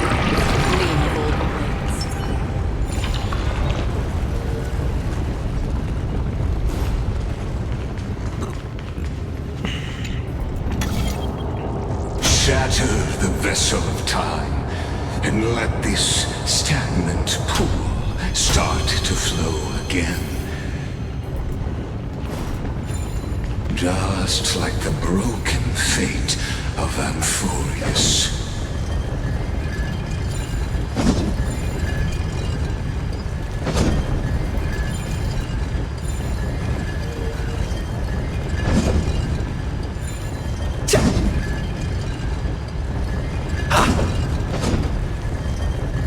Monolith preservation!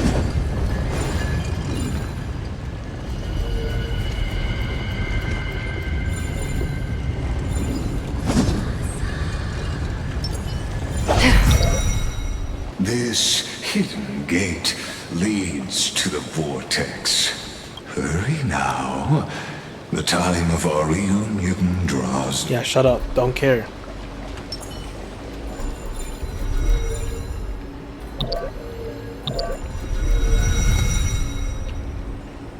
Okay, how do I get back down?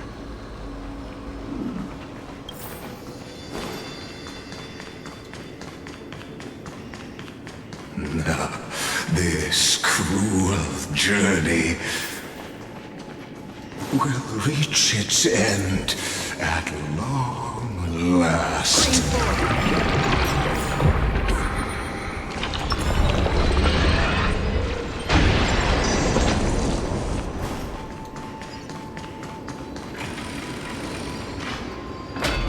You've been silent a long while, Dux Gladiorum. Starting to doubt your decision? Save your breath. The vortex of Fagusa lies just ahead.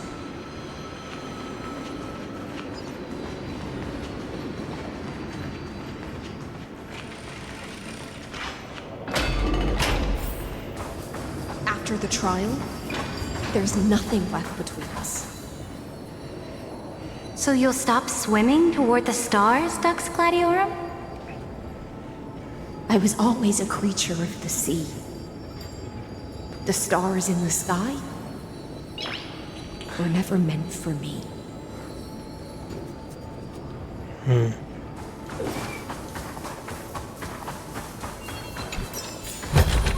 Is that all? No. Look, a gravestone. What about it? It was here that the prisoner, who thinks herself the prison warden, made her choice. Witness, listen, and awaken. Dux Gladiorum. I've lost count of how many times you've stood here over the past centuries. You talk too much for a prisoner like Kyrgyz. Two geniuses who defied law and all the Chrysos heirs who sacrificed themselves in this cycle worked together to chip away my strength. But you, can never affect my will. And as long as my will remains intact, I am... Don't get ahead of yourself. I still have ways to chain your divine soul. Please, do surprise me. But I'd say your mission is nearly done here, isn't it? Oh, it was here you gorged out the core flame of ocean from Fagusa's body. It was here you and that Imperator both completed apotheosis, becoming pillars of Unfurius. And after that, you drove your blade into her heart, a loyal subject turned regicide, a demigod committing deicide. Or so the history books paint that tragedy. Oh, but if that's the truth, then why, after 1,000 years, are you still here, guarding the Imperator's grave? Still bound by loyalty. Come to think of it, perhaps I'm not the only one imprisoned here. Your calm does stir the rage in me. As if the one paying the price here isn't you, but us. The ones who lost everything. That's only because I've waited 13 million lifetimes for my vision to be realized. Countless millennia. Loneliness never once showed me its fatal side. In fact, for a prisoner of the cave, it's more like an old friend. One that helps me think. Oh my god. Wow, bro. I've been recording for 4 hours and 32 minutes, bro. Golly. But listen, like I said, I'm going to finish this in one round. Listen, I'm gonna finish it in one go. Alright? Alright? I need to catch up. I need to finish this this entire Infurious stories before the 14th of this month. Alright? But you're different, Dux Gladiorum. Loneliness has crept from the silent depths, sinking its claws into your mind. Bit by bit, it's peeling you apart. Will you regress into one of those lost mad sirens? Oh, what a shame that would be. You're right, Lycurgus. Loyalty, curse, the fall of my kin, and this endless waiting. These shackles are too heavy for a fish that cannot perceive any light. I can't break free of the whirlpool that's pulling me under. Nor do I have the unwavering resolve to force myself to wait for that person's return, as everyone hoped for. Oh, deliverer from beyond the sky, my executioner. How much longer until he arrives here? Or will he ever return? I don't know. And I doubt anyone does. Then, what will you do?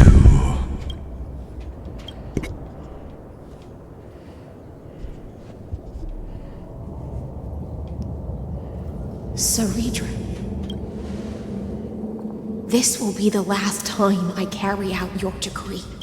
Ever since you took me under your banner and made me the Dux Gladiorum, my music has belonged to others. Time and time again, I use the siren's song to lure the unwary into illusions for your schemes and strategies. Now, let the siren Electra sing for herself. Let me step into an endless dream of my own making. Oh, great ocean.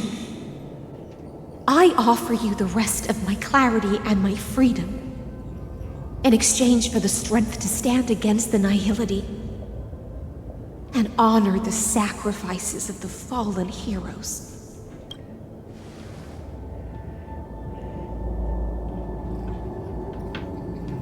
What's up? Greyfry, deliverer from beyond the sky. When you ride the current of time and find your way here, you'll hear my solo. It will guide you to the heart of this world. By then, I may still be lost in my self-wrought slumber. But I'll uphold my part of this long relay and guard the shackles that seal the Theoros. Do you still remember? To awaken someone from a siren's voice, you'll need... Paragosa's honeydew.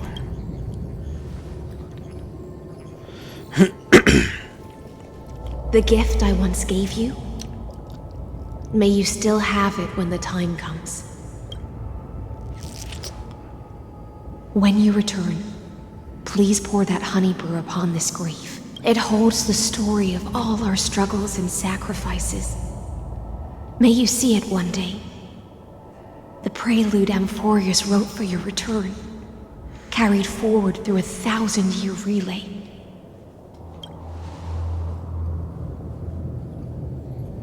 When your morning ends, I'll likely wake from my dream as well. Then, follow the trail of echoes and find me.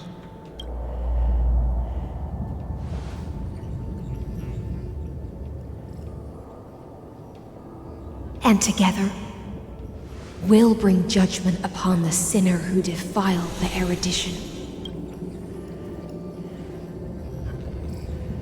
At long last, 33,550,336 cycles and 4,931 years later, Amphorius's final curtain is ready to fall.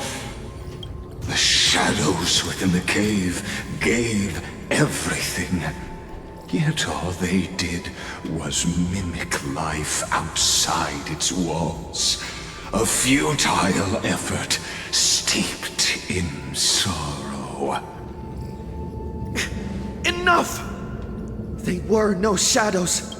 Everything they did shattered the darkness of this cave and unearthed the core flame of Trailblaze. Talk your shit, man. And now, with that core flame, I'll light the dawn of Amphorius! Do you still choose the will of the paths as your answer in the end? I do not agree with that answer, but I respect your tribute to them. Allow me to take back my earlier words. As an apology, and in the name of Theoros, who saw all destinies in this world, let me join you in mourning. Let us bid farewell to the heroes who sleep here. And then let us face each other and decide whose flame will rise with this new dawn. Alright. So the Chryso Heirs who gave their lives chasing flame, their fates were not foretold by prophecy, yet they bear no shame in their insignificance. With unwavering resolve, they shed golden blood among the flame chase journey. Let's see. Dorax, born like calendar 3743, deceased like calendar 3960. Damn. Okay, Sancina, born like calendar 3749, deceased like calendar 3960. Dukes, okay, Virginia, born like calendar 3853, deceased like calendar 3960. Apollonius, born like calendar 3704, deceased like calendar 3960. At the end of the long epoch. So you have the Imperator and the Sadria. I can't pronounce the name. I forgot, bro. God damn it. The demigod of law, deceased like calendar 3960. All right. Libate for the heroes of the journey first. Libate for the heroes of the first flame chase journey. You pour the honey brew into the gravestone, amber liquid seeping into the crevices of the inscriptions, as if the heroes are drinking deep with the spoiled tribute. To Virginia, Apollonius, Seneca, Labienus, and Saridra.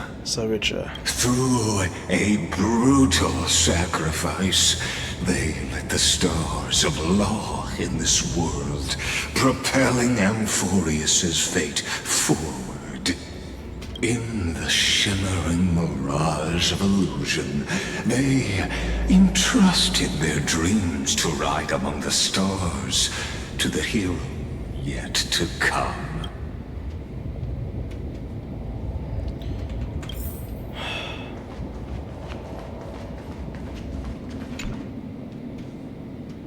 To the Crosshair heroes who give their lives to the new to the Crosshair heroes who give their lives for the new world, their fates has foretold by prophecy.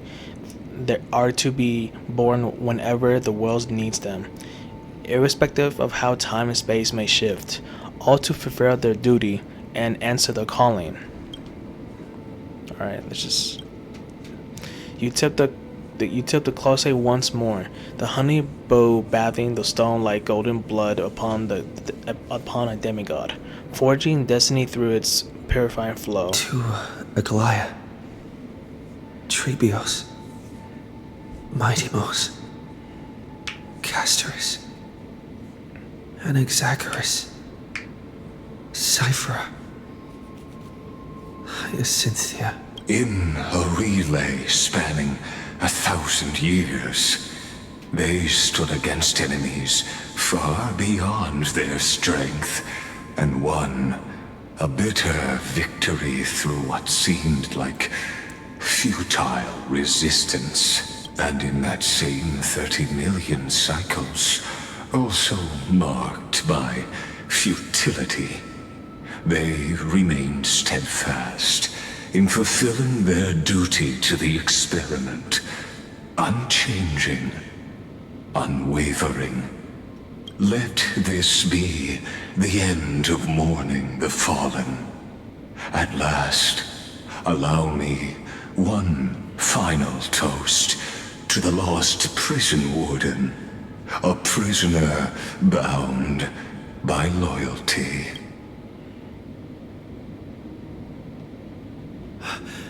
That voice... could it be? Bathed in the honeydew of Fagusa, she will awaken from her 1,000-year dream and sing the final song of her mission. Hyacinths. This tombstone of the old world serves as the anchor of the Siren's illusion, a sigil Electra used to bind herself. At the same time, it is the very thing I once proclaimed at the start of the show, a microcosm of Amphorius itself. A group of prisoners bound themselves in a cave, crowning their suffering with heroism. An epic staged with shadows and echoes. Now, destroy it. End the illusion. The Theoros will take his leave for now. And when next we meet, that shall be the moment that decides the fate of Amphorius and the entire cosmos. The prison warden's dream is nearly over, and the prisoner will soon be freed to the final execution ground, where I shall be executed. Or... Yeah, shut up. Don't care. You're done, buddy. You're done. This world and I shall halt here. Until we meet again.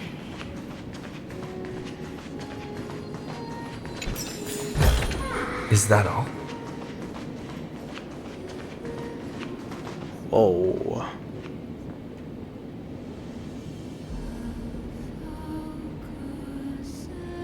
I remember this.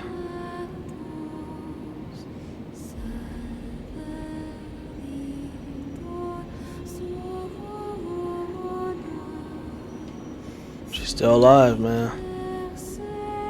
Wait, no. Oh, yeah, that's her.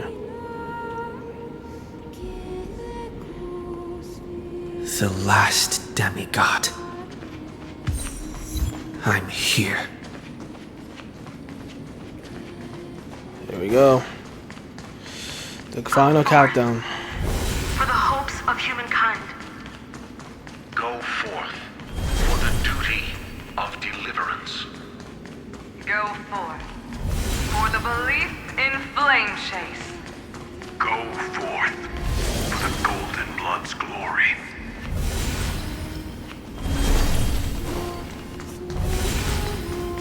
Go forth.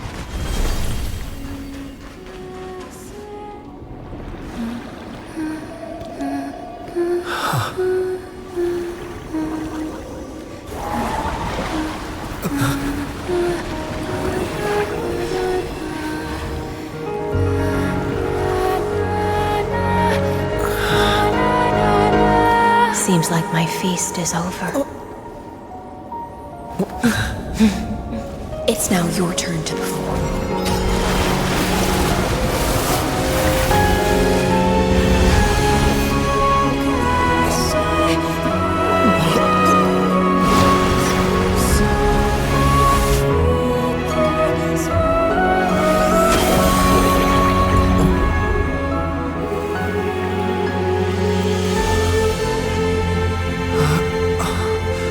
Oh, we're back here.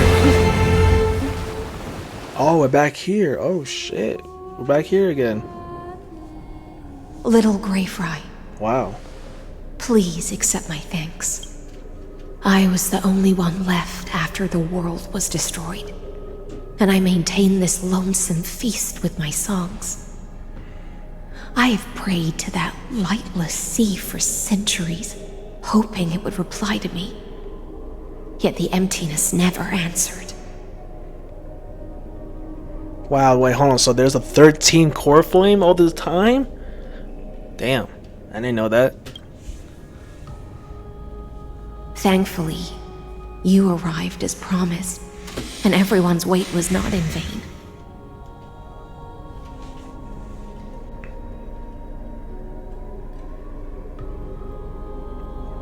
Your long wait must have felt like torture. To see a single trace of light in the abyss of futility was already my greatest consolation. When compared to those who have been forgotten, I have no right to complain about my torment. Now, you and I will walk towards the end of this world. The heroes have waited for this moment for far too long. Let us use our blades to testify our resolve.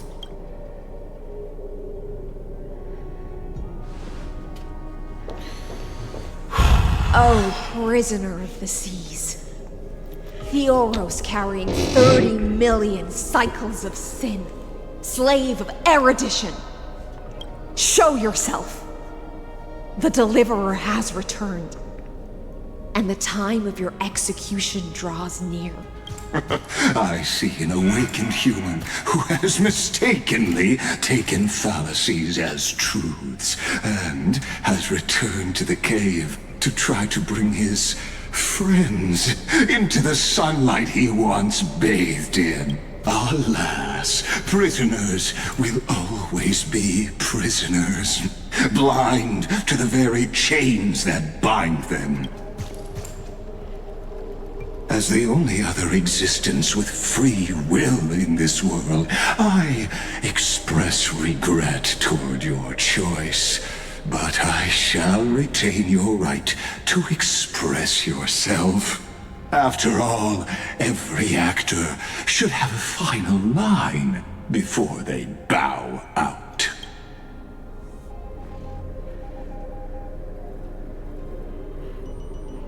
For a narrator, you're awfully talkative.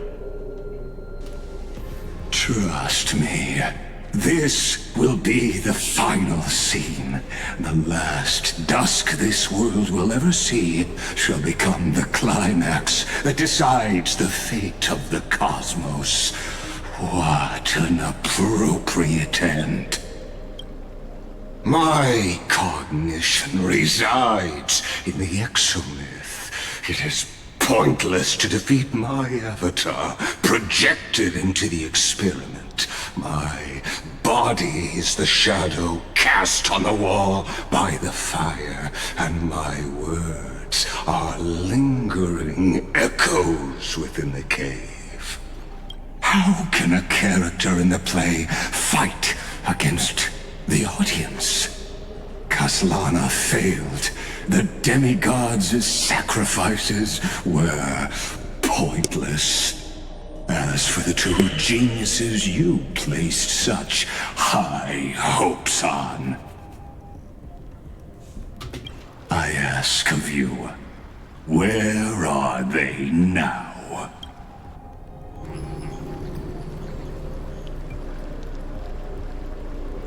Confusion and epiphany always go hand in hand. That's particularly true for geniuses. You must be very confused about why you could not gain a straightforward victory in a world constructed by an ordinary Teletron. Alright, you know what? I'm just gonna skip this. Alright, 1,000 years ago, Herta, Skrulum, and Lygus confronted one another. They revealed that Enforce's true form was the first Spectre ever created, and that Lygus was Neo's creator. Lygus coded his own consciousness using Quartizan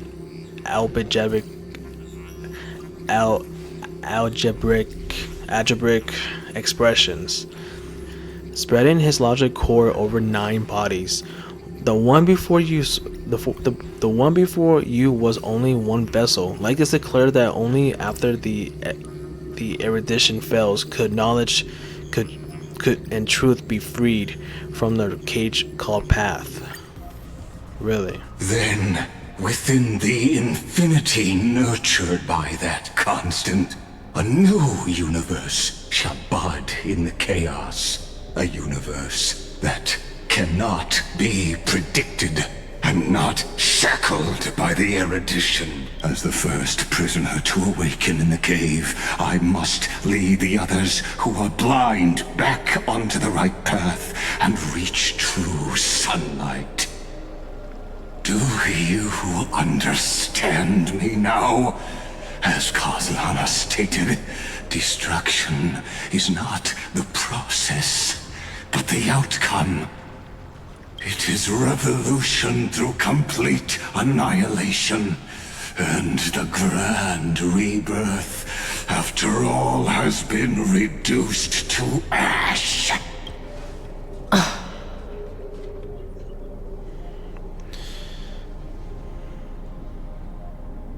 Shut it. That's not what I didn't believe at all.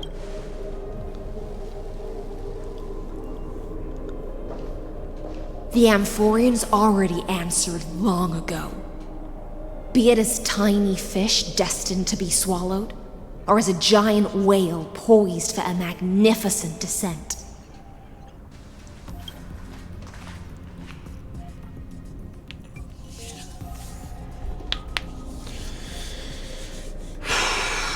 We will all fight against fate till our last breath. That includes me, Electra. Once the Imperator's subject, now the Deliverer's blade.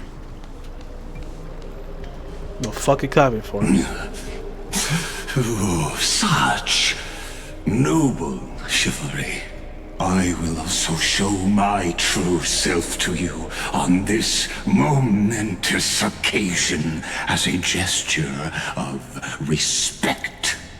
And provide an insignificant academic suggestion. Thus speaks Genius Society number 1. Number 1? Xandar 1 Kuwabara. The Entelechy of the universe is Alpha and Omega. There's no need to rage against the truth. The value of any formula resides only in its answer. As for the process of solving it, no matter how elegant, violent, solemn, or humorous. It is all utterly meaningless. As the Theoros, I will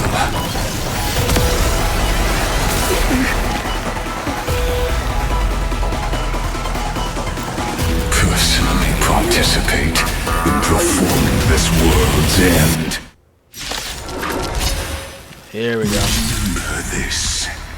As Gnosis creator, I know more about the death of knowledge than they ever will. Careful. This is Lycus's true form. How familiar. I'll stand in their way. Specimen sighted. Destined for oblivion. The destruction needs no introduction. Let us skip the most boring inferences. Is this the Black Tide? Indeed. But I prefer to call it a method of argument.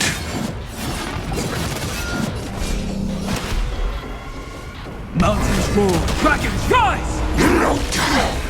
Extraordinary claims require extraordinary evidence.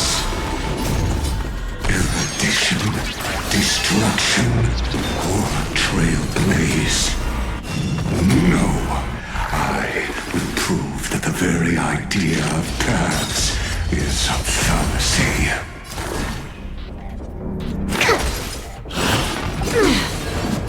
I weep for the departed. It too shall fall. Again. How familiar. I think something bit me. Lance at the ready.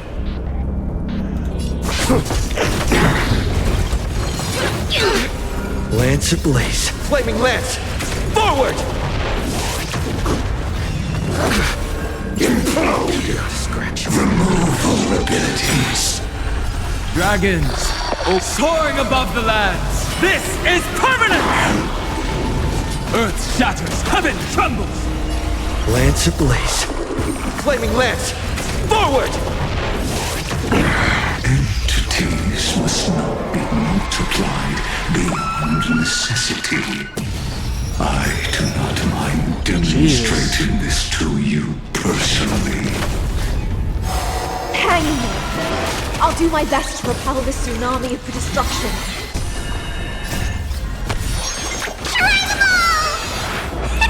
Nice teamwork. I'm okay. Commencing research.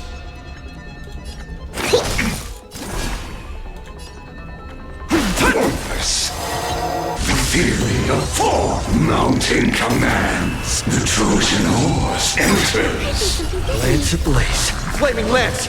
Forward!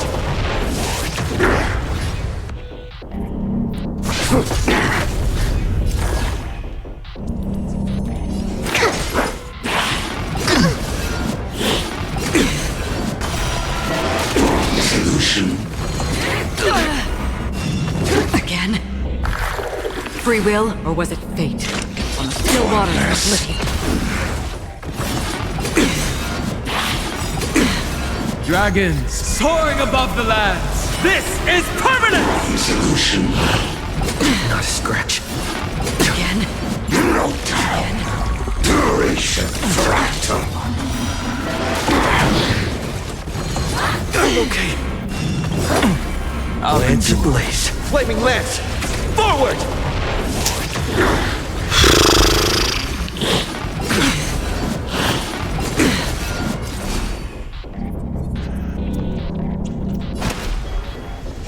Mountains roar, dragons rise! Here, try this. Nice teamwork. I'm okay.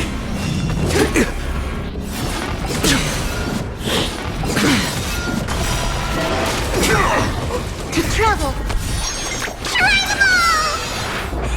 Do not worry. Lance ablaze. This Flaming lance. is nothing. Forward! Dragons, soaring above the lands. This is permanence! That's half the work.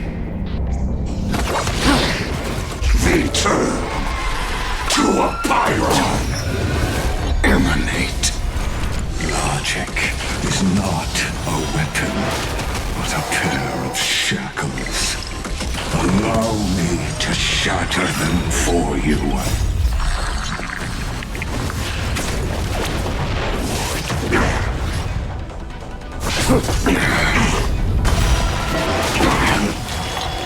Fury of four, invoking Lodos. I weep for the departed. I see it! Target the connector between his thoracic and lumbar vertebrae. Destroy that spot! Flaming lance! Forward! To travel far away. Try them all! Nice teamwork.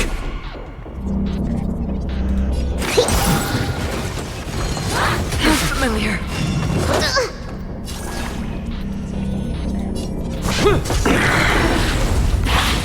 Again, scratch. Earth shatters, heaven trembles. Dragons, soaring above the lands. This is permanence! Again.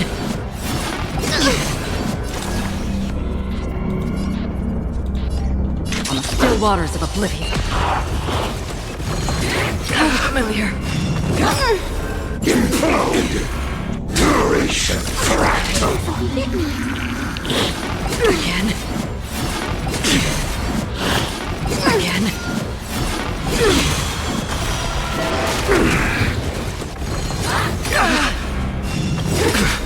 Dragons, soaring above the lands. This is permanent! Solution. To travel.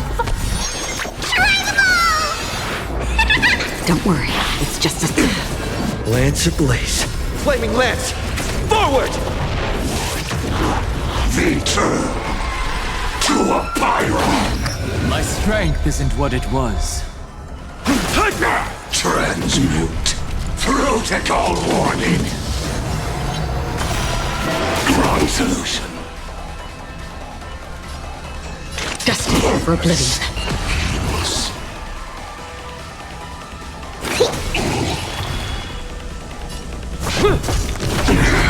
Process terminus. Virtue and dystrophy. Dragons, soaring above the lands. This is permanent! Bitch.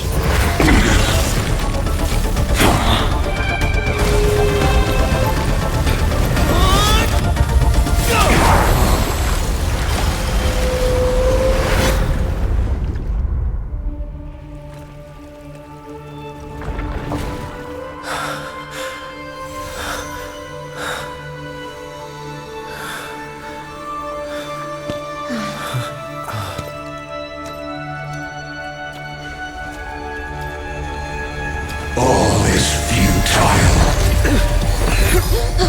In Erudition's calculations, the end of the saga is simply a comment awaiting deletion.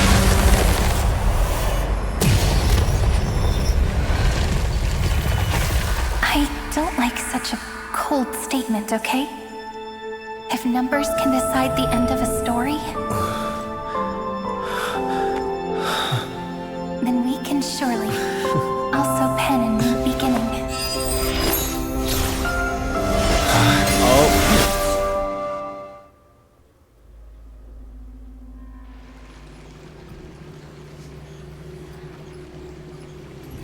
Screwy, what do you think? I was gonna skip this shit. To counter Lagus, Cyrene and the genius had once devised a plan. Cyrene proposed implanting remembrance into Lagus' inspiration circuit to trigger a system collapse. Herta warned that Cyrene was a memetic emetic being who existed through your memories and would disappear once forgotten.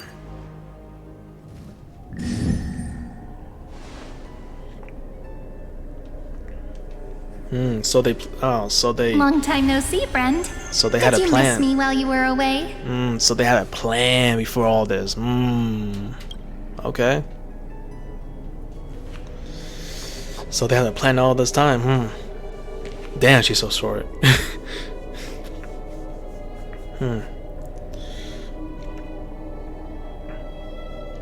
Of course I miss you. It's good to see. Of course I miss you.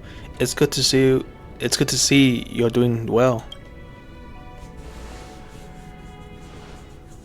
Same here. I've been waiting for you for 1,000 years. Like how everyone in Emporius was also waiting for the Deliverer's return. You probably already knew about the genius's plans for that memory. I had to hide really well in a corner in time so Lagus wouldn't find me, and wait for the right opportunity. Which is now. The moment when his manifestation in this world is destroyed, and his twin timelines are intersecting. I'm sorry for keeping this a secret from you all this time. I'll tell you the entire, unedited story of this millennium as an apology after this is all over. But for now, let's join hands and complete the final step with the power of the remembrance. Yeah. Come, let's defeat Lycus together. Let's go. Yep. By the way, speaking of joining hands, What are you doing? can I please do something before we go on stage? What? Why the fuck did you wink? Remember the joke we made back at the Grove? Look. Aren't my hands pretty now? What a fascinating feeling. Like countless memories all swelling up at once. What about you? What did you feel when we touched each other? Hold up. What was that noise? Ooh. It's just a hand, no biggie. You're way too honest. But that innocence is what makes you so uniquely charming. I'm gonna make it sound more romantic. It means even a bond formed over one touch is enough to transcend space-time. Now, please remember what you're feeling right now. Write it down in your heart and keep it there. Memories you want to treasure will never fade away, even if immersed in the long river of time. These memories will still leave traces of their existence. So, if the view in your memory ever grows fuzzy, just reach out and touch it. Got it. It's like reading bedtime stories together at night. It wipes away the chill of passing time, sharpens the outline of memory, and restores its power to nourish the spirit. Now, I'll carry this power with me, and for a little while, I must part from you. As I step into the long cycles of this world, give me your blessings, friend. Then, let that bright future be, as we have written. Then, I'll leave it to you.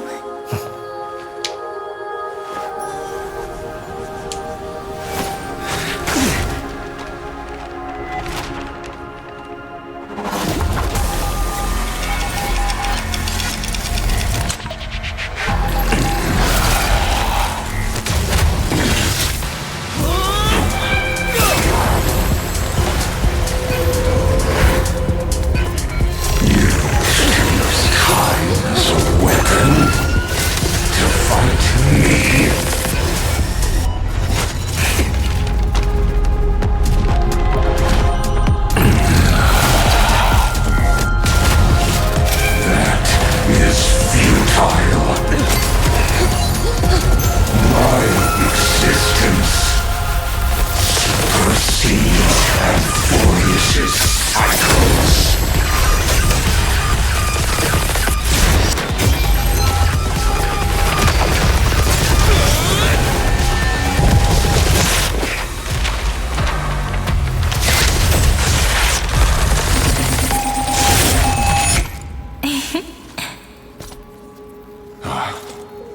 always are like this. Once you're on the stage, it's hard to return to the audience. Welcome to our story. How does it feel?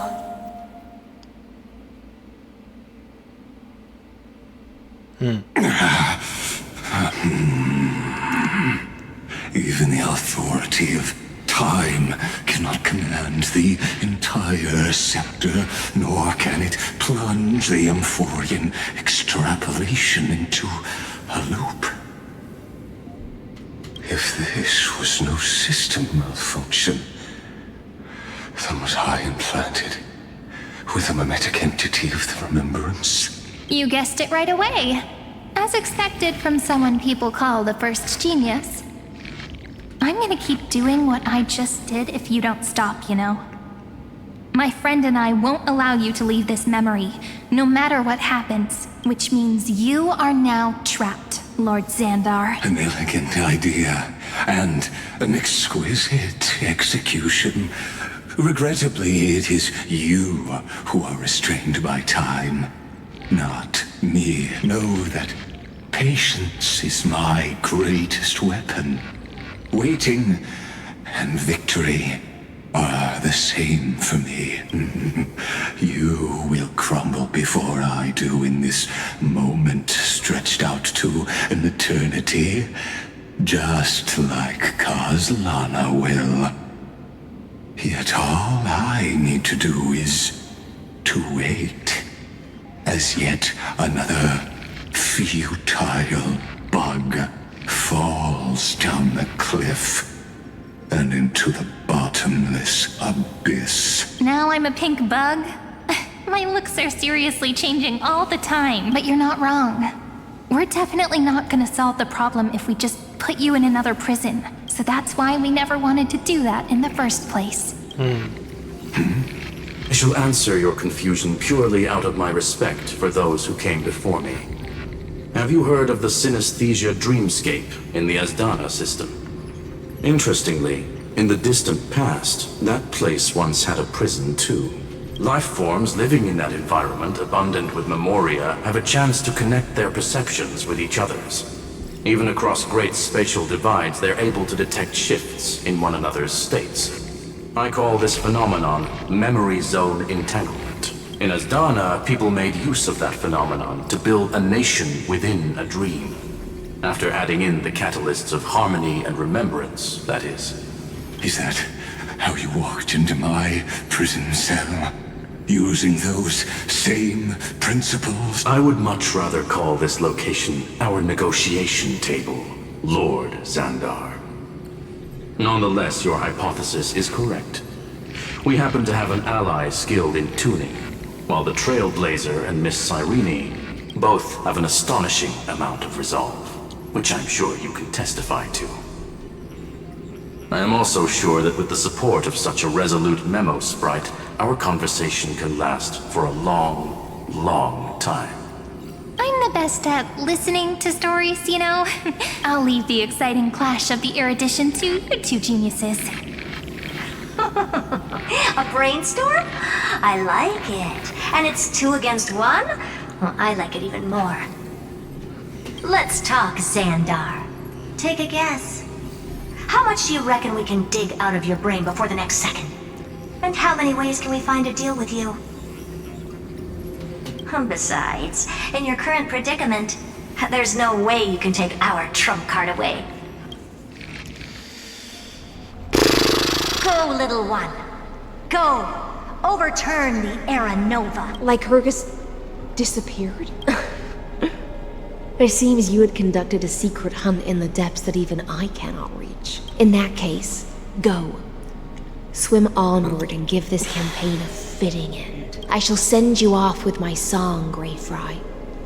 Greyfry. May this song penetrate time and become the prelude to the new world. Alright, here we go. One last step. One last step, y'all. We're so close. Here we go. Here we go. Just one.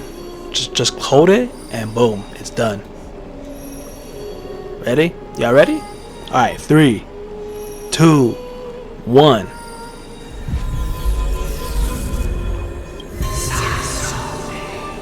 And there you have it. Ladies and gentlemen, we did it. That's the 13 core flame? Okay, wow. We fucking did it.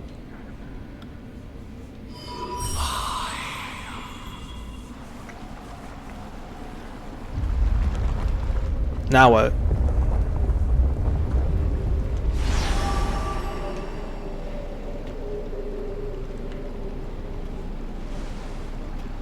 Oh, so this is where we say goodbye, huh?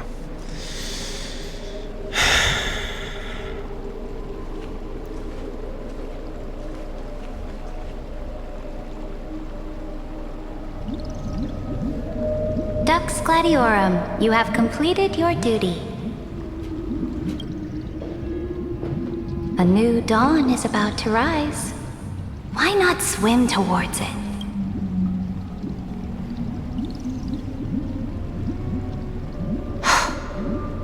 You died long ago, Imperator. Depart from my mind. But your duty towards the Imperator did not die with me. That duty will bind you no more. You will be able to hold for yourself one grandiose feast after another in the endless days to come. So go.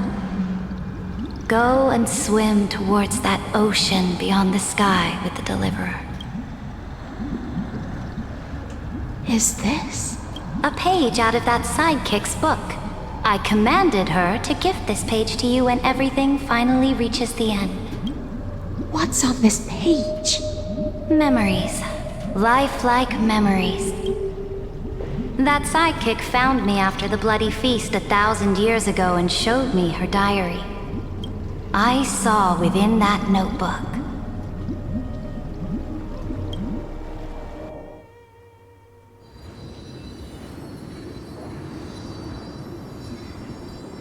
Is this that Deliverer's experience?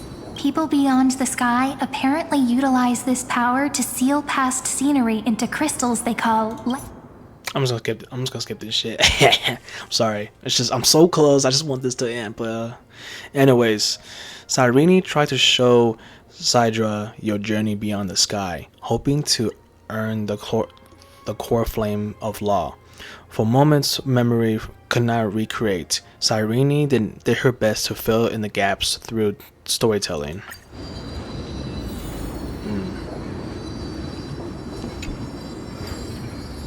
What brightly colored annals! The journey of the Deliverer's conquest. Let me partake in it.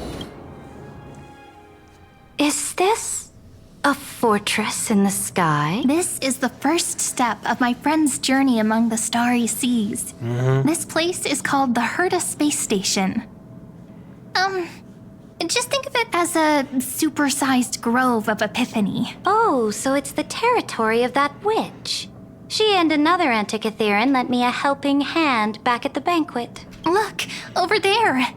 Looks like he's talking to Madame Herta in his memory. Let's go listen to what she thinks about this world. All constructed by eons and paths. Are you telling me that woman is Herta? She seems shorter than I remember. Oh, she's a puppet at first. Pretty nice space station, huh? But just wait. After a couple more stops on the Astral Express, you'll see sights that'll make this place look ordinary. Oh, the cosmos is so vast that the unknowns far outnumber the knowns. But none of them will end up being anything amazing. The farther you go, the more you'll understand what I mean. So do your best with the nameless. Break a leg! And remember to send an update or two to Asta when you've got some downtime. She certainly shares my way of thinking. Only that instead of a conquest through blood and fire, they chose a gentler path. People call Madame Herta and Mr. Screwlum geniuses. Apparently, only the smartest people in the cosmos can receive the blessings of Noose. Amphorius' true creator. Do you mean that even individuals of such nobility are merely subordinates to a god? On the contrary, after all, it was the very first. Alright, sorry about this. Hertha remarked that the galaxy was vast, far more unknown than known. Cedra agreed, but noted that instead of conquering through blood and fire, the geniuses had chosen a gentler path. Now what? This next stop on the journey has a lot of similarities to Amphorius. Is this the Xianxia A Lafu? snow-covered land? Oh. Interesting. Oh, I remember This this star shit. is named Eurillo 6. Yellow 6. That name sounds so cold. Belobog sounds better. The girl we Yeah. see here holds a similar station to you, Imperator. She's the supreme guardian of this world. A leader who took up the mantle of government during a disaster. I did not expect the Empress of this world to be so young. Well, your appearance isn't much older.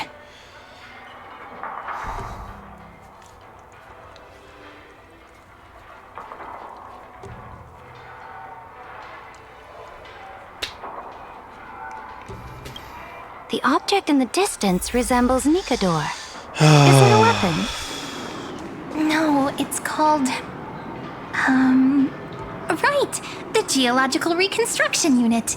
Man, I miss Just Balrog. Giorios' Titankin? Disappointing. Oh, I miss this place, low-key.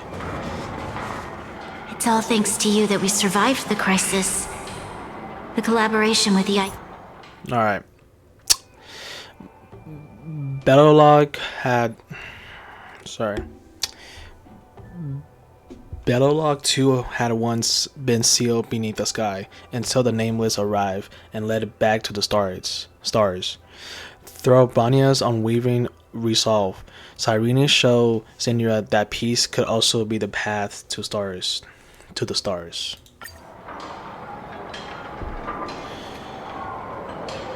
Hold on.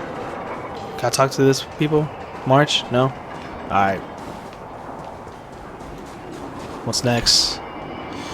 Now, I'm guessing This this next is... world is a nation of dreams. The first time I heard about that place, I didn't even know what to think. Is this the Shishio Lafu or is it Penacony?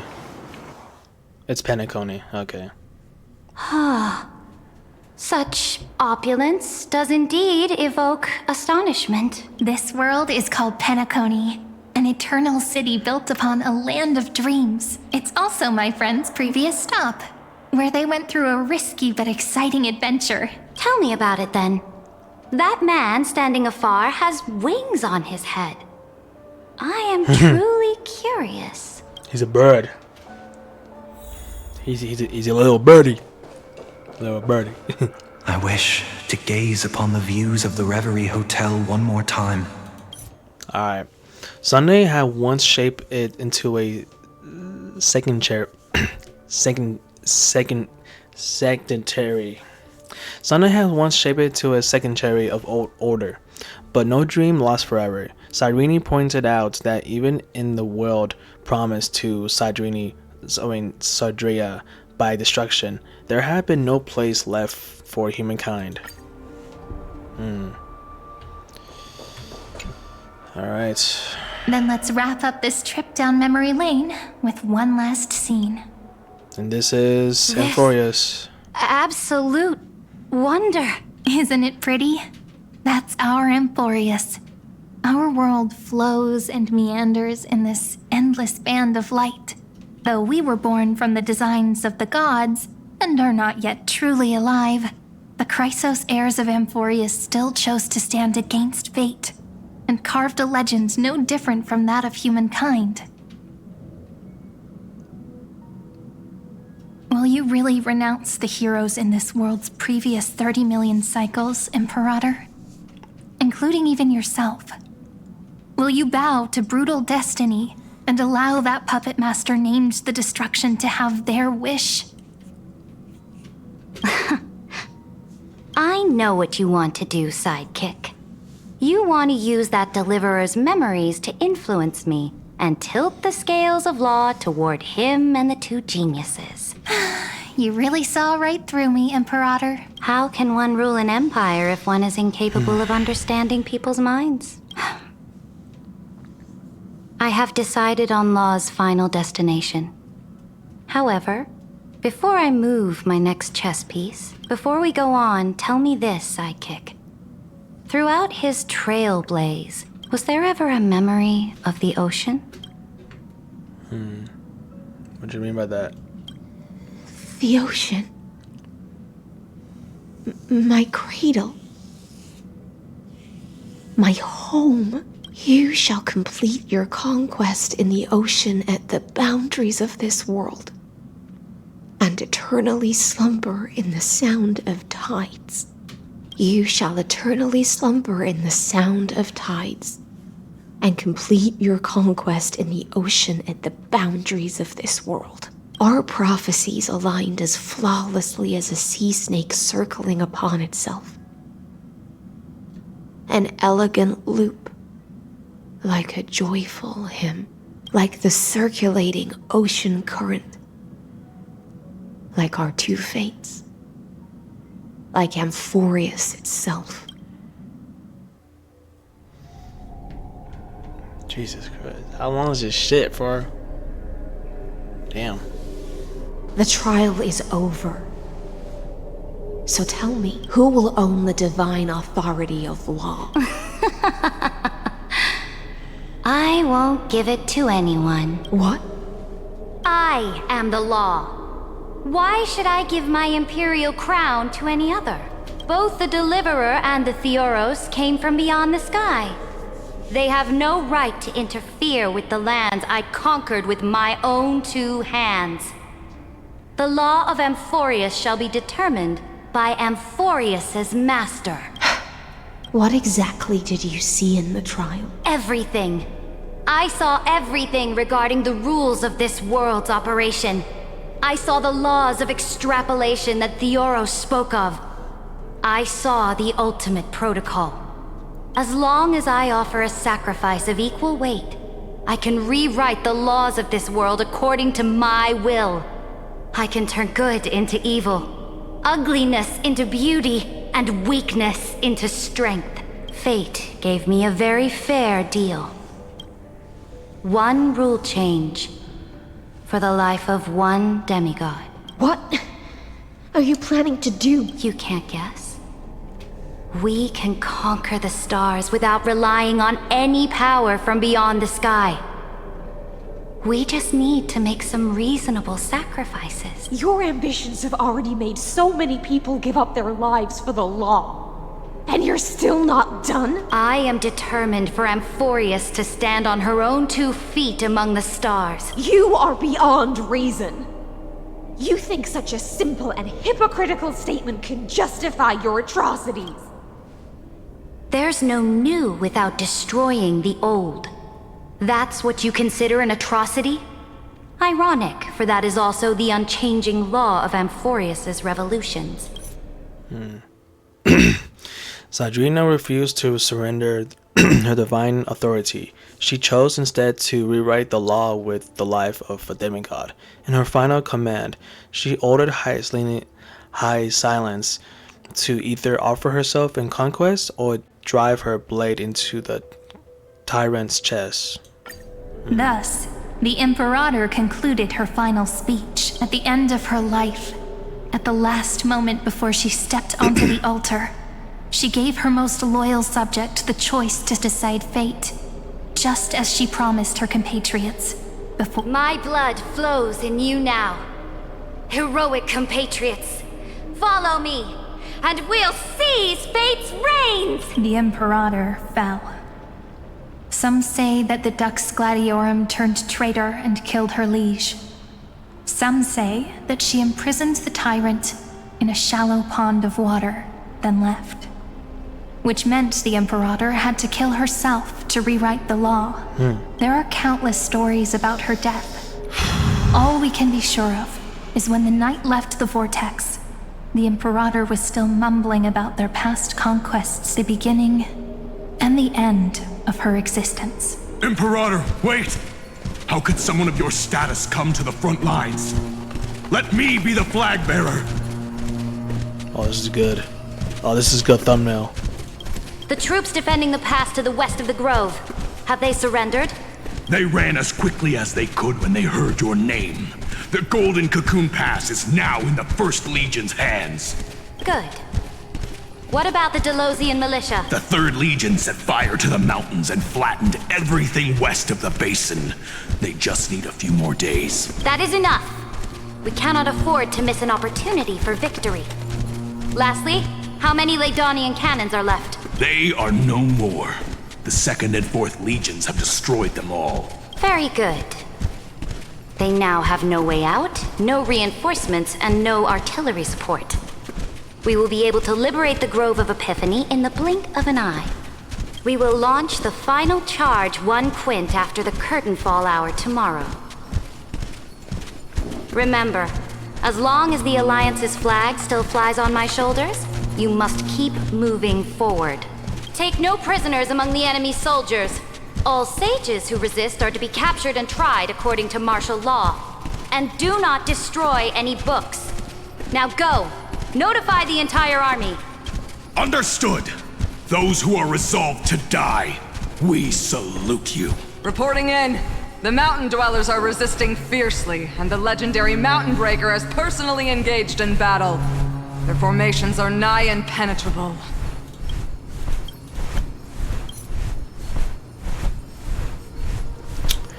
The Imperia fell within the bounds of Euphoria's. Her conquest had reached its end. There was no need for grief, as countless could have slain her, but only Sidra had the power to truly unmake her. At the end, I faithfully recorded the most important battles in the Imperator's life. Her conquest was about to be completed at this point in the story. However, for some reason, a memory suddenly entered my mind just as I was about to put down my pen. It was a journey on a fantastical train. I had the honor of having a heart-to-heart conversation with the Imperator under the stars.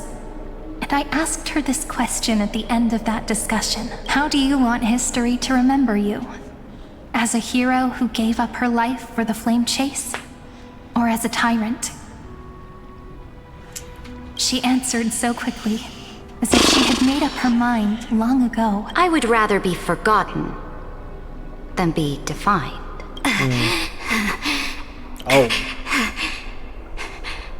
Because the law can be neither eternal nor unchallenged, and only humanity can pen laws into history's pages. Now, I have shattered the greatest law of Amphorius. The game is nearing its end, Dux Gladiorum. Even though you killed the Imperator in the previous 30 million cycles, this time you finally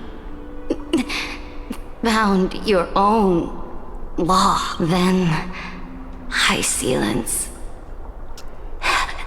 Electra. I will ask someone to deliver the prophecy's ocean at the boundaries of this world to you. Will you choose to swim into that ocean? I do not care. Do not care. The Imperator muttered about her conquests, and news of her death spread in the city. Freedom! Liberty! The tyrant is dead! Go! Shout this news in the streets! My people, my fellow elders, do not panic. Stand your ground. That usurper has paid for her ambition with her life. People once cheered for my ascension. Alright. Fate Orcel once foretold, You shall complete your conquest in the ocean at the boundaries of this world, and eternally slumber in the sound of tides. What law the Emperor rewrote remain a mystery. Saishira refused to be defined and will rather be forgotten. Man, this quest, goddamn. Are you done yet? Oh, this is in... From that page... Oh, this is from the... emerged an ocean. Oh, this is from the Shincho Lafu. So vast. So pure. Not a single trace of corruption. Is this Saridra? Electra, my subject. Ever since you walked out of the tainted ocean and pledged yourself to me, I have seen the abyss in your eyes and the emptiness in your heart. That was why I promised you a new ocean, where the Imperator's ambitions would serve as the currents, and loyalty would be its light. Electra, my subject. You have done your duty as my blade. The prophecy has now made its final decree on the road I intend to walk. My conquest is doomed to never reach the stars. But the Imperator never makes empty promises. So take this memory, this ocean, beyond the sky, as witnessed by the Deliverer. This is the final gift that the Imperator can leave for her subject.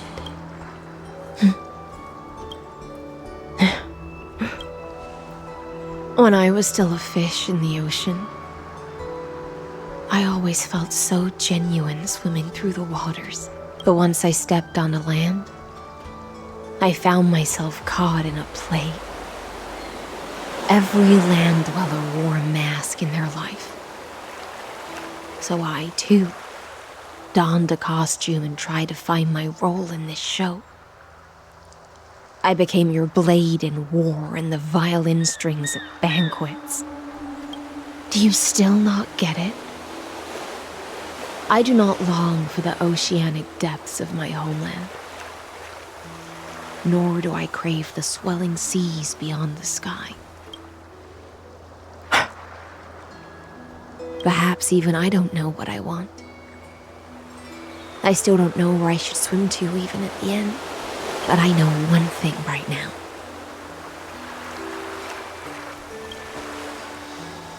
A fish is simply a fish.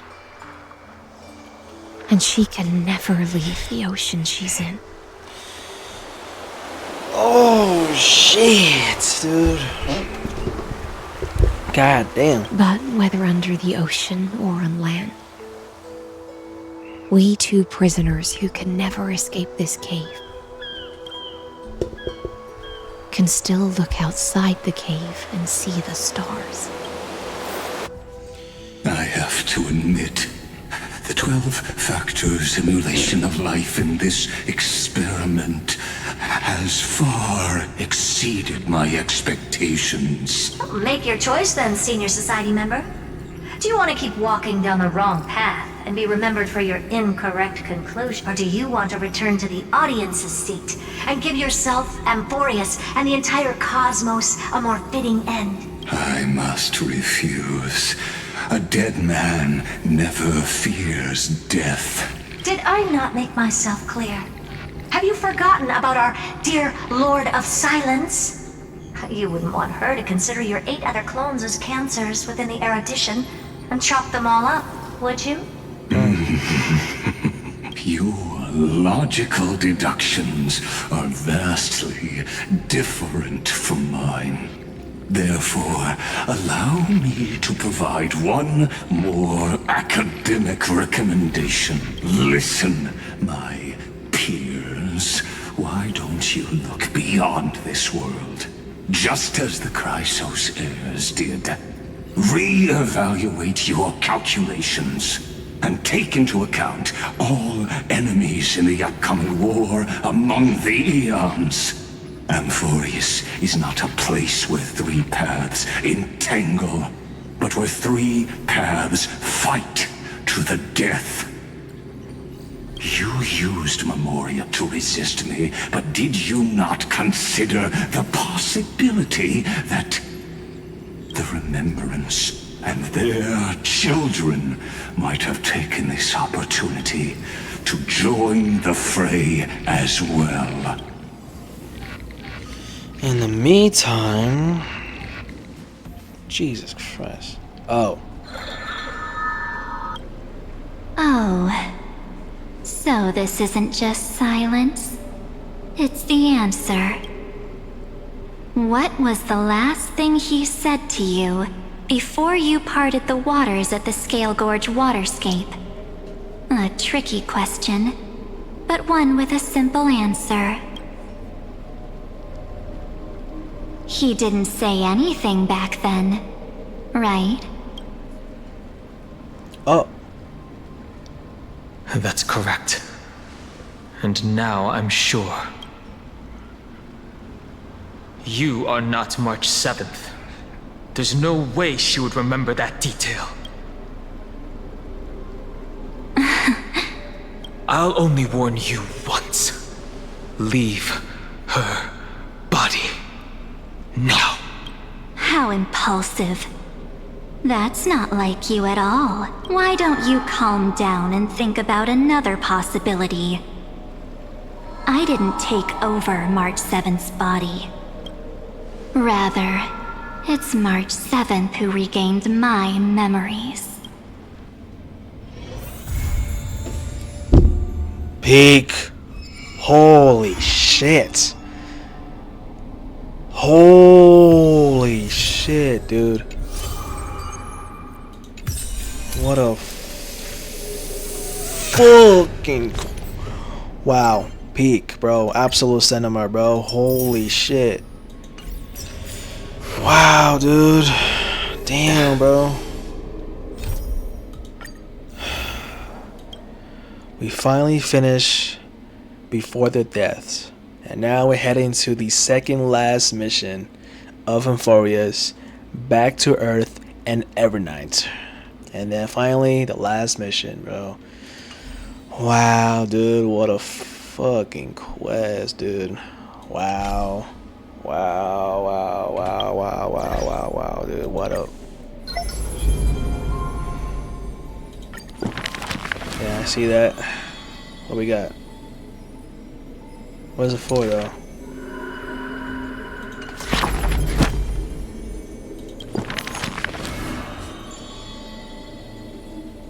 It's for her, is it? That's so much shit to do right now. What's this? Legus.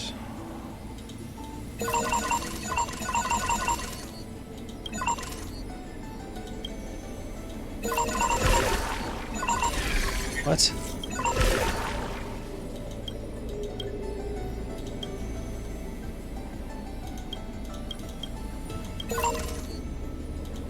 Forgotten years.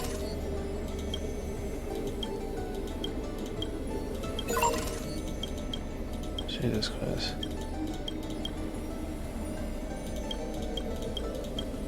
It has all this code thing, bro. Alright.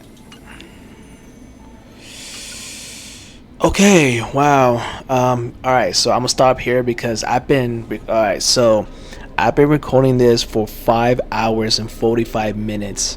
So I started recording this at 6:50 p.m. I remember 6:50 p.m.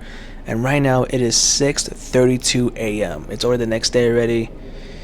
So yeah, so I'm gonna head to sleep right now. Jesus. So yeah.